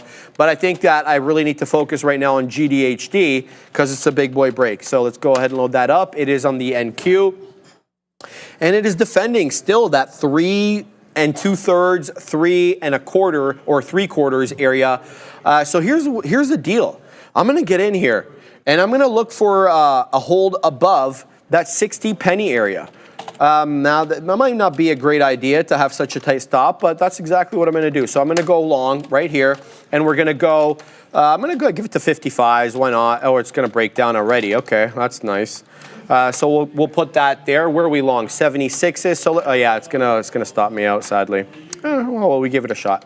We're going to throw that up there. We'll see if it holds this area. It doesn't look like it wants to hold at the moment. It looks like there's a lot of aggressive selling coming in the mid-60s. We'll see if the pop comes in. I'm long 76s, so we're already 10 pennies out of the money on this one. I'm going to wet the beak at 82 if it does pop up. Otherwise, anything below 55s and I'm gone. And here comes 55. So we'll take an L on this one. It looks like, unless it pops up.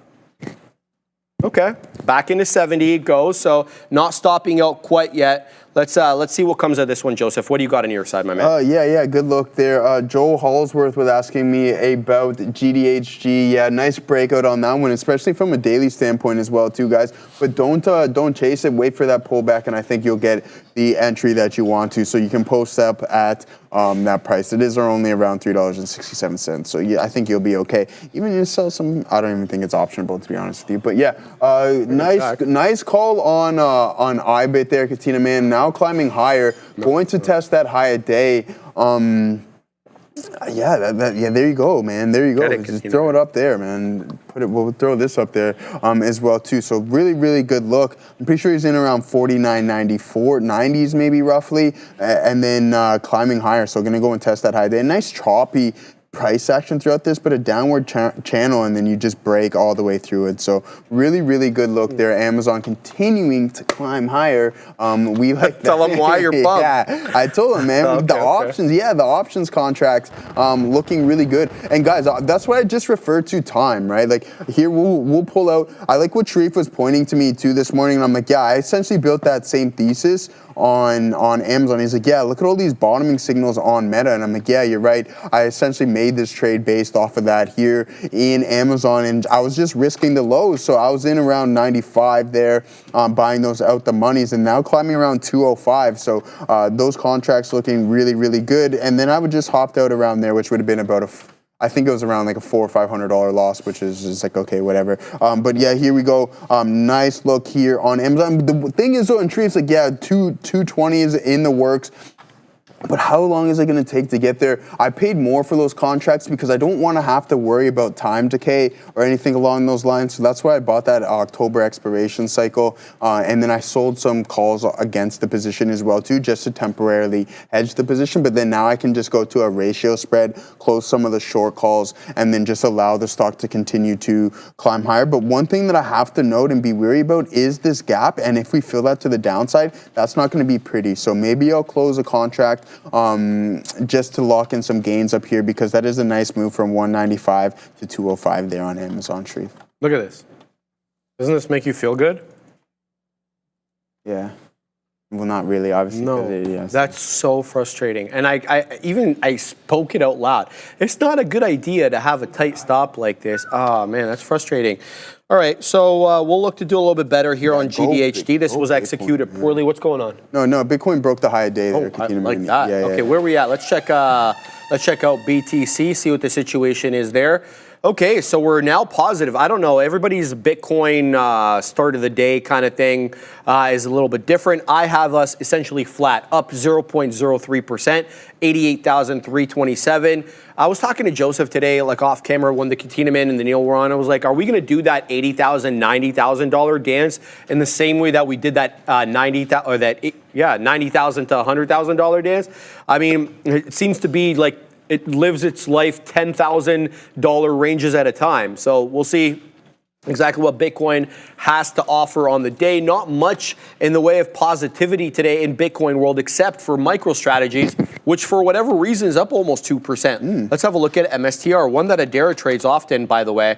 Get it, Adara. So here's the deal. MSTR, good looking double bottom with a neckline break there. This is the 4 hour on MSTR. It's almost at the high of the day, 343. That's incorrect.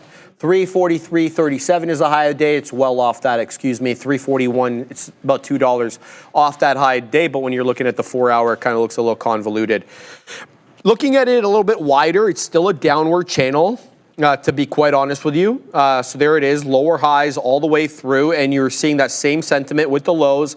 So on the 4 hour, MSTR seems to be locked into that that lower high, lower low situation on the 4 hour. Where are we at here in terms of the ranges? So this is the high end of the range. Obviously, if you're looking at this channel, with about 210 being the low end of the range there. Wow, 340 something and then 210 as that range, but that's the way it is. I mean, I'm not making it up.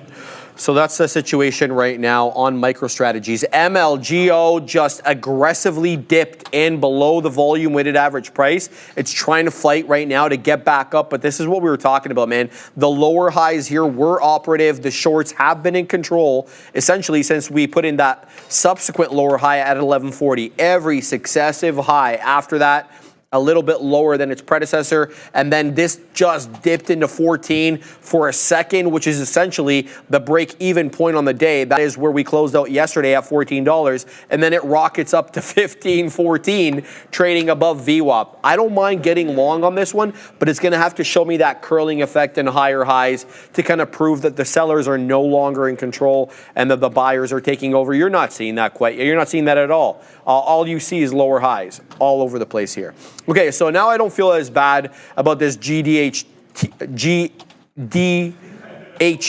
trade, despite the fact that I got out bottom weight because I end up making a lower low. So this one looks like it's giving up the ghost here. Just want to let you know that VWAP is around 320 and the 10 exponential is right here at 333. So we're bouncing right now. It looks like off the 10 exponential with that 3.25 being VWAP. Let's see if we find support here on GDHDs. Well off the highs, about 70 pennies off the highs, but still up about 74% on the day. All's Wands. Sharif, could you check out Wolf on the 1 month chart? Bull flag, or am I dumb? You're not dumb. I can just tell you that off the jump there, but let's have a look at Wolf on the Start month. off with that. Yeah, I'm not going to start off. Hey, you're stupid. All right, let's have a look at the monthly over here on WOLF. On the month chart, are you sure you want me to look at the month chart, brother? Because this is all I'm seeing on the month chart, and that definitely not a bull flag. That's a downward channel, and this is bleeding like crazy. That's a month chart. Let me look at something different here. The daily, does it show me something different on the daily? No. Still lower highs on the daily. How about let's go to the 10. This was kind of a bull flag. If you're looking for what a bull flag looks like, it's kind of a big move up and then a sideways consolidation. But the key thing to look for in a bull flag is that it's kind of foreshadowing what may come next. So what you're looking for typically is a continuation of that strength on the bull flag. You didn't get it here. Like, this is the price action on the 21st. You got a big move up, a sideways consolidation, then you did nothing the next day, and we've done nothing today. So I would say no, I don't see a bull flag on the monthly chart, that's for sure, because you just have this huge down move. This looks like a head and shoulders if you want patterns over here. Left shoulder, head, right shoulder, neckline, break and tank. Like, this is a classic head and shoulders pattern right here. So that's the situation. Adara, who's paying us bills? It's time to hear Sharif to thank our friends at WorkSport, introducing a new discovery on the NASDAQ. WorkSport, ticker WKSP. WorkSport is a U.S.-based manufacturer, and they're rapidly expanding with growing revenues, government contracts, and innovative green energy products designed to power your life off-grid. Whether you're on the move or seeking sustainable energy solutions, WorkSport has you covered. They're now trading on the NASDAQ under ticker WKSP. So discover the future of clean energy with WorkSport. Back to the guys.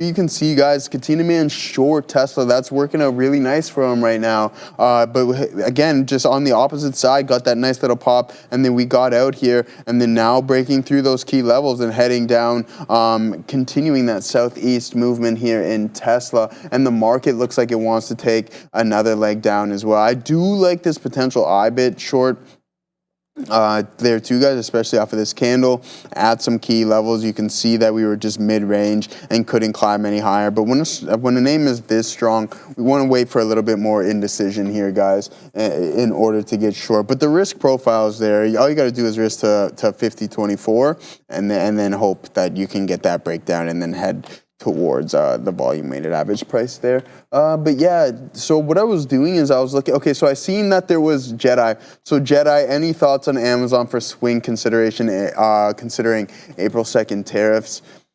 See, the issue is, and all I can do is just speak from it from my perspective, is that I think I wouldn't want to chase it all the way up here, right? Like I'm in on some calls from here, but then again, I'm already like $10 in the money from that standpoint. According to the contracts, only 5. But I wouldn't wait. I think there's going to be somewhat of a pullback. I'm pretty sure I'm going to lock in some gains on those contracts here and then just wait for this to hold. And then maybe you can get a pullback to 200, maybe even a little bit south of that. And then you can get that move to 218 because that's going to be my primary target, right? I would like to hold that for that. But just from a signal standpoint, there's nothing like that says, hey, we're going to get that deep of a move. And we'll take a look at it from a percentage metric to see what we would be sitting at roughly around there. So yeah, that's 14. That's a 14% move essentially. I don't know if we're gonna get that in this market, especially come April 2nd. We just got to be really, really patient and see what's going on because again, I mentioned in the SPY and the Qs, people are looking for that 5 to 10% pullback, and we're sitting at half of that right now. So from the bottom on the SPY to where we're currently trading at is about 4.9%. So. Yeah, how much higher can it go? Yeah, I think we'll be lucky if we tap into 591. So yeah, nice look there on Tesla short there, Katina man. That's where printing. Yeah, he that one worked out really nice for him. And the market seems to want to continuously bleed here as well too, Sharif. So that is the look on some of those names, my friend. Yeah. So what do we always say about these small cap cappers, Joseph? They're not here for a long time, just a good time. That's just so perfectly said. Bang. And there it is. They're not around for a long time, Joseph. Yeah. They're just only around for a good time. Halted to the downside right now. Sadly, GDHD, not feeling bad about that trade anymore because this would have been a lot worse. Halted, sadly, 249 right now. Let's find out what the theoretical auction price is to see if we're dropping down more. Yes, we are. The tap. The theoretical auction price, 241 right now on GDHD. Really losing the bid at the moment. It's below everything for me. Below VWAP, the 10, the 20, the 50. It's only above the 200. Barely positive on the day. If it breaks that $2 area, it will go negative. So GDHD dropping. And so is MLGO. Look at this flat bottom break. Wait for the animation to finish. There we go.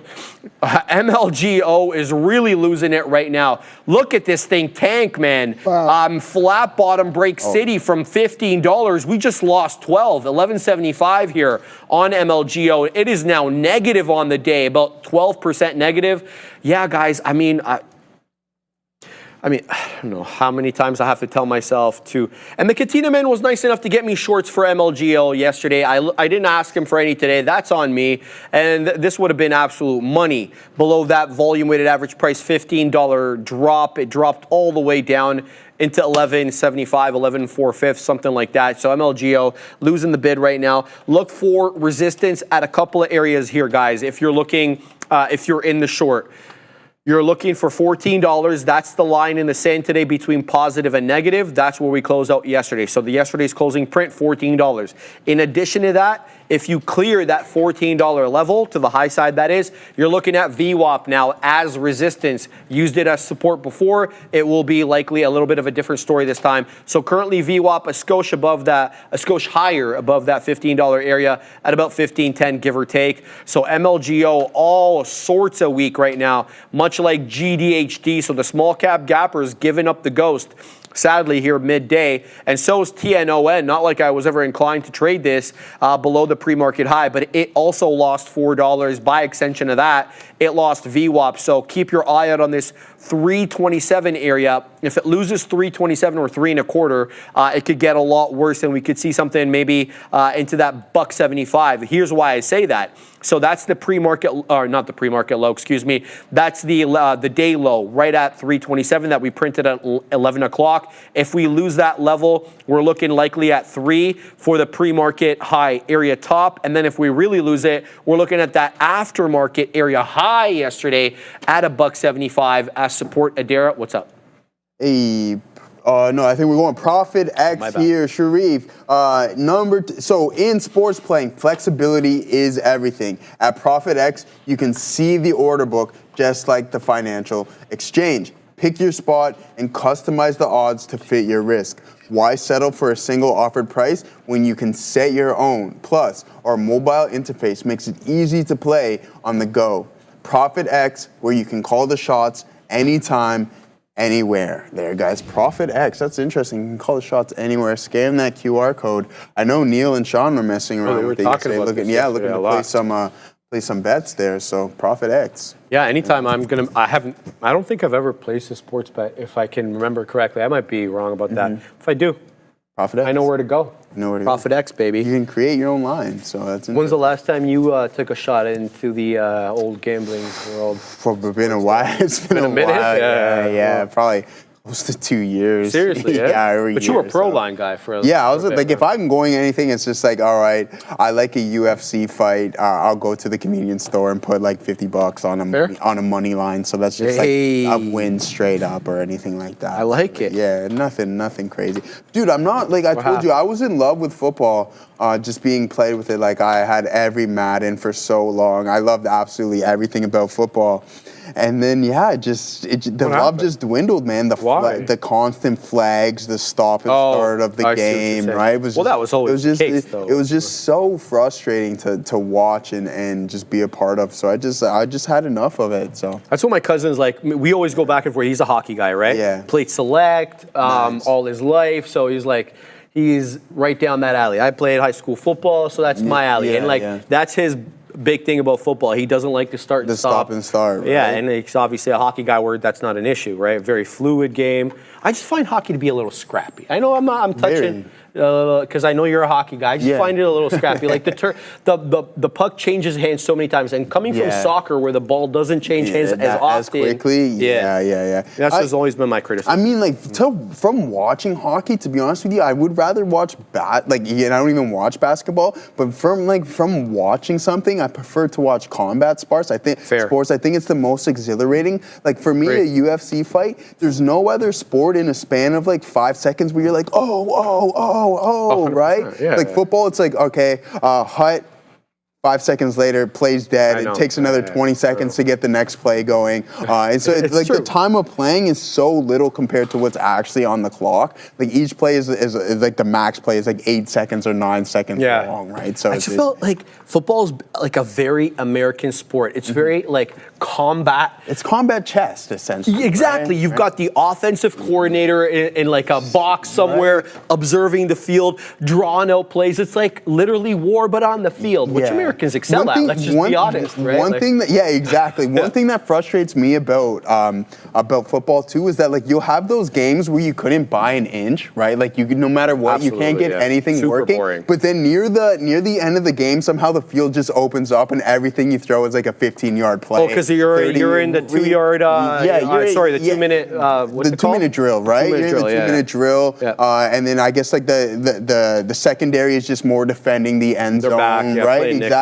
So for me, it's just like you guys got 10 rushing yards throughout the whole game, but now you're moving like no problem. Yeah, with a couple minutes that left, does frustrate the hell out of me as well. It's like where was this offense before, or why is the defense so weak now but so good before? Like 45 it's a 2 minute drill, though. right? Right? So. Bovin, thank you. FGBL, it's good, Bovin, but it's got to hold above VWAP. But guys, I want to talk about Ray here because this is bamboozlement central on Ray. So while Joseph was talking, I was keeping my eye on the side charts, and look what Ray did. Like, this is the kind of thing that you have to put up with if you're going to trade these small cap gappers. Look at this. It clears all the levels. It takes out that 208. It's above VWAP.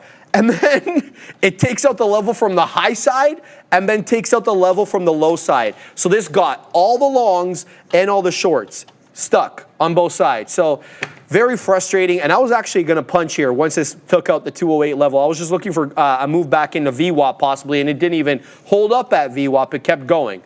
So RAY on my S list right now. It was a bit of a tough one yesterday, and it looks like that today. I'm still holding SES because it's showing me support at the volume-weighted average price. And if I observe this here, it incrementally putting in those higher lows. Not by much, but I'm looking for a possible squeeze, especially if the volume really supports that. So my stop stays the same. It's below 66 pennies. It didn't breach that level yet, so I didn't get stopped out. I'm talking about SES. But now let's look at the one that Bovin was talking about there. We're going to take off IOBT because this is done bupkis. FBGL is the ticker on that one, and there you go. A big move up into that $1.86, drops all the way down, defends for the most part that $1.50 and the volume weighted average price, and now it's doing its best to stay above VWAP at the moment, but well off the highs. Let's see what GL has to offer. Let's throw in that ticker there so everyone can follow along. See what this one has to offer. Now, if I was to punch in here, my out would be prior candle low. So right now, the current candle low is 150. I'd be putting my prior candle low at $1.47. And there's a reason, super simple reason for that. I'm looking for trend here, right? And obviously, the most important of the trends is the higher highs, because that's where you take profits. But not as important, but very important, is the higher lows. So that's why I place my stop below previous candle low, because if we make a new low, then we don't have that higher low pattern, and then I don't know if I want to be in this trade. So $1.60 right now is the current price action, with the current candle low at $1.50. The previous candle low, though, is $1.47. That's where I place my stop on FBGL. Ugly topping tail candle in the 186, but it's trying to defend that VWAP area. Joseph, what do you got? Yeah, good luck there, my friend. So I just took off half the position here on this I-bit short. You can see that we're running into these resistance zones. So if we run into a pop, I added here. So I was at a full risk unit just opposed to half, but it looks like it wants to squeeze. It is a strong underlying asset, but the market is heading into these lows, guys. So that is something that we need to continue to monitor and pay attention. But let's see if we can catch a fill here on IBIT at 50s. That would be nice. We'll take an additional 33% off there. But yeah, the market is really, like the Bay. Yeah, I know. See you later, the Bay. Eh? Only 6 stores. I mean, like, as for the Canadian real, I like the Hudson's Bay is, I guess, a Canadian focal point, right? 1640 or 1660? 1640. Something like that. Yeah. Like, that's how long this company's existed in Right. Canada. It's called the Hudson's Bay Company. Yeah, it's no HBC. longer owned by, exactly. Yeah, it's no longer HBC. owned by Canadians, but now they're just holding on for dear life. That's what we're talking about there, guys. So, yeah. I mean, dude, like, just to head into this retail space, I think just the domination of social media and people buying online is really, really hindering some of these companies, especially like Hudson's Bay Company, right? Like, I guess it's kind of like a Saks Fifth. You go in there, you get a lot of stuff. Exactly. Nice Canadian material and other brand names as well too, whether it be Diesel, et cetera, whatever you like. I remember Raw used to be G-Star, is something that I used to wear and get from there. But yeah, it's really unfortunate to see these companies going down. I don't think Nordstrom is Canadian, but Hudson's Bay, I remember going there and shopping. Oh yeah. And again, I'll bring it back, like the athleisure wear and just the ability to buy things online really hurting the brick and mortar, I believe. Randy, you wanna talk a little Hummer? If you gotta grab the mic though if you want. I was going on. I was telling Joseph that this is kind of one of my favorite cars right now because it combines two things that I love the most, Randy. One are SUVs, you already know that, but I also have a great affinity for convertibles. And this kind of gives you a little bit of that. So we can run the tape here. Look at this, Joseph. Look how he's taking off those panels and look how they go in the front trunk. You needn't be a schmuck and put those in the garage or anything like that. They fit neatly in the front trunk and it becomes a full bad boy convertible. Randy, and it's cool. You can take like 2 off too as well. Just individual ones, by the way. Yeah, that's pretty cool. Randy, It is pretty cool. give us the goods, baby. Issue, I've seen this a couple years in a row at the auto show here in town. I have issues. Tell us what the issues are. Okay, number one, this thing weighs 9,000 pounds. It does. It's big. It's a lot. Yeah. Mas grande. It's a school bus. Yeah, Neil said. It's huge. I don't. It's got a massive pack, a reasonable range. Look at that. It's a little obtuse. Obtuse. It is a little, especially when it's this high up. Like he's obviously put the air ride suspension to the max. Yeah, What is that? Like a 2 feet of ground clearance? It's sure. I mean, if you're gonna go off road, I'd hate to get it stuck. But I used to off road and had vehicles with big tires and all that stuff a long time ago. It's not a You don't like great it, Randy? DD. Definitely not a city vehicle. No. That's what my old man said. No. He's like, you're going to kill all the cyclists on your way to work. Yeah, And they get that's- wedged in the grill or something. I don't know. It's a little large. I don't know. It's a Wile E. Coyote vehicle, I think. It's just kind of. You're not a fan, though, huh? No, Genuinely, I'll you're not a pass. fan. I'll go. Like, it's not like, no, I like it, but I wouldn't buy it type thing. It's like an all-out, I don't like it type. Is that the Randy verdict? It's just not for. It's the most unsubtle vehicle, I think, next to the Cybertruck. I don't think the Hummer has any subtlety whatsoever. No, it's very, as I said, obtuse. Look at this, Randy. Look at how easy it is to remove those roof panels. They're all mechanical, super easy to take off. And I love the badging too, man. Like it doesn't feel like any of these like higher end SUVs are as subtle as they used to be in the 90s. You'd only like get like a couple of markings before where you'd say Hummer and a couple of places on the outside. Now it's tattooed everywhere. You know you're driving a Hummer everywhere you look in this car. If you don't know you're driving this thing, you've got other issues. It's just, I mean, you could see right across town in this thing. It's Look huge. at all the moon landing. Yeah, themes. A lot of Easter eggs in that. There's a lot of branding, and Yeah. I don't know. If you live in Texas, I guess I just Yeah. It's not my cup of tea, Why not so to here? speak. Why not here? Because there's bike lanes everywhere. Oh, Joseph, yeah. and, So my question, and GM put a lot of engineering into this, and this is before the Lyric and all the electric Cadillacs hit the market. The amount of development that went into this singular platform, it's 2 models now, but it's a singular platform, and it's not modular. There's never going to be a Cadillac or a GMC version of this, I don't think. So it's a very esoteric sort of singular platform, and the return on the sales, I don't know how many they sold. I couldn't tell you. You can probably look it up. probably not that many. It just doesn't seem their greatest effort.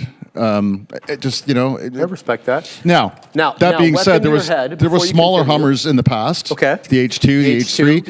Yes. Would they make a smaller version based on the Equinox Electric, on the That's a Lyric? good- yeah, so like the R2 kind of, like Right. R1 or like whatever, I know it's the R2T, so to speak. We've had kind this of thing, discussion. yeah. They seem to go big on the launch, and then they, like as per Rivian, the R1S, Yep. and then they're going to downsize from there. Does that cover their development costs up front with a higher profit margin initially? What do they learn from building that platform?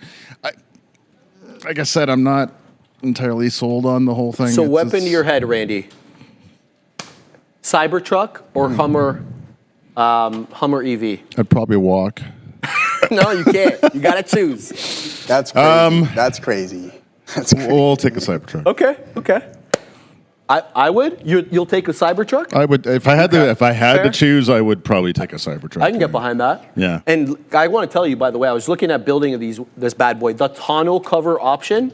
Why is it $10,000? Good question. Why the hell is the power tonneau cover option $10,000 and basic on the Tesla when they have very similar starting prices? I don't know. And then they sell a Tesla ATV that goes in the back of the Cybertruck. Have you seen it? No, I haven't. Look it up. Google that. The four-wheel like off-roader? It's a little sport ATV, electric, of course, sick. that actually nests in the back, in the bed, the box, whatever. I've seen one used for sale. They're $3,000 or $4,000. I just, Are they made by Tesla or is it like a novelty thing? I don't know. Interesting. It's a very question mark. I don't know. Not a lot of discussion about them, but they are out there. So, I was sold on this car the Hummer a long time ago, fell out of favor. I don't know why. I stopped looking. And then it rekindled. It always seems to rekindle around summer because I always long for that convertible, but I want that SUV look, and it offers the best of both worlds, and I haven't been able to get that anywhere else other than the Wrangler, of course, because the Wrangler has that roof that you can get an SUV. The Bronco Sport. The roof comes off. Top comes down. Great summer thing. Yeah, I had Jeeps. Would take the doors off. It was wonderful back 30 years ago. But the Hummer just doesn't seem to fit in my ballpark. We got to pay a bill, Joseph. Right, Randy. So Joseph, take Let's it. go. New traders, listen up. First month free. That's right. We're waiving fees. Trade smarter, not harder. Upgrade to Elite. Analyze, strategize, capitalize. Our platform, it's everything infinite. Infinite data, instant trading, lightning fast market insights, game-changing charts, predict with bat testing, reliable real-time data, global markets at your fingertips, all in one platform. Don't miss out. Execute your best trades now. Ready to elevate your trading? Scan the QR code or check the link in the description right there, folks. Hey. Check it out to see what we got going on. Yeah, so that IBIT short worked out half decently well. We did get stopped out about 20% of it at that break even there, guys. Nice little pop down, adding to the position, and then we get that move. I was looking for that continuation to the volume weighted average price, especially with this weak market sentiment. So that is that trade there. I'm not going to chase this move lower because I do believe it's one of the stronger underlyings on today's session. You can see that the market was heading towards the low, and we were holding steady Eddie here in IBIT, and that's exactly what we want to see in strong assets. So a nice little pop down to the downside there, guys, and that is IBIT. Now, Vecna.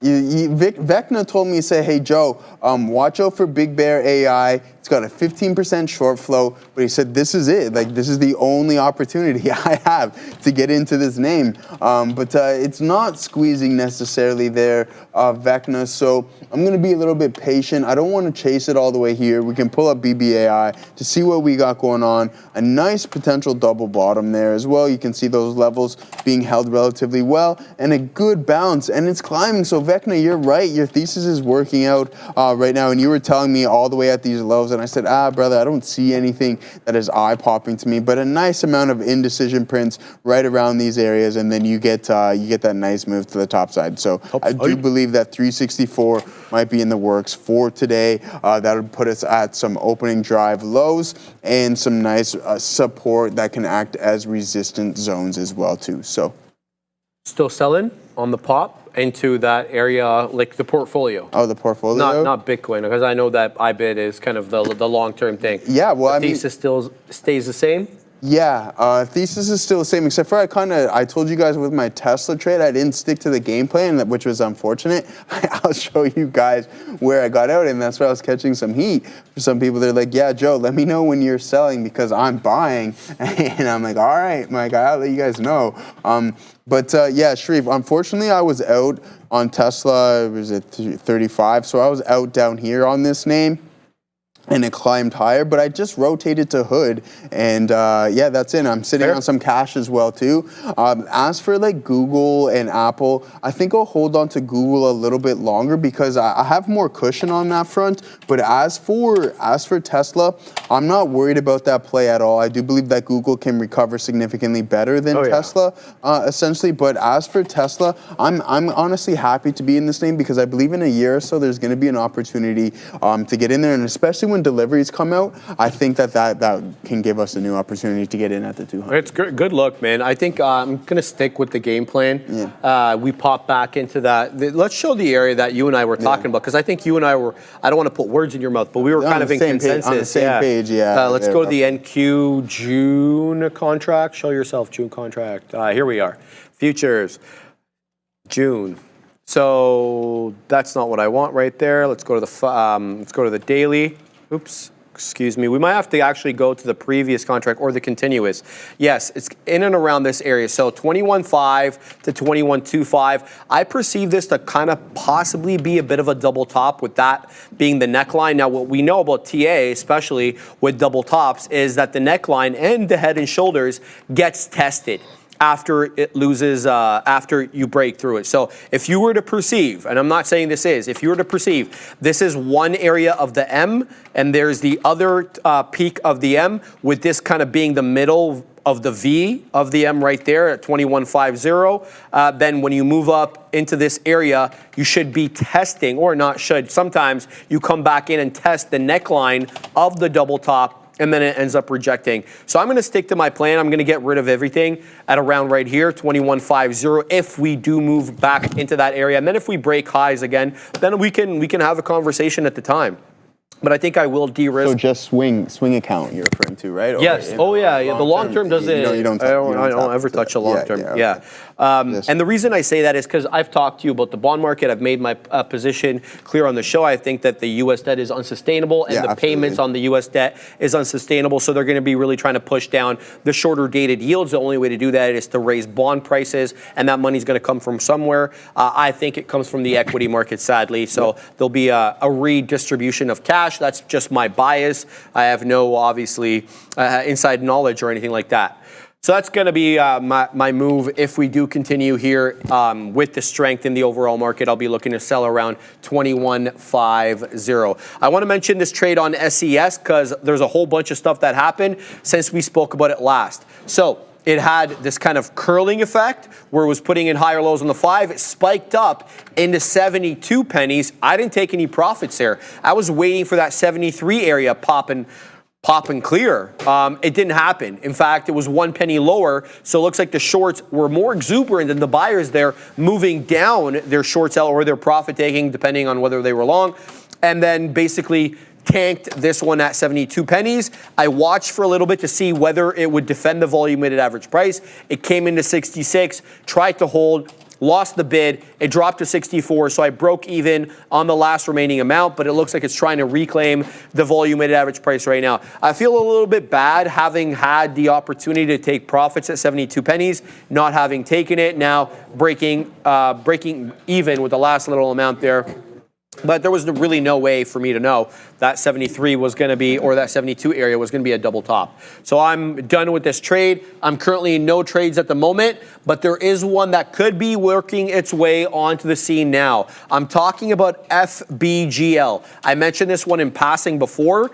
It's holding VWAP quite well. It has the entire time as we've moved up.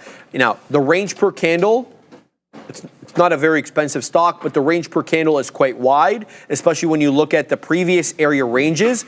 It's a lot wider than it was before.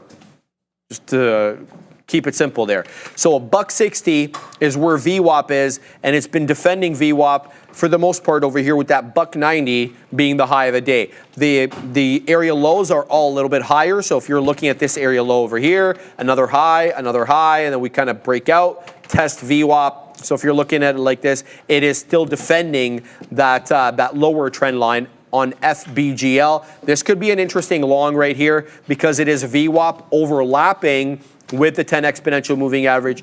Both are indicators that I use for these small cap gappers. So keep your eye on FBGL. It looks like the best of the small cap gappers at the moment. MLGO is just lost the bid. This thing was up 30%. Now it's down 24%.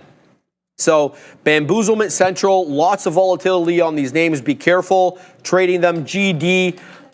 GDHG as well as lost the bid. SES, as I was talking about, Ray's been bamboozlement, and TNON I had no trade on because it didn't break the pre-market high, so I was just not going to work my way into there. HMR I have a loser on today, even though I did extract some profitability on that on the pop. It's at VWAP right now, getting into that 3 1/3, popping back into the 3 low 40s. So nothing for me other than FBGL at the moment. So do I have this one up on the trading screen? Yeah, we do.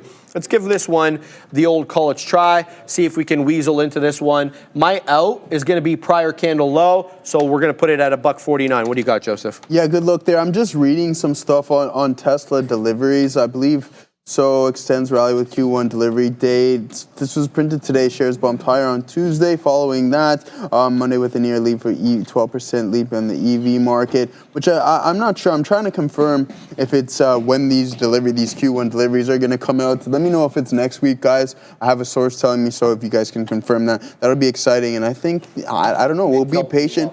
We'll be patient and wait to see what happens with that. But again, yeah. Name of the game, wait for those deliveries, and then you're definitely going to see some price action movement there and the volatility really kick in on that name. So yeah, here we go, guys. I tried another short here on IBIT, but then once it just hovered around the top of this range, I'm like, all right, yeah, I don't want to necessarily short it right now, but I do believe it can continue to climb lower. The market is a pretty choppy mess here, guys. Oh yeah, bro. Yeah, so it's not the best. I mean, it could be a consolidation zone, but as for PA today, there's nothing distinctive, right? right? Like you get no continuation within the trends. So that's going to affect the VIX as well too. So volatility slightly stepping down, I believe. So here we go. Just trading within that $2 range roughly on the day is the overall market. I'll try this IBIT short one more time for the push of the volume weighted average price. And if it breaks 50.10, then I'll just get out. But yeah, nice little move downward. The volume is really low on IBIT. And that's why I'm just aiming for VWAP. If the market wants to continue to bleed, I believe that it will drag Bitcoin down with it. And that's not too hefty of a haircut here on IBIT. So yeah, the first entry would have been just if I held on to it a little bit longer, but that's okay.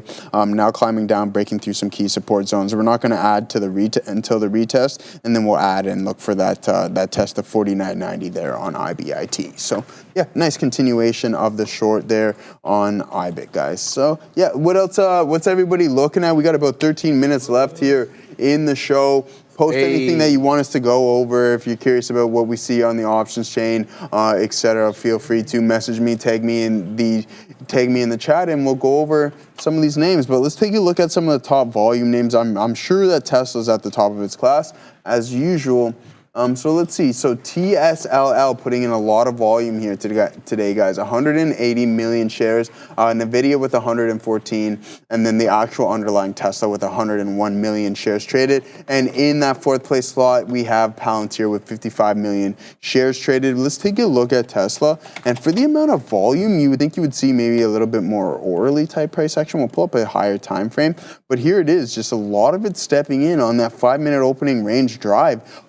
Really weak and struggled to recovery. It's more of a slow grind, but still not even coming anywhere close to that opening price here, guys. So gonna keep an eye out on Tesla. Let's see what everybody else is looking at in the chat. Lunar Gold. Okay, well, I can only do one there. JC, yeah, you stacked them up to see if I would go through them.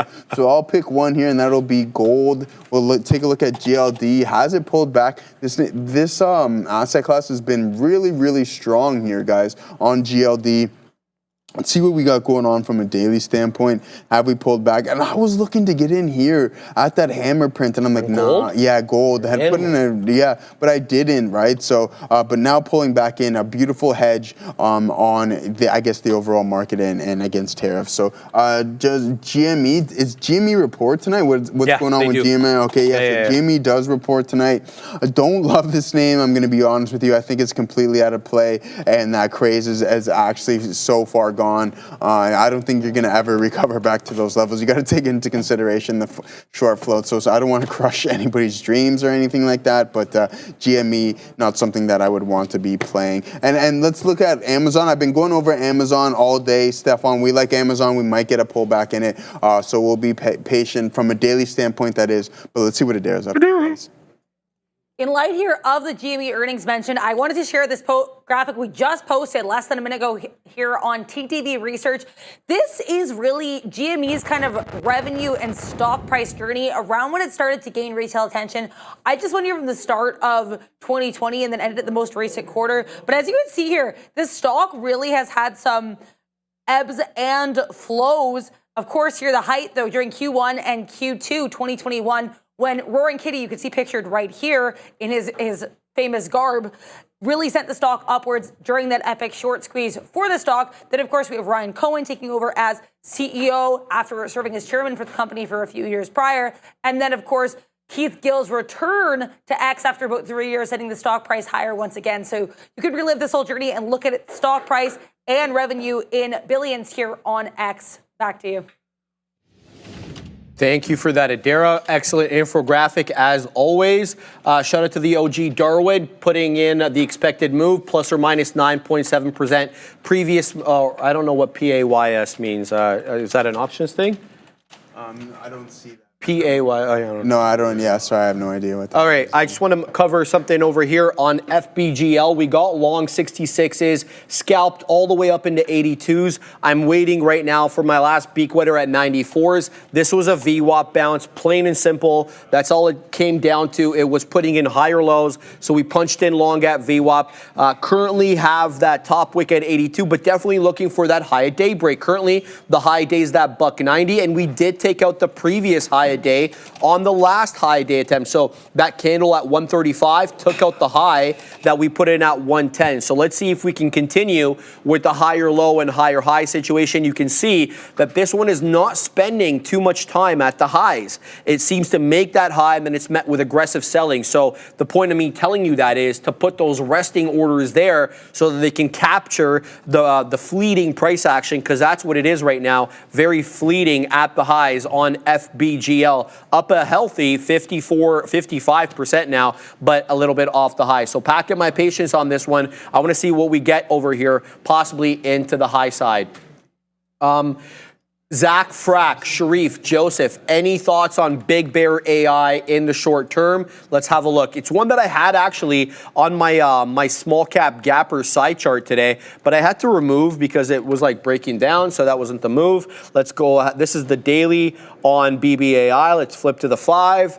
It's below VWAP. That's why I took it off. So it had a nice, it was a really good look yesterday. Geez, BBAI, a fantastic look. So from 4 a.m.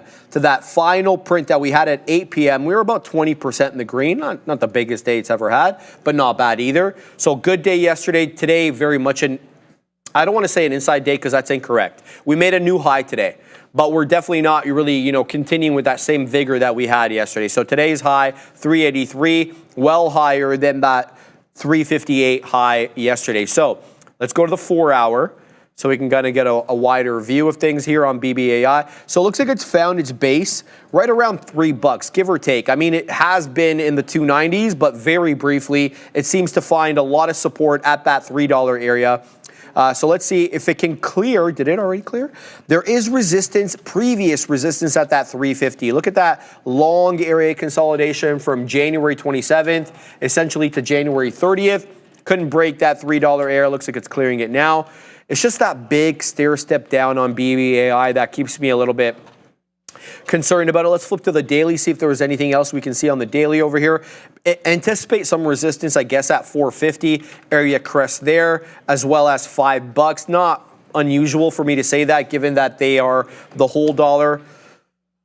I don't know, it looks like it's found its base. That's really all I can say about that. And the purple line, that's the 200, what's it called? Simple, and the blue line is gonna be the exponential. I threw the simple on there because it's a bit of a different look when you're charting on the daily. It's more simple friendly than exponential friendly. Exponential I leave on for intraday trades.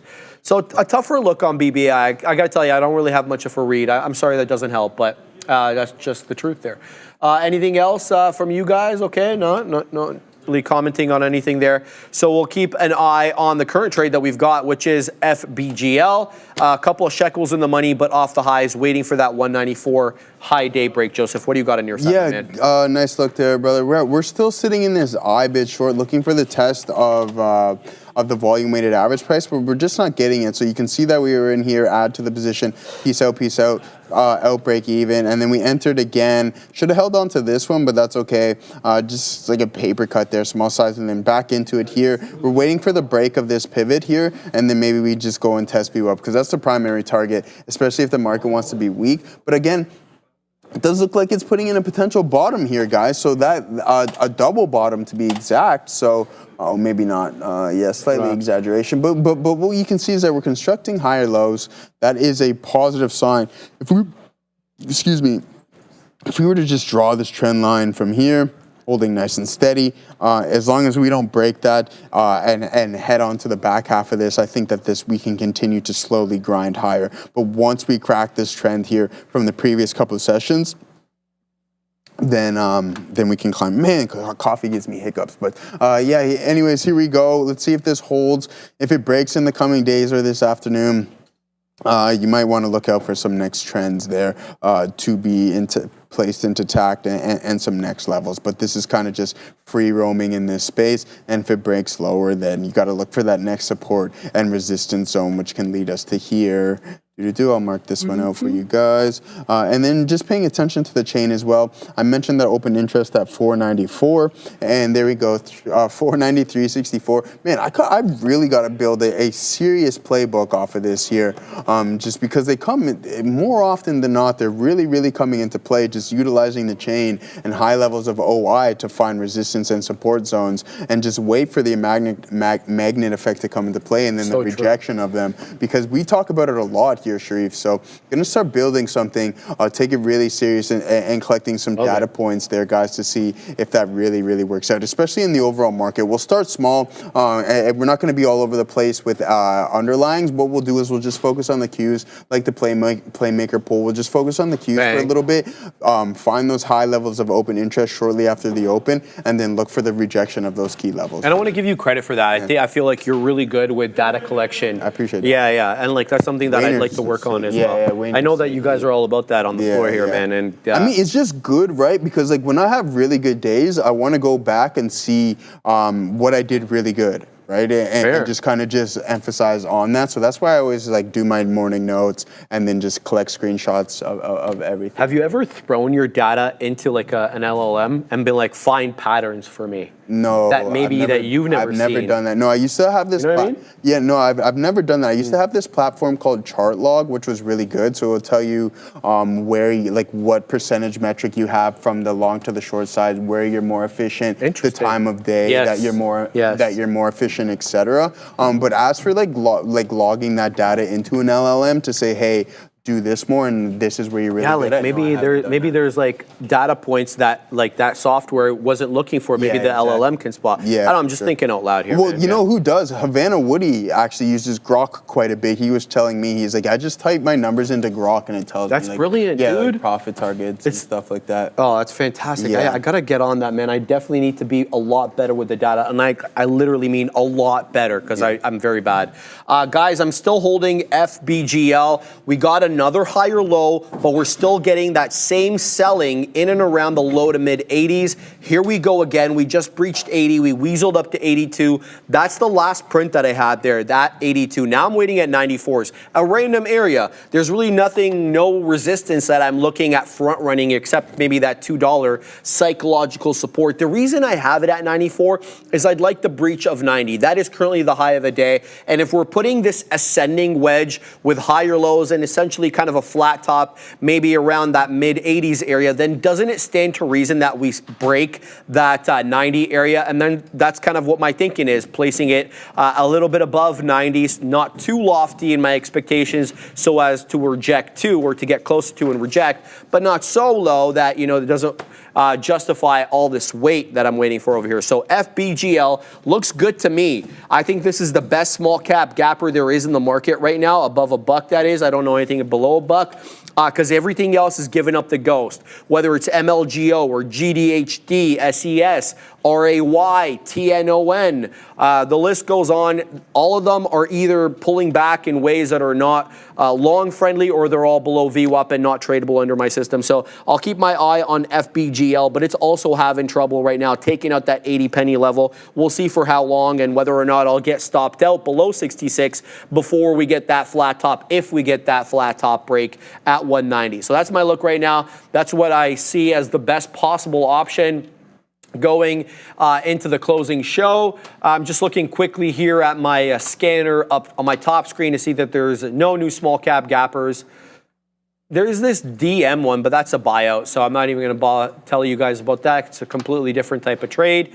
Yeah, I've really got nothing else over here. What do we got? There's about 3 seconds left on the show, Joe. Send them off. Nice. Yeah, I'll send them off real quick here. You have the option to like and subscribe. This trade has unlimited upside. There you go. I love it. There you go. Hit that like, hit that subscribe, guys. Over 500. Much appreciated. If you can do that for us, that'd be fantastic. Really helps the channel a lot, guys. Big boys.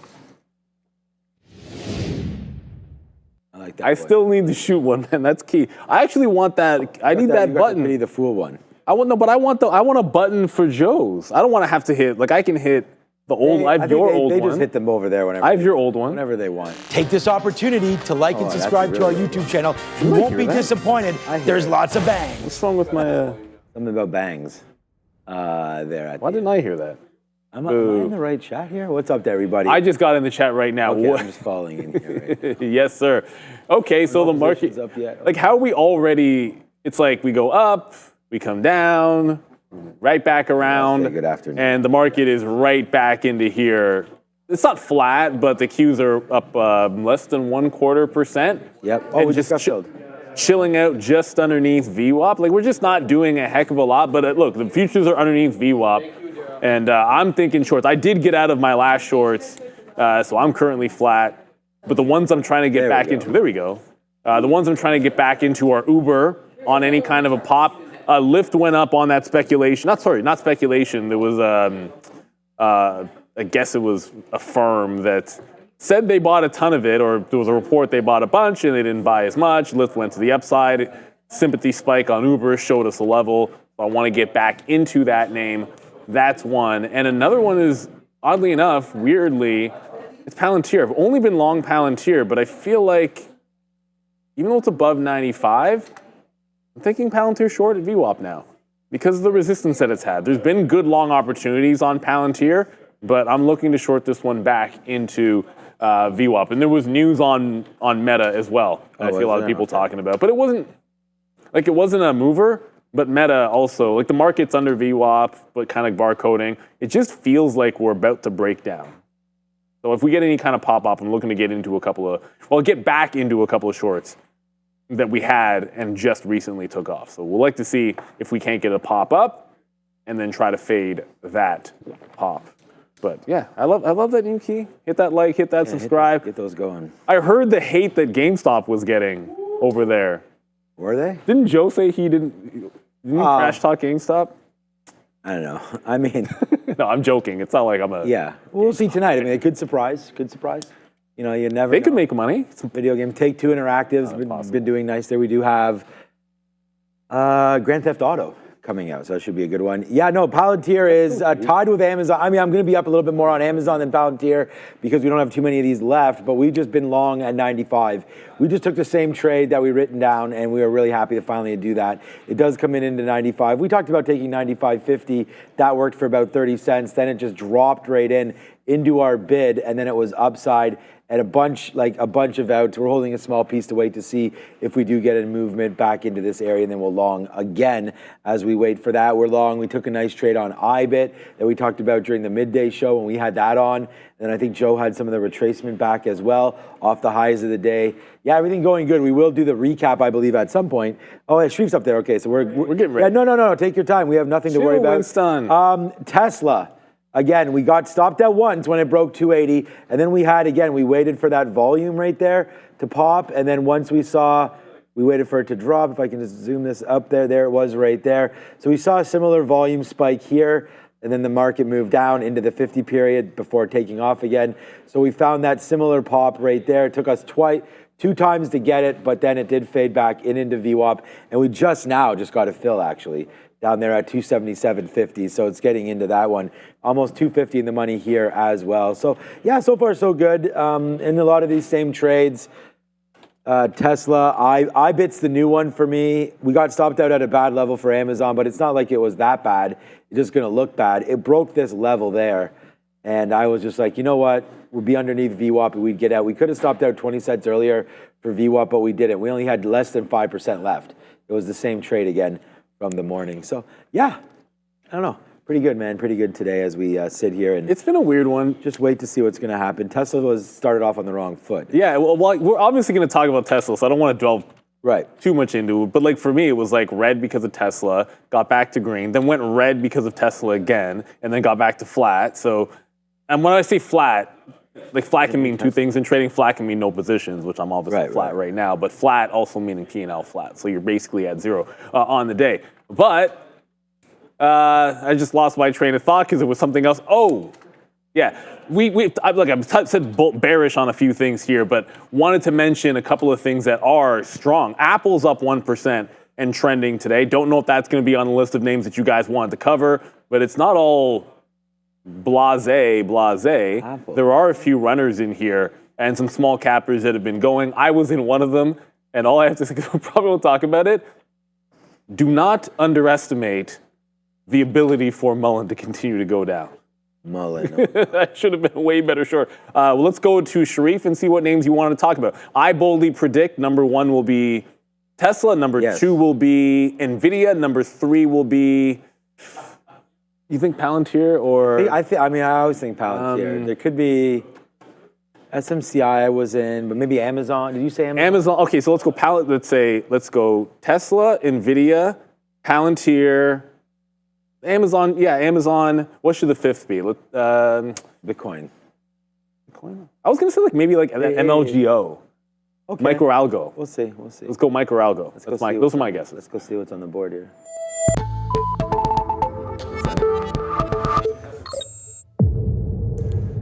You guys got 4 out of the 5.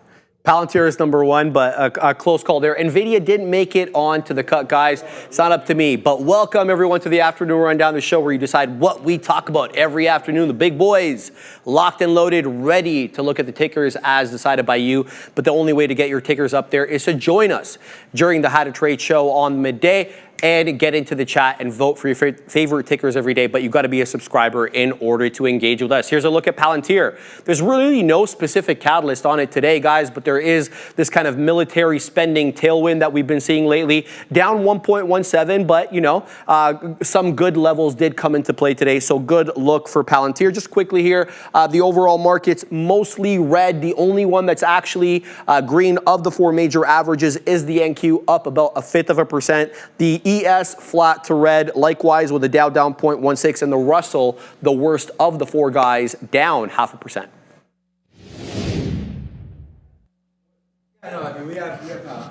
It's a pretty good stock for me today. We had, watching the 100 break, no, this is from yesterday's, this is yesterday's sticky note.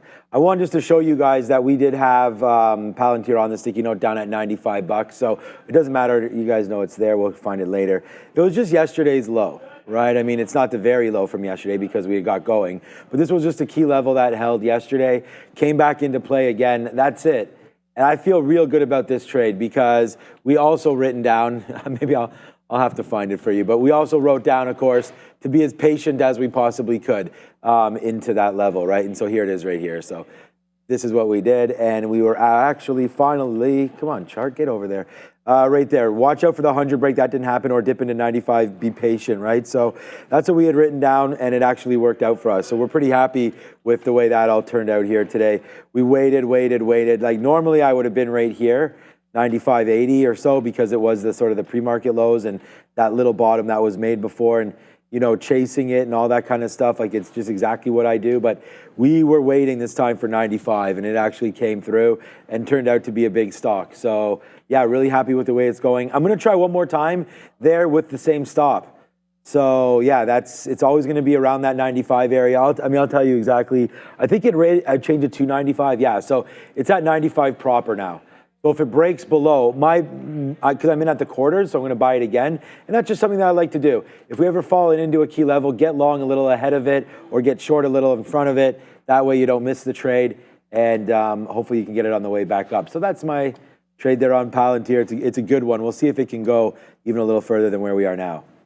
Yeah, I only 95 a couple times, but I like 96 as well. It was sort of the afternoon breakout price. We had the support level. It did an initial dip. Like the best long for me came at that first dip where you immediately held 96 and was able to get some on the way down. It bounced, was able to get some on the way back upside, but there was just no break. You sort of failed the high break. Hindsight being 2020, you could say, well, if high break failed, you should short the stock, but whatever. It just continued to go long. It ended up with Mullen being better than it for me for obvious reasons, because Mullen was a clean move to the upside. But I'm sort of thinking after it broke that trend at VWAP, unless something crazy starts happening in the market, it's still a high of day break and underneath yesterday's tops. I'm looking for a fade at here 96.5. And that's not just because obviously when I trailed out of a second long second long after 95 and looked at that trend break and was like, why didn't I short that trend break? If it gets back up to that price, I still want to short it. Monkey in the chat just says, what's wrong with Broadcom? Uh-oh, what's wrong with Broadcom? Well, you know what? I don't know. Is that Monkey? I don't know what's wrong with Broadcom. I can tell you that there's no question it's incredibly weak today. But when you look at the daily chart, this is, of all the Mag 7 names, bar none, this is the most boring chart the last 2 weeks. So you could say what's wrong with Broadcom today because it's relatively weak, but it's another day in which Broadcom just finds out, like it's just 186 to 87, or maybe it's easier to see on a 15-minute chart. You're basically just traveling back and forth inside a range where the mid to high 90s get sold and the mid to high 80s get bought. So today, like it was in the mid 90s yesterday and went down, and so we're, I guess, going down to the bottom of the range. I don't know why it's barcoding so much. It just is. So when Broadcom's sort of stuck in a range, just to answer your question there, Monkey, as there isn't a single chip name on that list. Monkey. Well, all right, let's go back over. Yeah, so a little bit of a talk there on Palantir. Monkey. I just got out of some Tesla, so let's go back over. We'll talk about it, and then we'll talk about our trading today in Tesla.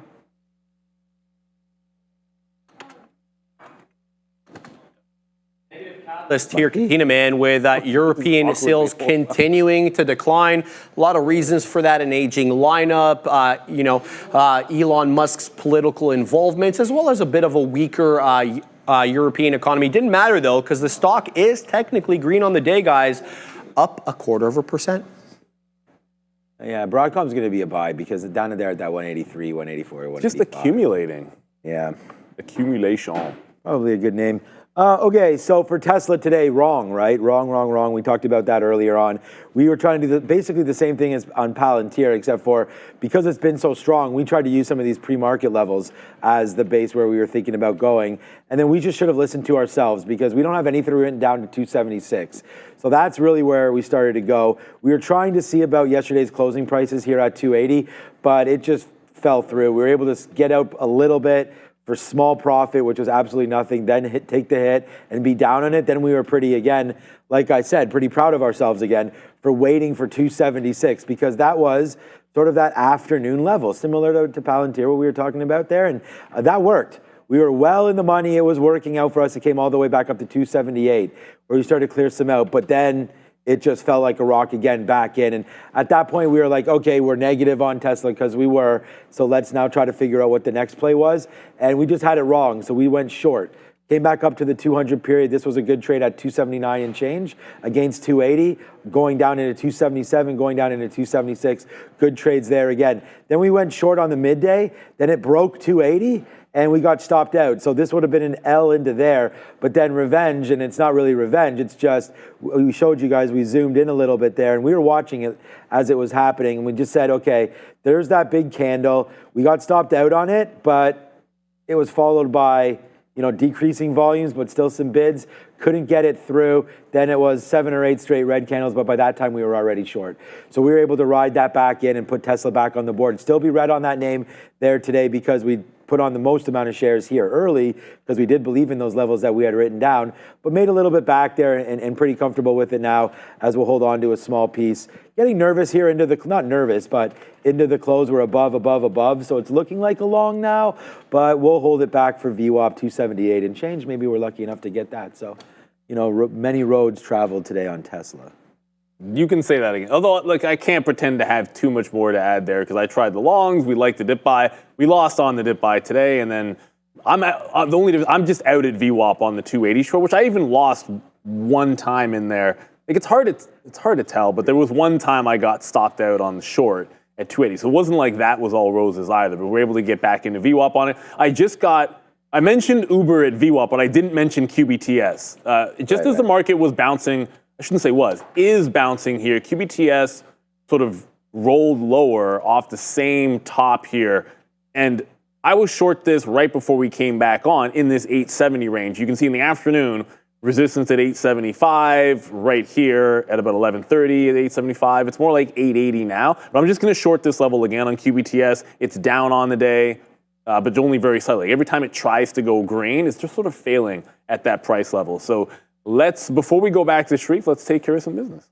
All right, introducing a new discovery on the NASDAQ. It's Worksport, ticker WKSP. Worksport is a U.S.-based manufacturer and rapidly expanding with growing revenues, government contracts, and innovative green energy products designed to power your life off-grid.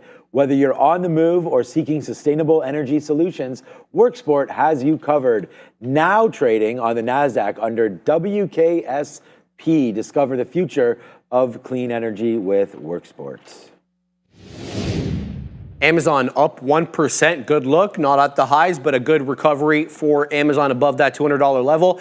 New headline today. So it looks like Amazon and MGM Studios announced a new joint venture with Michael Wilson and Barbara Broccoli for James Bond franchise rights. Says Amazon MGM Studios James Bond franchise rights deal closed on March 24th, 2025, guys. So it looks like James Bond now with Amazon. Who's the leader for who would play the next Me Bond? to your Brussels sprouts.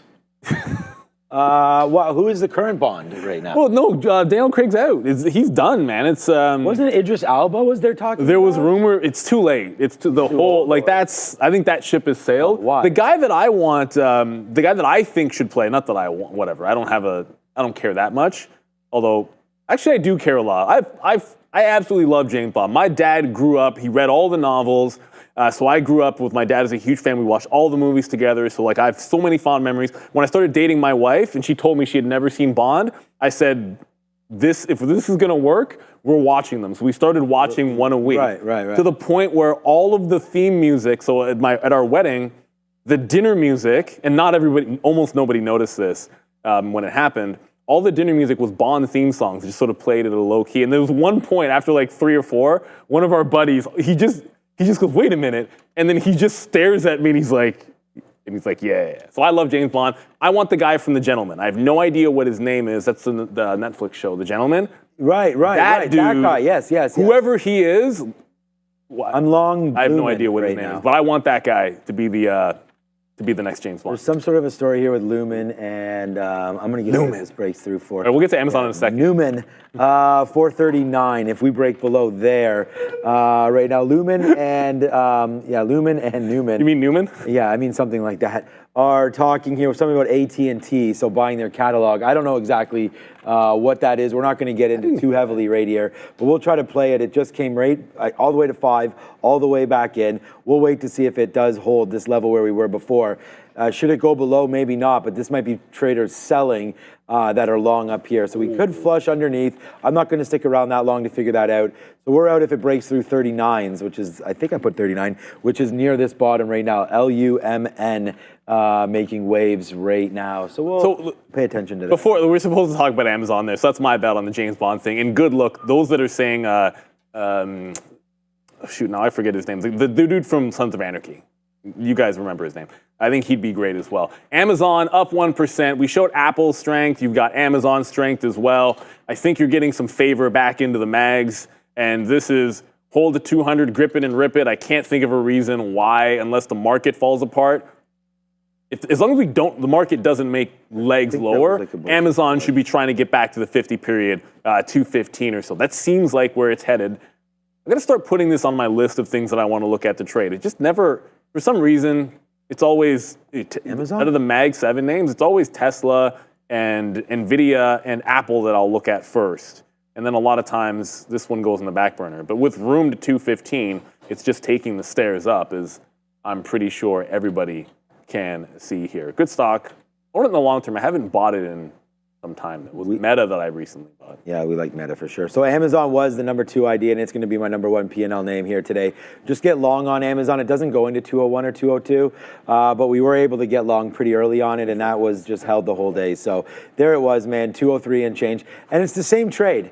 We went long Tesla at the low of the pre-market. We went long Amazon at the low of the pre-market. The good thing at this was at least there was some kind of support here with the 200. We were pretty lucky to get that bottom wick, but we just sat right where that last fill was at 303.50. So we were able to get that out at 202.50. That right there is 205.50. So that's $2 upside. Kept going, and then this was the better trade. I mean, this trade was good, but it just held, right? But this one happened at 10 o'clock, came right back into support, the 200 period moving average. That's the green line. And it held until eventually it broke. And I was like, yeah, we'll still take a winner on this. We had 5% left or so. Take a winner on that, and then it shoots right back up to day's high again. So yeah, a lot of relative strength on that one. We did get stopped out of Lumen. They're not a... We just tried this against 440. We talked about that. Looks like it is going to the downside. It's right here watching Lumen and AT&T. Traders circulate unconfirmed reports of AT&T discussing acquisition of Lumen's fiber network. Fiber. So, yeah, exactly. I don't know if you got your raisins with that fiber or not, but right now, looking like it's heading to the downside. Huge volume coming in on Lumen. Like, I don't know why this would be bad news for them, but... I don't know why we never get raisins or cranberries on our salad. All right. MSTR, Bitcoin, let's go. Another day, Sean, another vehicle for raising money by strategy, formerly known as MicroStrategy. Now they're calling it Series A, Perpetual Strife Preferred Stock. And other than that funky name, all it does pays an annual dividend of 10% in cash. No other can't be converted into Bitcoin, 10% cash annually. They're not going to stop them. I mean... If you think Saylor's going to stop coming up with ways to raise cash that he can put into Bitcoin, I'm sure he's very creative to continue it. Look, I traded some, we'll be able to talk about IBIT, which, whatever, we'll do it in a second, and we'll just leave it at MicroStrategy now. What matters, at least I think, would be you've busted through some resistance on MicroStrategy, and you're in a nice upward trend. And remember, this is something that people are short. And when it gets going, it can really get going. And Bitcoin's made a nice rally. We haven't gotten back to that 90 to 91 area that we'll get to in a second. But MicroStrategy is starting to look a little bit strong again. You had a very good day yesterday, and you're following it through today. Like when the market is pulling back off some highs, it's essentially just following the NASDAQ. Like this chart looks eerily similar to the NASDAQ, some lower highs put in and some higher lows to form a bit of a wedge. But it's more the breakout that I think is happening here on MicroStrategy. If you get to 90.91, then this is if Bitcoin gets to 90.91, then this is a name to watch for a breakout. It's about 355 on the daily that has some real juice to get into the 80s and 90s, and that seems like it's coming in. Just one update, because none of the stuff that, I shouldn't say none of the stuff, some of the stuff that we're looking at isn't on the list, right? But Uber came into VWAP, grabbed some at VWAP, we'll get out if it breaks. I mean, not exactly at VWAP, never do that, but slightly above. Just imagine it breaking 80 by a few shekels and then we're out of it. And we're looking to short back into the lows and then that QBTS we already talked about. But yeah, MSTR, not really trading it, but I like that daily chart. Might be able to squeeze some people soon. IBIT. So IBIT was always coming out here at 49. I mean, now we just got filled on VWAP. Again, right there on IBIT, so that just popped in. We're always getting stopped out at this low right here. So if we break through 79, we're going to be out of IBIT, but it is a reload. So we'll wait to see what winds up happening right there right now. I was still looking at Lumen, so it just felt like good thing we got out, but we still want to play this game. So I'm looking to go long. We just saw a bottom there. If we look on the daily chart, I'm going to go long right now, breaking through 25s. That's sort of where we stopped out. Let's see if we can, we didn't stop out there, we stopped out at 40, but if it breaks above this 25 area, let's see if we can close that prior bar, then get a little bit higher. If we go back there, it was right into here. That low back on February 25th is 420, so right there. We obviously will get down a little bit on volume today, down into 410, but here we go, maybe back up to the upside. We'll see if we can, again, sort of dollar cost average if you've been buying this name, because now you finally, and see how there was no volume there? Like normally you'd like to see an increase in that volume spike there for that level, but for right now, we'll have to just take what we can get here and see if we can get this name a little through that 425 area, and then we'll play off 410. So, normally you are looking for some kind of a volume spike, not coming through there, but the action does tell me that it might be heading on its way up. IBIT, again, that was just my latest trade, the reload there. What did we get? I'll tell you the exact price there just to make sure you guys see 90s. So, not a huge move back up. We'd like to get something out of the 200 if we can. So 97, 98 for first round of offer there on IBIT. And that's about it. Palantir's still doing pretty good, cooking right here. If we can get something out of the 200, maybe we'll do that. And also a reload down here at the same level for 95. And then Tesla's just dancing around. Our last outs, we had a couple good outs. It just came all the way back up. Should have discussed it, but I'm not reloading it.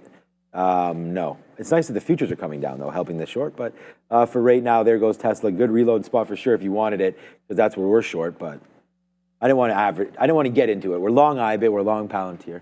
Just thought maybe if the futures kept going. There goes that Lumens, by the way. It is going lower, Neil. It's going through $4. I don't understand how the story I thought it would have been good. The story is that a depressed company has an ability, rumor or not, to sell assets. And it's going down. Why? We don't even have a price on it. Like, it can't get you, but it can't. How can it be worse unless this is a precursor to, like, some kind of bankruptcy action? Anyways, there's more than 5.5 billion that it would be worth. What's the market cap? That feels like that's more than the market cap, but I don't know. What are we at? I have to look it up. Sorry, I don't. The market cap's $4 billion. I mean, okay. So anyways, that doesn't make sense to me. If it doesn't make sense, I'm not going to try to make sense of it. So technically, we're supposed to go to Oh, shit, BTC still there? Well, then what the hell? And DJT. Like, I actually didn't realize it's a crypto and DJT. We didn't even talk about MSTR, I don't think. But I covered MSTR. Okay, look, good. I'm not going to trade it, but let's talk a little DJT and Bitcoin. Yeah. Yeah, sorry guys, a couple of crypto headlines back to back there. So this morning we got word that Truth Social or Trump Media looking at making a bit of a collaboration there with Crypto.com for an ETF, an exchange traded fund. It's going to have Bitcoin. It's also going to have Kronos, which is Crypto.com's own coin, as well as traditional securities, guys. So IBIT down about a little bit less than 2/3%. Last time I looked, DJT was negative as well. Buying that Lumen at $4. I mean, it just went down into there, but that would just be because it's at $4. And it actually went through. It went to $3.95. So, but there it goes. I canceled my bid. It's SSR. That should have taken the ban. Well, too late now. Yeah, I don't know if that was an SSR bounce because it was SSR like right into here. Oh, well. That was way lower. That's a weird story, man. Oh, man, there it goes. It's too bad. So we were looking for the long. Remember, we were going to take it at 425 right there. So we'd be stuck right now long. We canceled that just because, I don't know what this thing wants to do. So we got out of that one and canceled it. Tesla trying to work itself out as well, but not much going on there. All right, BTC, I mean, we got into IBIT. We can actually talk about, we will talk about Bitcoin, but IBIT right here, we talked about where some of our outs would be, and I think that's pretty reasonable up there at 97 or so to get out of like maybe 20%, and then hopefully we get back up to the upside as we're now just trying to play off VWAP. It fell into our lap the first time there. We were able to take it. That was good. We didn't play too much of it off early, but yeah, I like it. 87 and change. Good for me, man. I'm still, I'm starting to check it now a little more often because I feel pretty good about it holding that 82, 83 area. So you got to like Bitcoin. Those of you that, dip bought the NASDAQ or the S&P, you had opportunities to dip buy Bitcoin as well. And it looks like some of you did do that. As just IBIT itself held that gap level from the election. So we held that, remember, it was at 73 or 74 pre-election and then gapped into the 80s and then we went to 110. So at the end of the day, we hold the 200 period moving average on IBIT. We hold that gap level there for election day. And yeah, so for me, I think it's working well. And gold's working, Bitcoin's working. The US dollar, I mean, it's been kind of flat for the last little bit, but as we look at it against the Canadian dollar, but yeah, for right now, I don't know. I'm pretty happy with Bitcoin with these levels. I'm not doing any buying or selling right here. Yeah, not at this price for me either. But this is look. I was involved in it at VWAP for most of lunch until I got wicked out, got up, and this is the first chance to get back in. So I'm going to get back in at VWAP. But there's also, DJT attached to it. So the story, of course, DJT, even though they're getting into the finance game and getting into the crypto ETF game, but it was a pop and fade today. We kind of said, I felt like it was going to be more closer to 25. There might be enough juice for it to get to 25 even.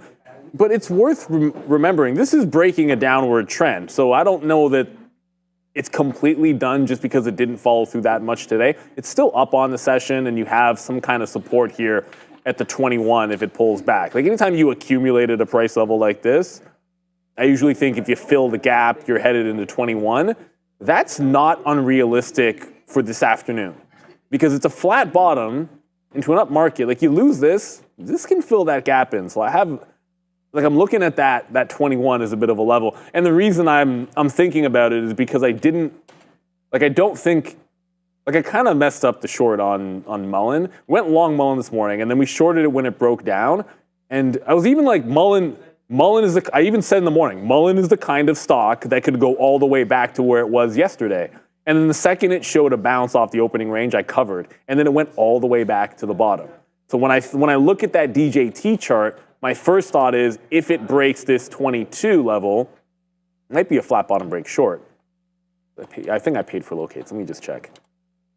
Yes, I think you did. Yeah. I did. Yeah, I know I did this morning. You're right. So could be a flat bottom break, and there's a lot of room for it to fill that gap in. So I'll look at this bottom break here. It's actually not 22 even. It's more like 22 change, like 13 ends up being the low. Yeah, maybe a flat bottom break.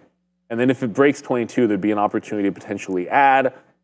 If it doesn't flush right away, then it's not doing what you expect it to do. So kind of a tight stop to get out. But other than that, like I said, Uber, we're short at VWAP. QBTS is trying to get to VWAP on that short, but I want to respect the volume weighted average price because that was this price level.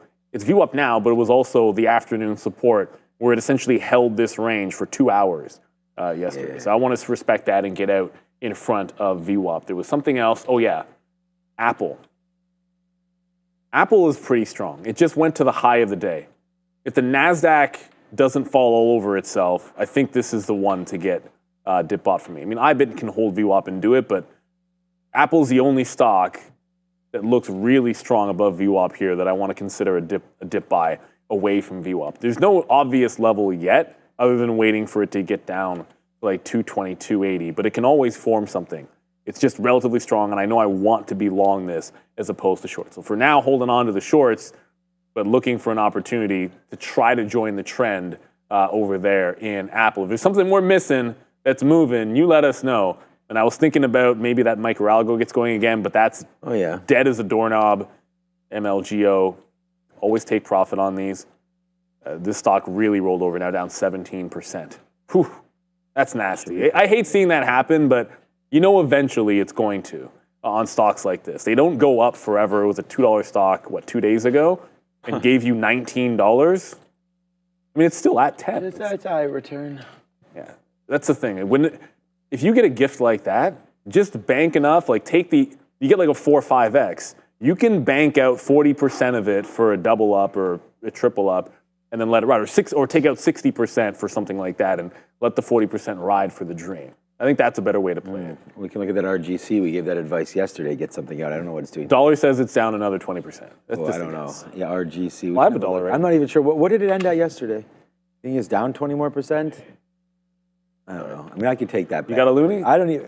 Wow. RGC. It doesn't really matter. We do stupid stuff like this all the time. I'll probably be wrong here. Yeah, it's flat. Oh, come on. It's flat here. You get the dollar. There you go. Well, we'll have another bet. I'll get it back in like 15 minutes. Just that we just went to Tesla there. We covered again at $79.54. It just came there back in, so we're getting lighter and lighter on this name. Our stop for Tesla is a break of 281, so to lose, if we lose on our last piece here, 35 cents, fine. We got to take $1 when it goes back into that level, especially noticing that the futures are above VWAP and we're all above. So, yeah, Tesla looking real strong. We didn't even think Tesla would be green today after what happened early. Dropped right into 272, and it was kind of like, uh-oh, here we go again. And no, it completely gave us two opportunities. The first one, hard to stand in front of. I mean, we were both waiting for 270s. The second one, we already had that bottom, and I was looking at it as this was happening, and it was just like, nah, we chose Amazon, which turned out to be fine. But remember, we did that math. It was like, yeah, probably would have been better to put those shares back into Tesla. But we got it anyways, and then we went short, made the money back on the short, which was quite nice, so we're happy with that play. And then now we'll just wait on what can happen now for Tesla and hopefully get it back to the upside as we just put some stop orders in for Palantir as well, because some of these names moving around now. So Palantir, if we can get, not a stop order, but if we can get back up there into the O's, we should do that. Oh, that's what it was. We just got a fill. So I was like, what am I even looking at here? We just got a fill on IBIT. So good little one right there. We'll just do, let's just do this. Oh, it's not like this. Well, we haven't seen this in a while with GameStop. of course, reporting tonight.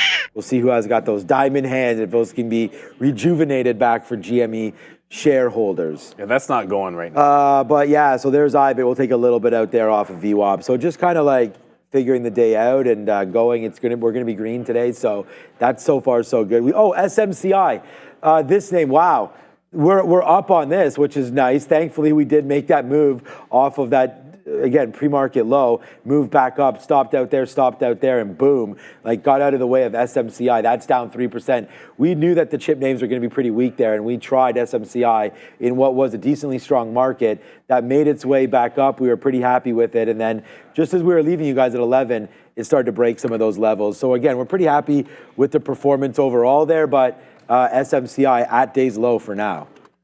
Yeah, and so SMCI at day lows. Apple's still pulling back off day's highs, so I'm still looking for it to make some kind of a better higher low. If it dips, like I said, if it dips anywhere near VWAP, I'm looking for a bounce, no question on Apple. Was that Cliff's laying off of employees? Something Cliff's, yeah, I didn't hear Just exactly sort of feels what the like, story was. I don't know, you got the government layoffs. If you start hearing enough companies getting rid of employees, I think that's what I heard. Yeah, well, I definitely was something about that. The labor market. Yeah, Cliff's not really having a good time of it. Doesn't matter. It doesn't seem to be moving on that headline. Just wanted to take a look at it. I saw in the chat a few people were like, one was AEVA, was a small capper going, and then I was asked to take a look at Micron. We showed Broadcom is weak. Well, if you've looked at a chart of AMD, it's weak. If you looked at a chart of Intel, it's weak. Micron down 3%. It's not even in the 80s yet, everybody. And remember, this is where I hope it's headed.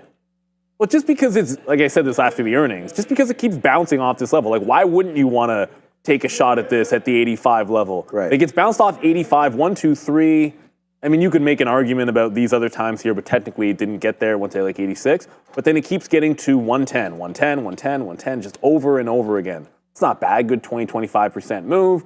And if it all has to do is get down there, you can close one time underneath, but if you don't the next day, then it's along the day after, more or less. And you can sit in it. Sometimes it goes right away, or you can sit in it for a while and it goes right away. You can sit in it. I just think some of the chip names, you're getting weakness with the exception of NVIDIA because there was a story that Apple is looking at buying NVIDIA when they hadn't been doing so before. And so NVIDIA is relatively strong today. Sorry about those wicks in the dark pool. Relatively strong today out of all those chip names. The rest of them, all taking a mini bath, not much of one. Timeout. So Uber, yeah, timeout. Yeah, they got to take a timeout. Taking a timeout from the rally. So Uber, we got a little bit out there when it just tagged the 50s, and as it comes back into VWAP, that's about at 70. We'll just try to get back in what we got out, rinse and repeat that trade, and see what else is moving, everybody. JR, Mullen pre-split, one share is over $1 million. Look at the chart zoomed out. Yeah, we said this before. Yeah. Mullen is 1 or 2. It's either Mullen or Camber Energy. I don't even know if that still exists, to be honest with you. CEI. CEI, it's how That's what it was. I don't know if it's still. Yeah, Camber was CEI, but yeah, we're well aware of the nonsense that. Yeah, we're not Mullen trying to has think done. that like you're rich off of that. No. That's where you log in the next day and you see that you have like, Oh my goodness. that Mullen's at price 10 times what it was the other day. Now, hopefully we all know that that's, probably a reverse split. But when if a stock like Mullen does a pullback, like you just gotta be more I know this is a weird thing to say because it was a stock that was going higher, but it should have been a bigger short than it was a long. Because a rejection on a stock that rug pulls all the time, the probability is better when it loses the breakout. It's just a better trade. Look at its history. So the mistake for me was I had a much smaller short than I had in the long, and that's actually, in my opinion, that's a mistake. To each their own. But I think it was a huge mistake on Mullen not to have been more shortable. And I agree, Alan's sorry, I'm bungling your name. Alan S. Mullen should not be tradable. I think there should be limits on how many times you can get away with this nonsense of just dying and splitting and dying and splitting and all this stuff. Why is there not a limit? You should not just be able to do this so that you can get yourself listed again. The only people that benefit are the hedge funds that short this every time it splits. That's who's benefiting from this. Shareholders are just getting destroyed. It doesn't make any logical sense. Like, why is this company not delisted? But all you can do is take advantage. Like, what should you do the next time it reverse splits? if it doesn't make a new high right away, just short it the next day. Because that seems to have worked every single time. As a trader, what else are you going to do? Yep, just try not to get trapped in those plays. I mean, we've talked about that a couple times. So, yeah, and it's not that we feel bad for people that do. I mean, you kind of know what you're getting into, and that's where it's like understand what you're doing, and then get your plans and get your playbook out. And if that's part of your playbook, people make money on it too. So it's not like for us to say like how that there's no money to be made there, because there definitely is. Oh, Cambridge's gone. Just stick with what CEI might be, and that's eventually what happens to them all. CEI maybe I guess it's unable to find that. Okay, so just real quickly here. Did we just get some more Tesla upside? Okay, where's my stop on Tesla? 281 break. So yeah, so we'll just shorten that. I mean, look, last time we made a mistake not getting it. It did fall back in for $1. So we'll give it one more shot right now, right here. So we just shorted 65. So it's actually out of the money. If it breaks, we're almost out. Like if this could easily stop out. So if and when, which it's looking like it will, we will punch out. And there it is. So I'll slap the fail. I'm hesitant to do it because I know we made money on this, but we get stopped out of our last bit, as it does take 281, and we didn't reload it there, and the second time there's a chart, maybe it's third time, once, that was kind of the first time, but once, twice, 3 times, bust. So yeah, we got busted on that last little opportunity there. So that's okay, but we won't necessarily be too upset about it because we were able to make money the first time, so that's good. All right, so there it is right there, but that's why you never want to reload. And that's why we talk about share size. And that's why I was saying like I'm still down on Tesla, because we put the most in at the beginning of the day when our plan was made and it just was wrong.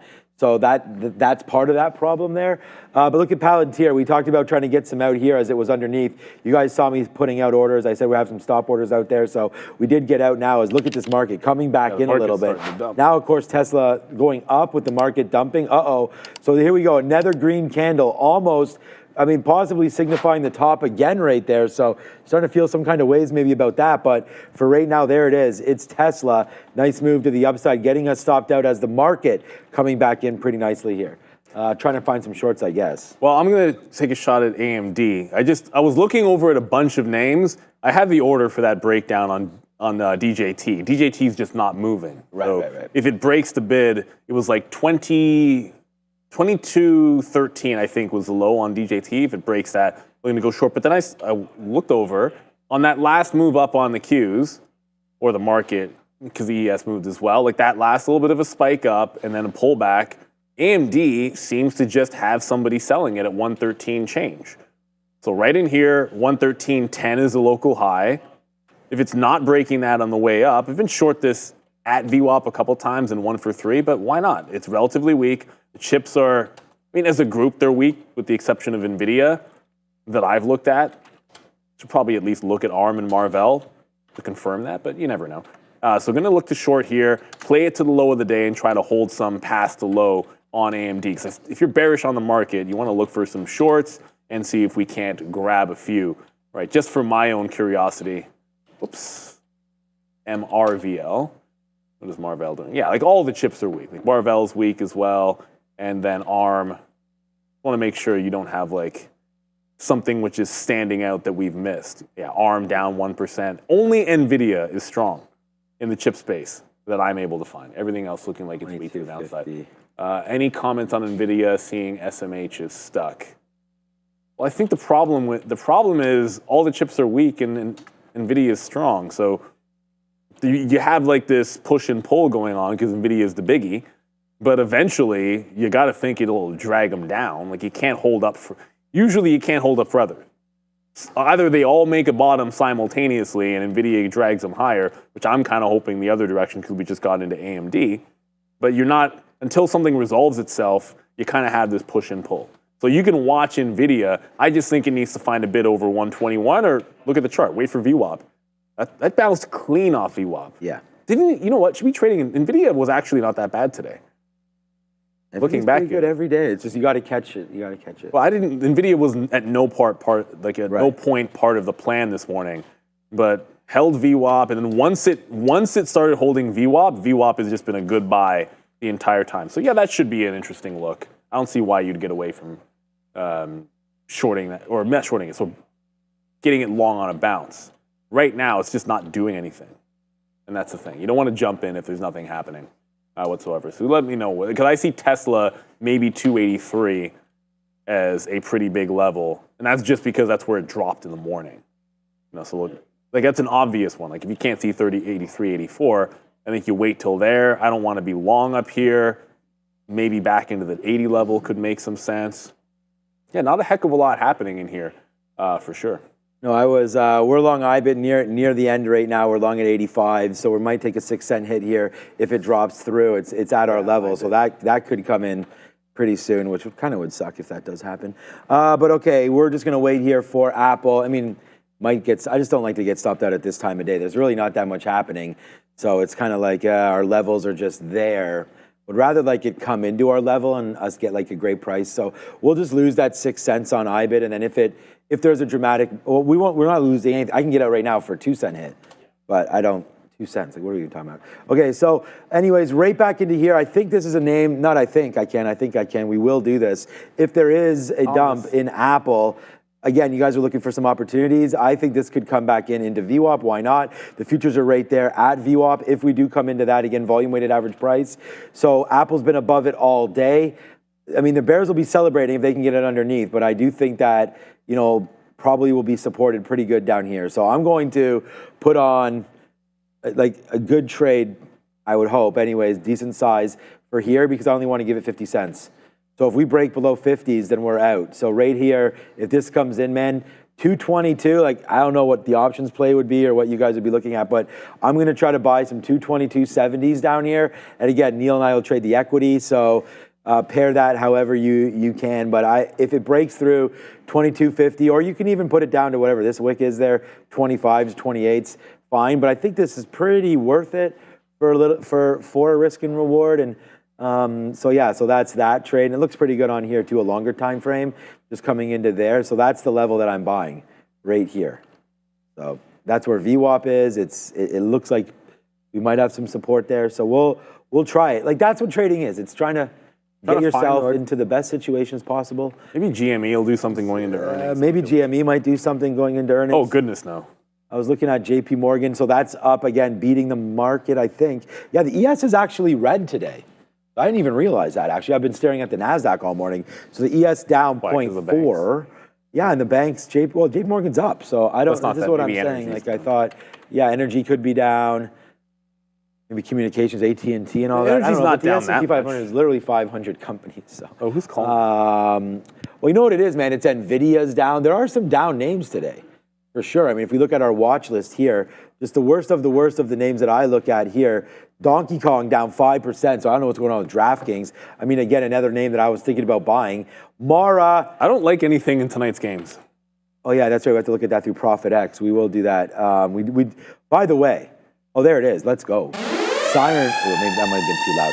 Siren up there because IBIT, we just got a nice fill at VWAP at 89s. So we were just like, I was like, well, if we take a loss on this train, like, what am I going to do? And then all of a sudden, boom, right there. Look, it was a 5-cent hit, so 5-cent win. It's not like Tesla's going. We're not going to go crazy over this trade or anything like that, but not bad so far there for a nice move up when I thought I was going to lose on it. Mara, Affirm, down. Micron. So I think this is part of it. Micron, SMCI, some of the other chip names. NVIDIA's not here, but we know it's down. AMD down. NVIDIA down 0.8, 0.5. And AMD down 0.7. So some of these names definitely not helping out our friend, the S&P 500. So yeah, that's probably it. And then on the high side, you got Netflix, which loving Netflix. Definitely the missed opportunity to buy.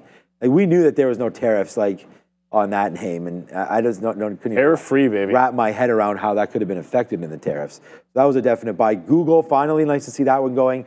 Amazon, we've had already today. Disney, we talked about that at the $100 level. Good PE looking on Disney. So, yeah, just some names there. Those are like basically my portfolio of stocks, not only the ones that I hold, but also ones that I look at here for the show. So, more outs here at 88s and 89s on IBIT. Just trying to go 1-to-1. The market's not doing anything, so I think our best bet is to try to wait for Apple, probably. Yeah, I mean, I think Apple gets to VWAP if this market trend continues. We're still sliding a little bit to the downside. Shout out in the chat. Apparently, healthcare is not having a great day, which would at least explain it. Because I looked over, when you see the S&P down more than the NASDAQ, you're like, okay, well, if it's not financials, which sector is it? Right, and I didn't think energy was doing that much, and it's not. But healthcare not looking very strong for sure. Right, so AMD is kind of going sideways, but it's gone in or out of the money a couple of cents, and it's just barcoding and not moving. That said, there is still, and yes, I did look at GameStop, and GameStop is absolutely not moving going into earnings. I'll keep it on the side burner. We've seen stocks that are reporting do some moves before. Like if this gets to VWAP and starts breaking out, yeah, why not? Might just join it. I don't think it's anything more than if it starts moving going into the close, take a momentum trade and get out before the close type of play. That's what I'd be looking for. I'm also trying to get VWAP. I mean, I like Apple at VWAP just like you were saying. Yeah. And DJT, the order's in. It could flat bottom break. I'm just sort of waiting for it to break down here. It doesn't seem like it wants to do that. But if I can find a level that's really tight risk to work off of, like that bid or what was there on AMD, I know it doesn't seem like a lot, but okay, fine. Like, why would you get out when it breaks 113.10? Because it held 113.10 for half an hour. Well, that's now in the way. There you go. It held it for like a half an hour. So I want to short like right at that level, give it a really tight risk. And if it goes, great. If it doesn't, wait for it to get back into the volume weighted average price. You were going over IBIT, so there's no point. Yeah, that's holding on to VWAP. And then Tesla, of course, not at 83 yet. But I think that could be next. If nothing happens in DJT, Tesla at 83 just did this nice topping tail candle, which a lot of times can give you a good entry. 82 right now is sort of the inflection point, with 82.70 being the top. So let's see if it can close on some weakness on Tesla here. Uber, I'm not bidding again until 75 quarter on that short, and QBTS waiting for a VWAP break. But here comes Tesla breaking into 283. The top this morning was 84.5. So you have some room up here. Like you could break 83 and go a while before it turns into a great shorting opportunity. We actually were able to get, so IBIT right there, we actually got a 91 fill, so that's a pretty good trade. And again, to each their own. This is why we don't really discuss, the share sizes or what we're doing, because, like to get 10 cents, you guys are trading options or anything like that, like there's going to be no real win in this kind of a trade or anything like that, right? I mean, the market's not moving. So what we'll have to do is put on a different hat here and start to scalp. So that came in. We talked about where our out was. So we're just taking 1-to-1 now. Long 84. Our stop was 79. It's still in. It didn't trigger. So we did get close to getting stopped out. So we'll go a little more than 1-to-1 and just start to piece it out on the upside. We just got a 91 or 92. So that's what we're doing right there. We can still look for some Tesla, and Apple's coming into some of our targets now. So let's go see what Neil's up to. Hey everybody. Hey, if you want top tier odds and total control of your bets, or as I like to call them, trades, ProfitX brings you peer-to-peer, picking up open API access for automation, cost-efficient trading of the betting market all in one place. It's basically like day trading on sports. That's the best way I can think about it, everybody. You make the offer, you can make the bid, you can match plays, you can manage risk as well by diversifying your prediction outcomes. It's not just placing picks. You can also go back and forth exchanging them. Smarter, faster way to be able to play. And just like, I want to give my favorite example of what's going on here, because for traders, this is going to be obvious to be able to see.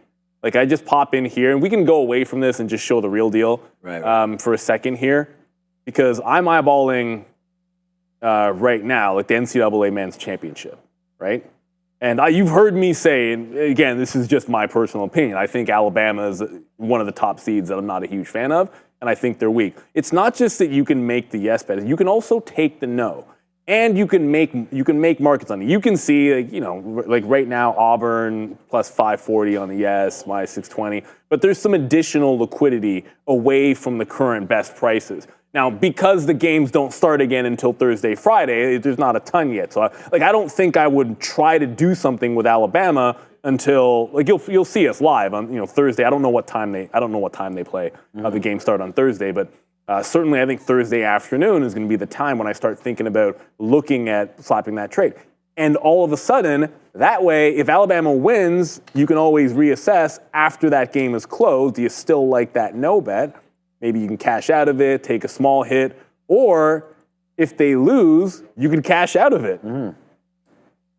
During the game, I should say. Not lose. If they're losing, I should say you can cash out of it during the game. There's so many opportunities you can make. You just take the other side and make those markets. So I think it's fantastic. I was looking for something tonight that we might want to take, Sean, but I didn't love the NBA We want to talk game. about the NFL draft at some point. It was the NFL draft that but that's not there just yet. No. I know there's a couple of games tonight that could be interesting. Might take a look a little bit later on. But yeah, ProfitX. What's cool about it is if you're a trader, understanding the bid ask and the opportunity to make a market in something as it goes, which is incredibly amazing. I think the biggest advantage though is that no bet for like the NFL draft. You know, like you don't think Shador is going to go in the first round, or you can really only bet will he go in the first round. Like there is no Shador Sanders isn't going in, and you can make that bet. I'm not saying that you should. I actually think he's going to go in the first round personally, but the fact that you can take that chance makes sense to me. Are they trying to think he's not going in the first round anymore? There's some rumors that he's been slipping because of the interview process. Well, plus his dad is Dion.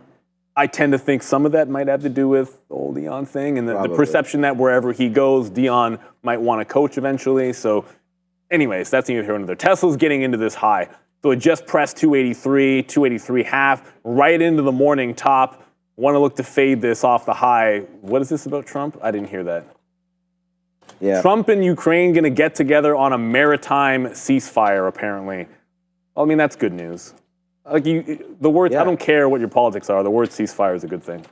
So, nothing bad about that. No, that's good. I went long Apple right now. I just heard that news, but I'm still waiting at 80s to get a lot more. So I was looking at it. It came into our level there on VWAP. So we'll wait to see if there we go. Did we just get that? What just happened? No, nothing. iBid. Okay, yeah. Here we go. Let's go. So right now we're 2-1, more than 2-1 on this iBid trade. As remember, our stop was 5 cents. And again, now it's 12 in the money. So it is what it is. We'll just make sure that we do take some more out as we go to the upside. Again, a decent trade. There it is, some 96s and some 97s right here, getting out at the 200 period. So we like that one for sure. We did not get our Apple reload, which kind of sucks. That doesn't really. We're here at 80. I'll take an 86, but we're waiting for more than that. We want to get like at least a unit, like good unit there at 80s, and then we want to wait for 70s. So we're just getting close. I thought we would have got filled a little more, so we'll take some piece there, get a better average price, but it's pretty light on that one. And then there's Palantir, so let's go on that one as well. A good hold for us on PLTR all the way back to the 200 period again. So more outs there as we get lighter and lighter on. Honestly, on all of these, I don't really have too much faith in anything right now, especially when we get. Again, like look at the market, but when we get headlines like that, ceasefire on this, Trump and Ukraine on that, and Russia on this, like I really just, it's not like I'll believe it when I see it because it doesn't matter what I think about. It's just I look at the market, and if we're not really getting a dramatic response, does it end up mattering? Okay, other countries are involved in this. It says Trump.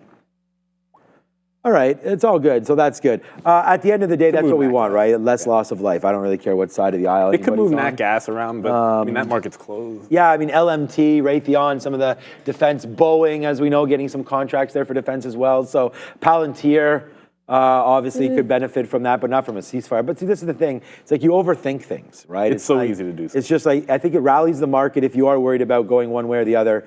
Pick the SPY or the Qs, and I think you'll be okay. So there it is. We were just, again, we're at 80s, so we were just, pennies away from getting like a real position down there. Unfortunately, we just had to average it in. Still waiting for that to come through again. Anything could happen, but we are long right now on Apple, right at this price. So if you want to join me, you get that blended price right now. But at the end of the day, I'm still waiting for 70s and 80s and then getting stopped out if we break through 50. That right there is 30s. I just don't really want to give it 20 extra cents. I'd rather play bigger shares and give it less room than less shares and more room right now. Because if it breaks this level right here, which is 60s, then I do think we probably do get into the 30s. So I just don't really want to be underneath VWAP. So if it does break, that's what we're doing right there. iBit's working, Palantir's working, and for now, Apple's working. So let's just wait to see. Too bad we didn't get a better price on it, but it is what it is. I'm going to go get a water because coffee is not really hitting. What are you doing? You have a full water, okay. Yeah, you know what? You just reminded me that I have an absolutely full water, which means I have had I've had none of it in the last hour and 20 minutes, so that was an interesting segue. There you go, a little Hydration Nation. These are fantastic. Down one of these. The first thing I do when I get in the office every single morning is I fill one up and I down it. I got to do a better job of finishing that. I might have just missed the curl, the turn or the curl or the fade, whatever you want to call it, because the confirmation was a hefty drop there. But this prior high is 283 quarters-ish, so we'll look for a fade off of that level. I was looking at Apple as well, a little bit closer to the prior support, like this 60 level. So I'm sitting at 68. I haven't been picked up just yet, but I don't want to completely miss it, so I might just have to nibble in the 80s. But I don't want to lose that bid. Cool thing is I can put in do not auto cancel. See? If I had gotten that fill and I didn't switch that order, then this order would go. I'm just going to leave it in there. Not that it matters. I mean, Apple's going to print everything if it goes down there, regardless. So let's see what happens next. QBTS does not seem like it wants to follow through. So I did not get more shares. It cannot break VWAP. I'm just going to jump out of this one. I was looking for some place to add to this after it trended down, but I don't really see an add to the short setting up for me. That's why I haven't been paying too much attention to it. It's either it breaks up and I'm just going to get out. Thought if it started falling apart, then we could focus on that instead of maybe like the DJT breakdown. But yeah, not too much happening over in QBTS at all. Bren's works, drink water, do push-ups. Well, maybe not right now, but yeah, get some exercise in. That's what you got to do. It's always important to do so. But probably not going to do push-ups right now unless there's a push-up challenge happening. And I look over at Joe because you guys keep talking about it and you don't actually do it. I'm just throwing it out there. I'm just saying Sharif and Joe have been talking about this, and I've already said, and I've seen Sharif do push-ups, so my money's on Sharif. Apple no longer dipping. It's also a trend reverse. I'm just going to try and get a little bit more at that particular price. I will reload Uber. It's just a matter of it getting to me. I was bidding in front of the quarters. Maybe I should be bidding in front of 30. That's where it's showing me the next level is. So yeah, VWAP we like on Uber to the south side, but it's not at a reload spot. Hopefully we get one more shot at this in Power Hour and to be able to reload that short. Like reload your shorts that are weak, reload your longs that are strong, but you have to wait for the levels. Do you see anything happening? Like what are you going to do with the stock except wait for it to get to here, take some profit? That's the name of the game because there's nothing crazy happening right now. And Aldrin, no, I will not give you 50 push-ups. I do real push-ups, so I'm not doing 50. 50 right now, but he's busy. We got 50's a lot, dude. Joe, you could do 50 push-ups, no? He's flexing on it. Easily. I want to see the quality. I want to see the quality. It is about the quality. Yeah, I want to see the you quality guys can judge all that. Right now, we'll just keep doing this. There it is, man. Good levels, good longs. We just got it. We just took 20 cents there. We just sat back down. We actually got some 97s and some 98s, so about 19 cents or so. 17 cents off that low, but a blended price, of 84, 85. So, we'll see. Hopefully Apple can get going now. Look, if the NASDAQ goes, good. I mean, we've got Apple. Apple was strong until it bled into here. So I like this trade, and there it goes, man. Nice little trade on that one. And then, oh boy, this is a good one for sure. There it is, man. It is a good trade for sure with iBit. So there it goes. Boom. That right there was the trade. This was 4 cents, 5 cents worth of risk, right? We were long at 84. We gave it to 79s. We were in this trade talking it down with each other right there. Just talking about, okay, what are we going to do? Here it is, there it is, blah, blah, blah. Nice outs upside there for iBit, so we'll be real happy with that one. And now we'll just have to wait. I'm going to step out a little bit more of Apple here. I just went to 96s. See, this is what I mean. By waiting, there it is. Okay, we'll get that fill right there. So we get the fill there at 96 anyways on Apple. So get another piece out there on Apple. Now let's wait to see if it can goes a little bit higher. So just trying to get all of these pieces out. We wound up getting some, it was Honeycrisp? No, some sort of a orange Mandarin and something else tea. Peach and mandarin. That's what it is. Oh, it does say it on the tag? Yeah, thank you for that, Ramin. No, it doesn't. It says 30 years of excellence. It does. That's what it shows on there. But anyways, okay, so Palantir breaking through 96. Good trade there, 96.07. See if we can get higher, man. We're long. And today's been a successful day. Just starting to stick to our plans. A good, like I said, there's Apple. If there's anything else you guys want to talk about, what about Lumen? This was a name that we had looked at. So we're down on this stock. We only have one red stock today. No, we have two red stocks, Tesla and Lumen. That's it, right? So we're up on Apple. Our number one stock today is going to be Amazon. We're down. We're up. We only have one trade on IBIT. Well, one idea on IBIT there and there. So we're up on IBIT today, and then we're down on Lumen.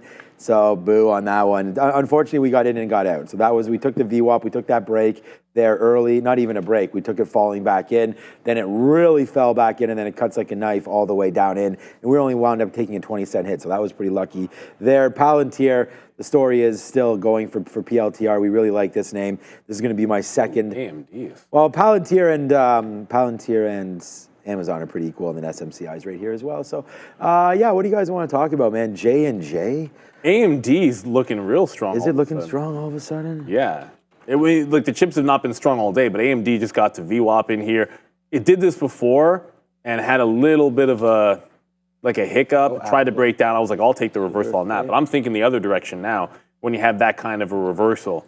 So AMD, let's see it hold that consolidation. Let me just make sure. Where's my offer?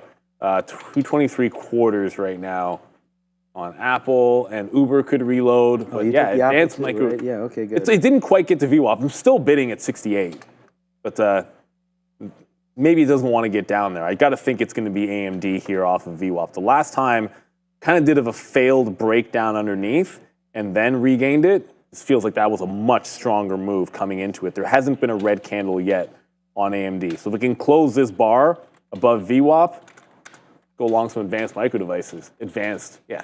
I almost wanted to say money destroyer, because that's what I'm used to saying.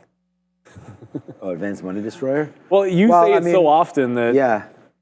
Yeah. Are you up on it today? I can't even tell with all of that. No, right? Close to flat. Yeah, I was it's flat and then had this loss, but it's close to flat because I've taken. Right, so I'm it's not- essentially 1 for 4, which usually ends up when you get the bottom is going to end up closer to flat. Not destroying that much money today, at least. Well, it's not destroying as much on the daily either for AMD because it's finally above the 50-period moving average. Remember, I said if it closes above the 50 period today, and then breaks out 115 after that, I want to look at swing long in this. I was hoping that Micron would be like a 85 play, but if this is a break, I'm looking take it here, and then my out, I want to say 100. Technically, it should be like this prior trend line top, which would be all the way down to like 95 would be the out. But I kind of prefer the support here, like 102. But that's what I'm looking for a swing on AMD. It's not even trying to qualify for that just yet. All right, well, yeah, IBIT is still trucking, man. It's now 20 cents, so we're going to get some more out. Apple's starting to go upside as well as all of these trades here that we've talked about sort of are now starting to come in even higher and higher. Let's go Apple. This is really a big stock here. So we talked about putting on some units as it came into that level. We wanted 80s. There it goes. Just keep taking some of these out as we continue to go higher here on Apple. So yes, Adara, what is up? Keep an eye here on the market. We have comments here coming from Donald Trump at a conference here. He basically said that there's going to be another business announcement coming tomorrow. It's something big like you've never seen before.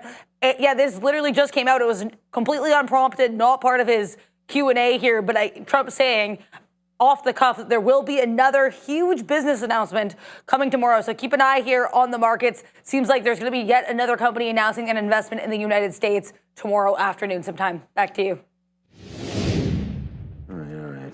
Something maybe you've never seen before. Something tells me that we will have seen it before. But this administration has lots of big announcements, man. This is going to be very. Well, it's the fun of the trading environment when Trump has been president. That's just how it is. Like you get a lot more volatility, intraday movement, reaction to headlines. Like you get a headline about the tariffs and then GM, which you haven't looked at all day. Something becomes a good short. I haven't looked at that stock today.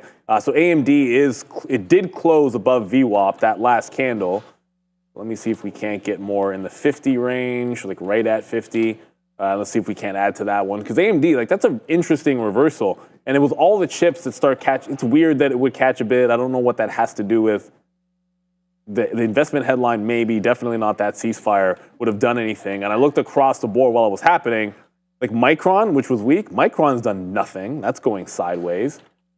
NVIDIA, that didn't move at all. So this seems like AMD's doing it on its own at this point, which makes me like it just a little bit better. Like if it's going to go on its own, fine.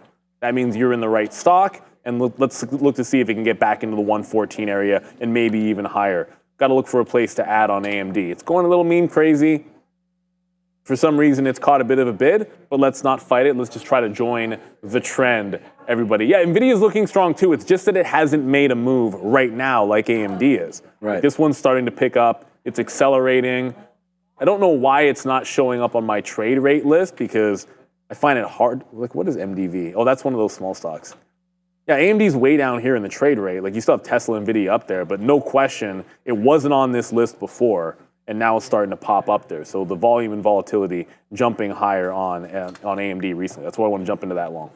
All right, we're getting out a little bit more here of IBIT. I mean, IBIT, nice move up into $50.10 there. So these are our best outs right now, right into that level. I mean, look, it's support turning resistance, but it's resistance right there. So there's another out for us as we go. And oh boy, shout out to OB in the back there as we put on another doozy for you with Apple. As there goes Apple now, man, Look, it's 30 cents. Nice move back up there to the upside. This is what we're doing, buying these dips, making sure that heading into power hour, we're calmed down. It's relaxing trading. We have our targets. If we can get something out at the 200 period, we will do that right there again. So far, so good right now as well. Tesla breaking out for sure. That long is strong. I mean, we were talking about that earlier.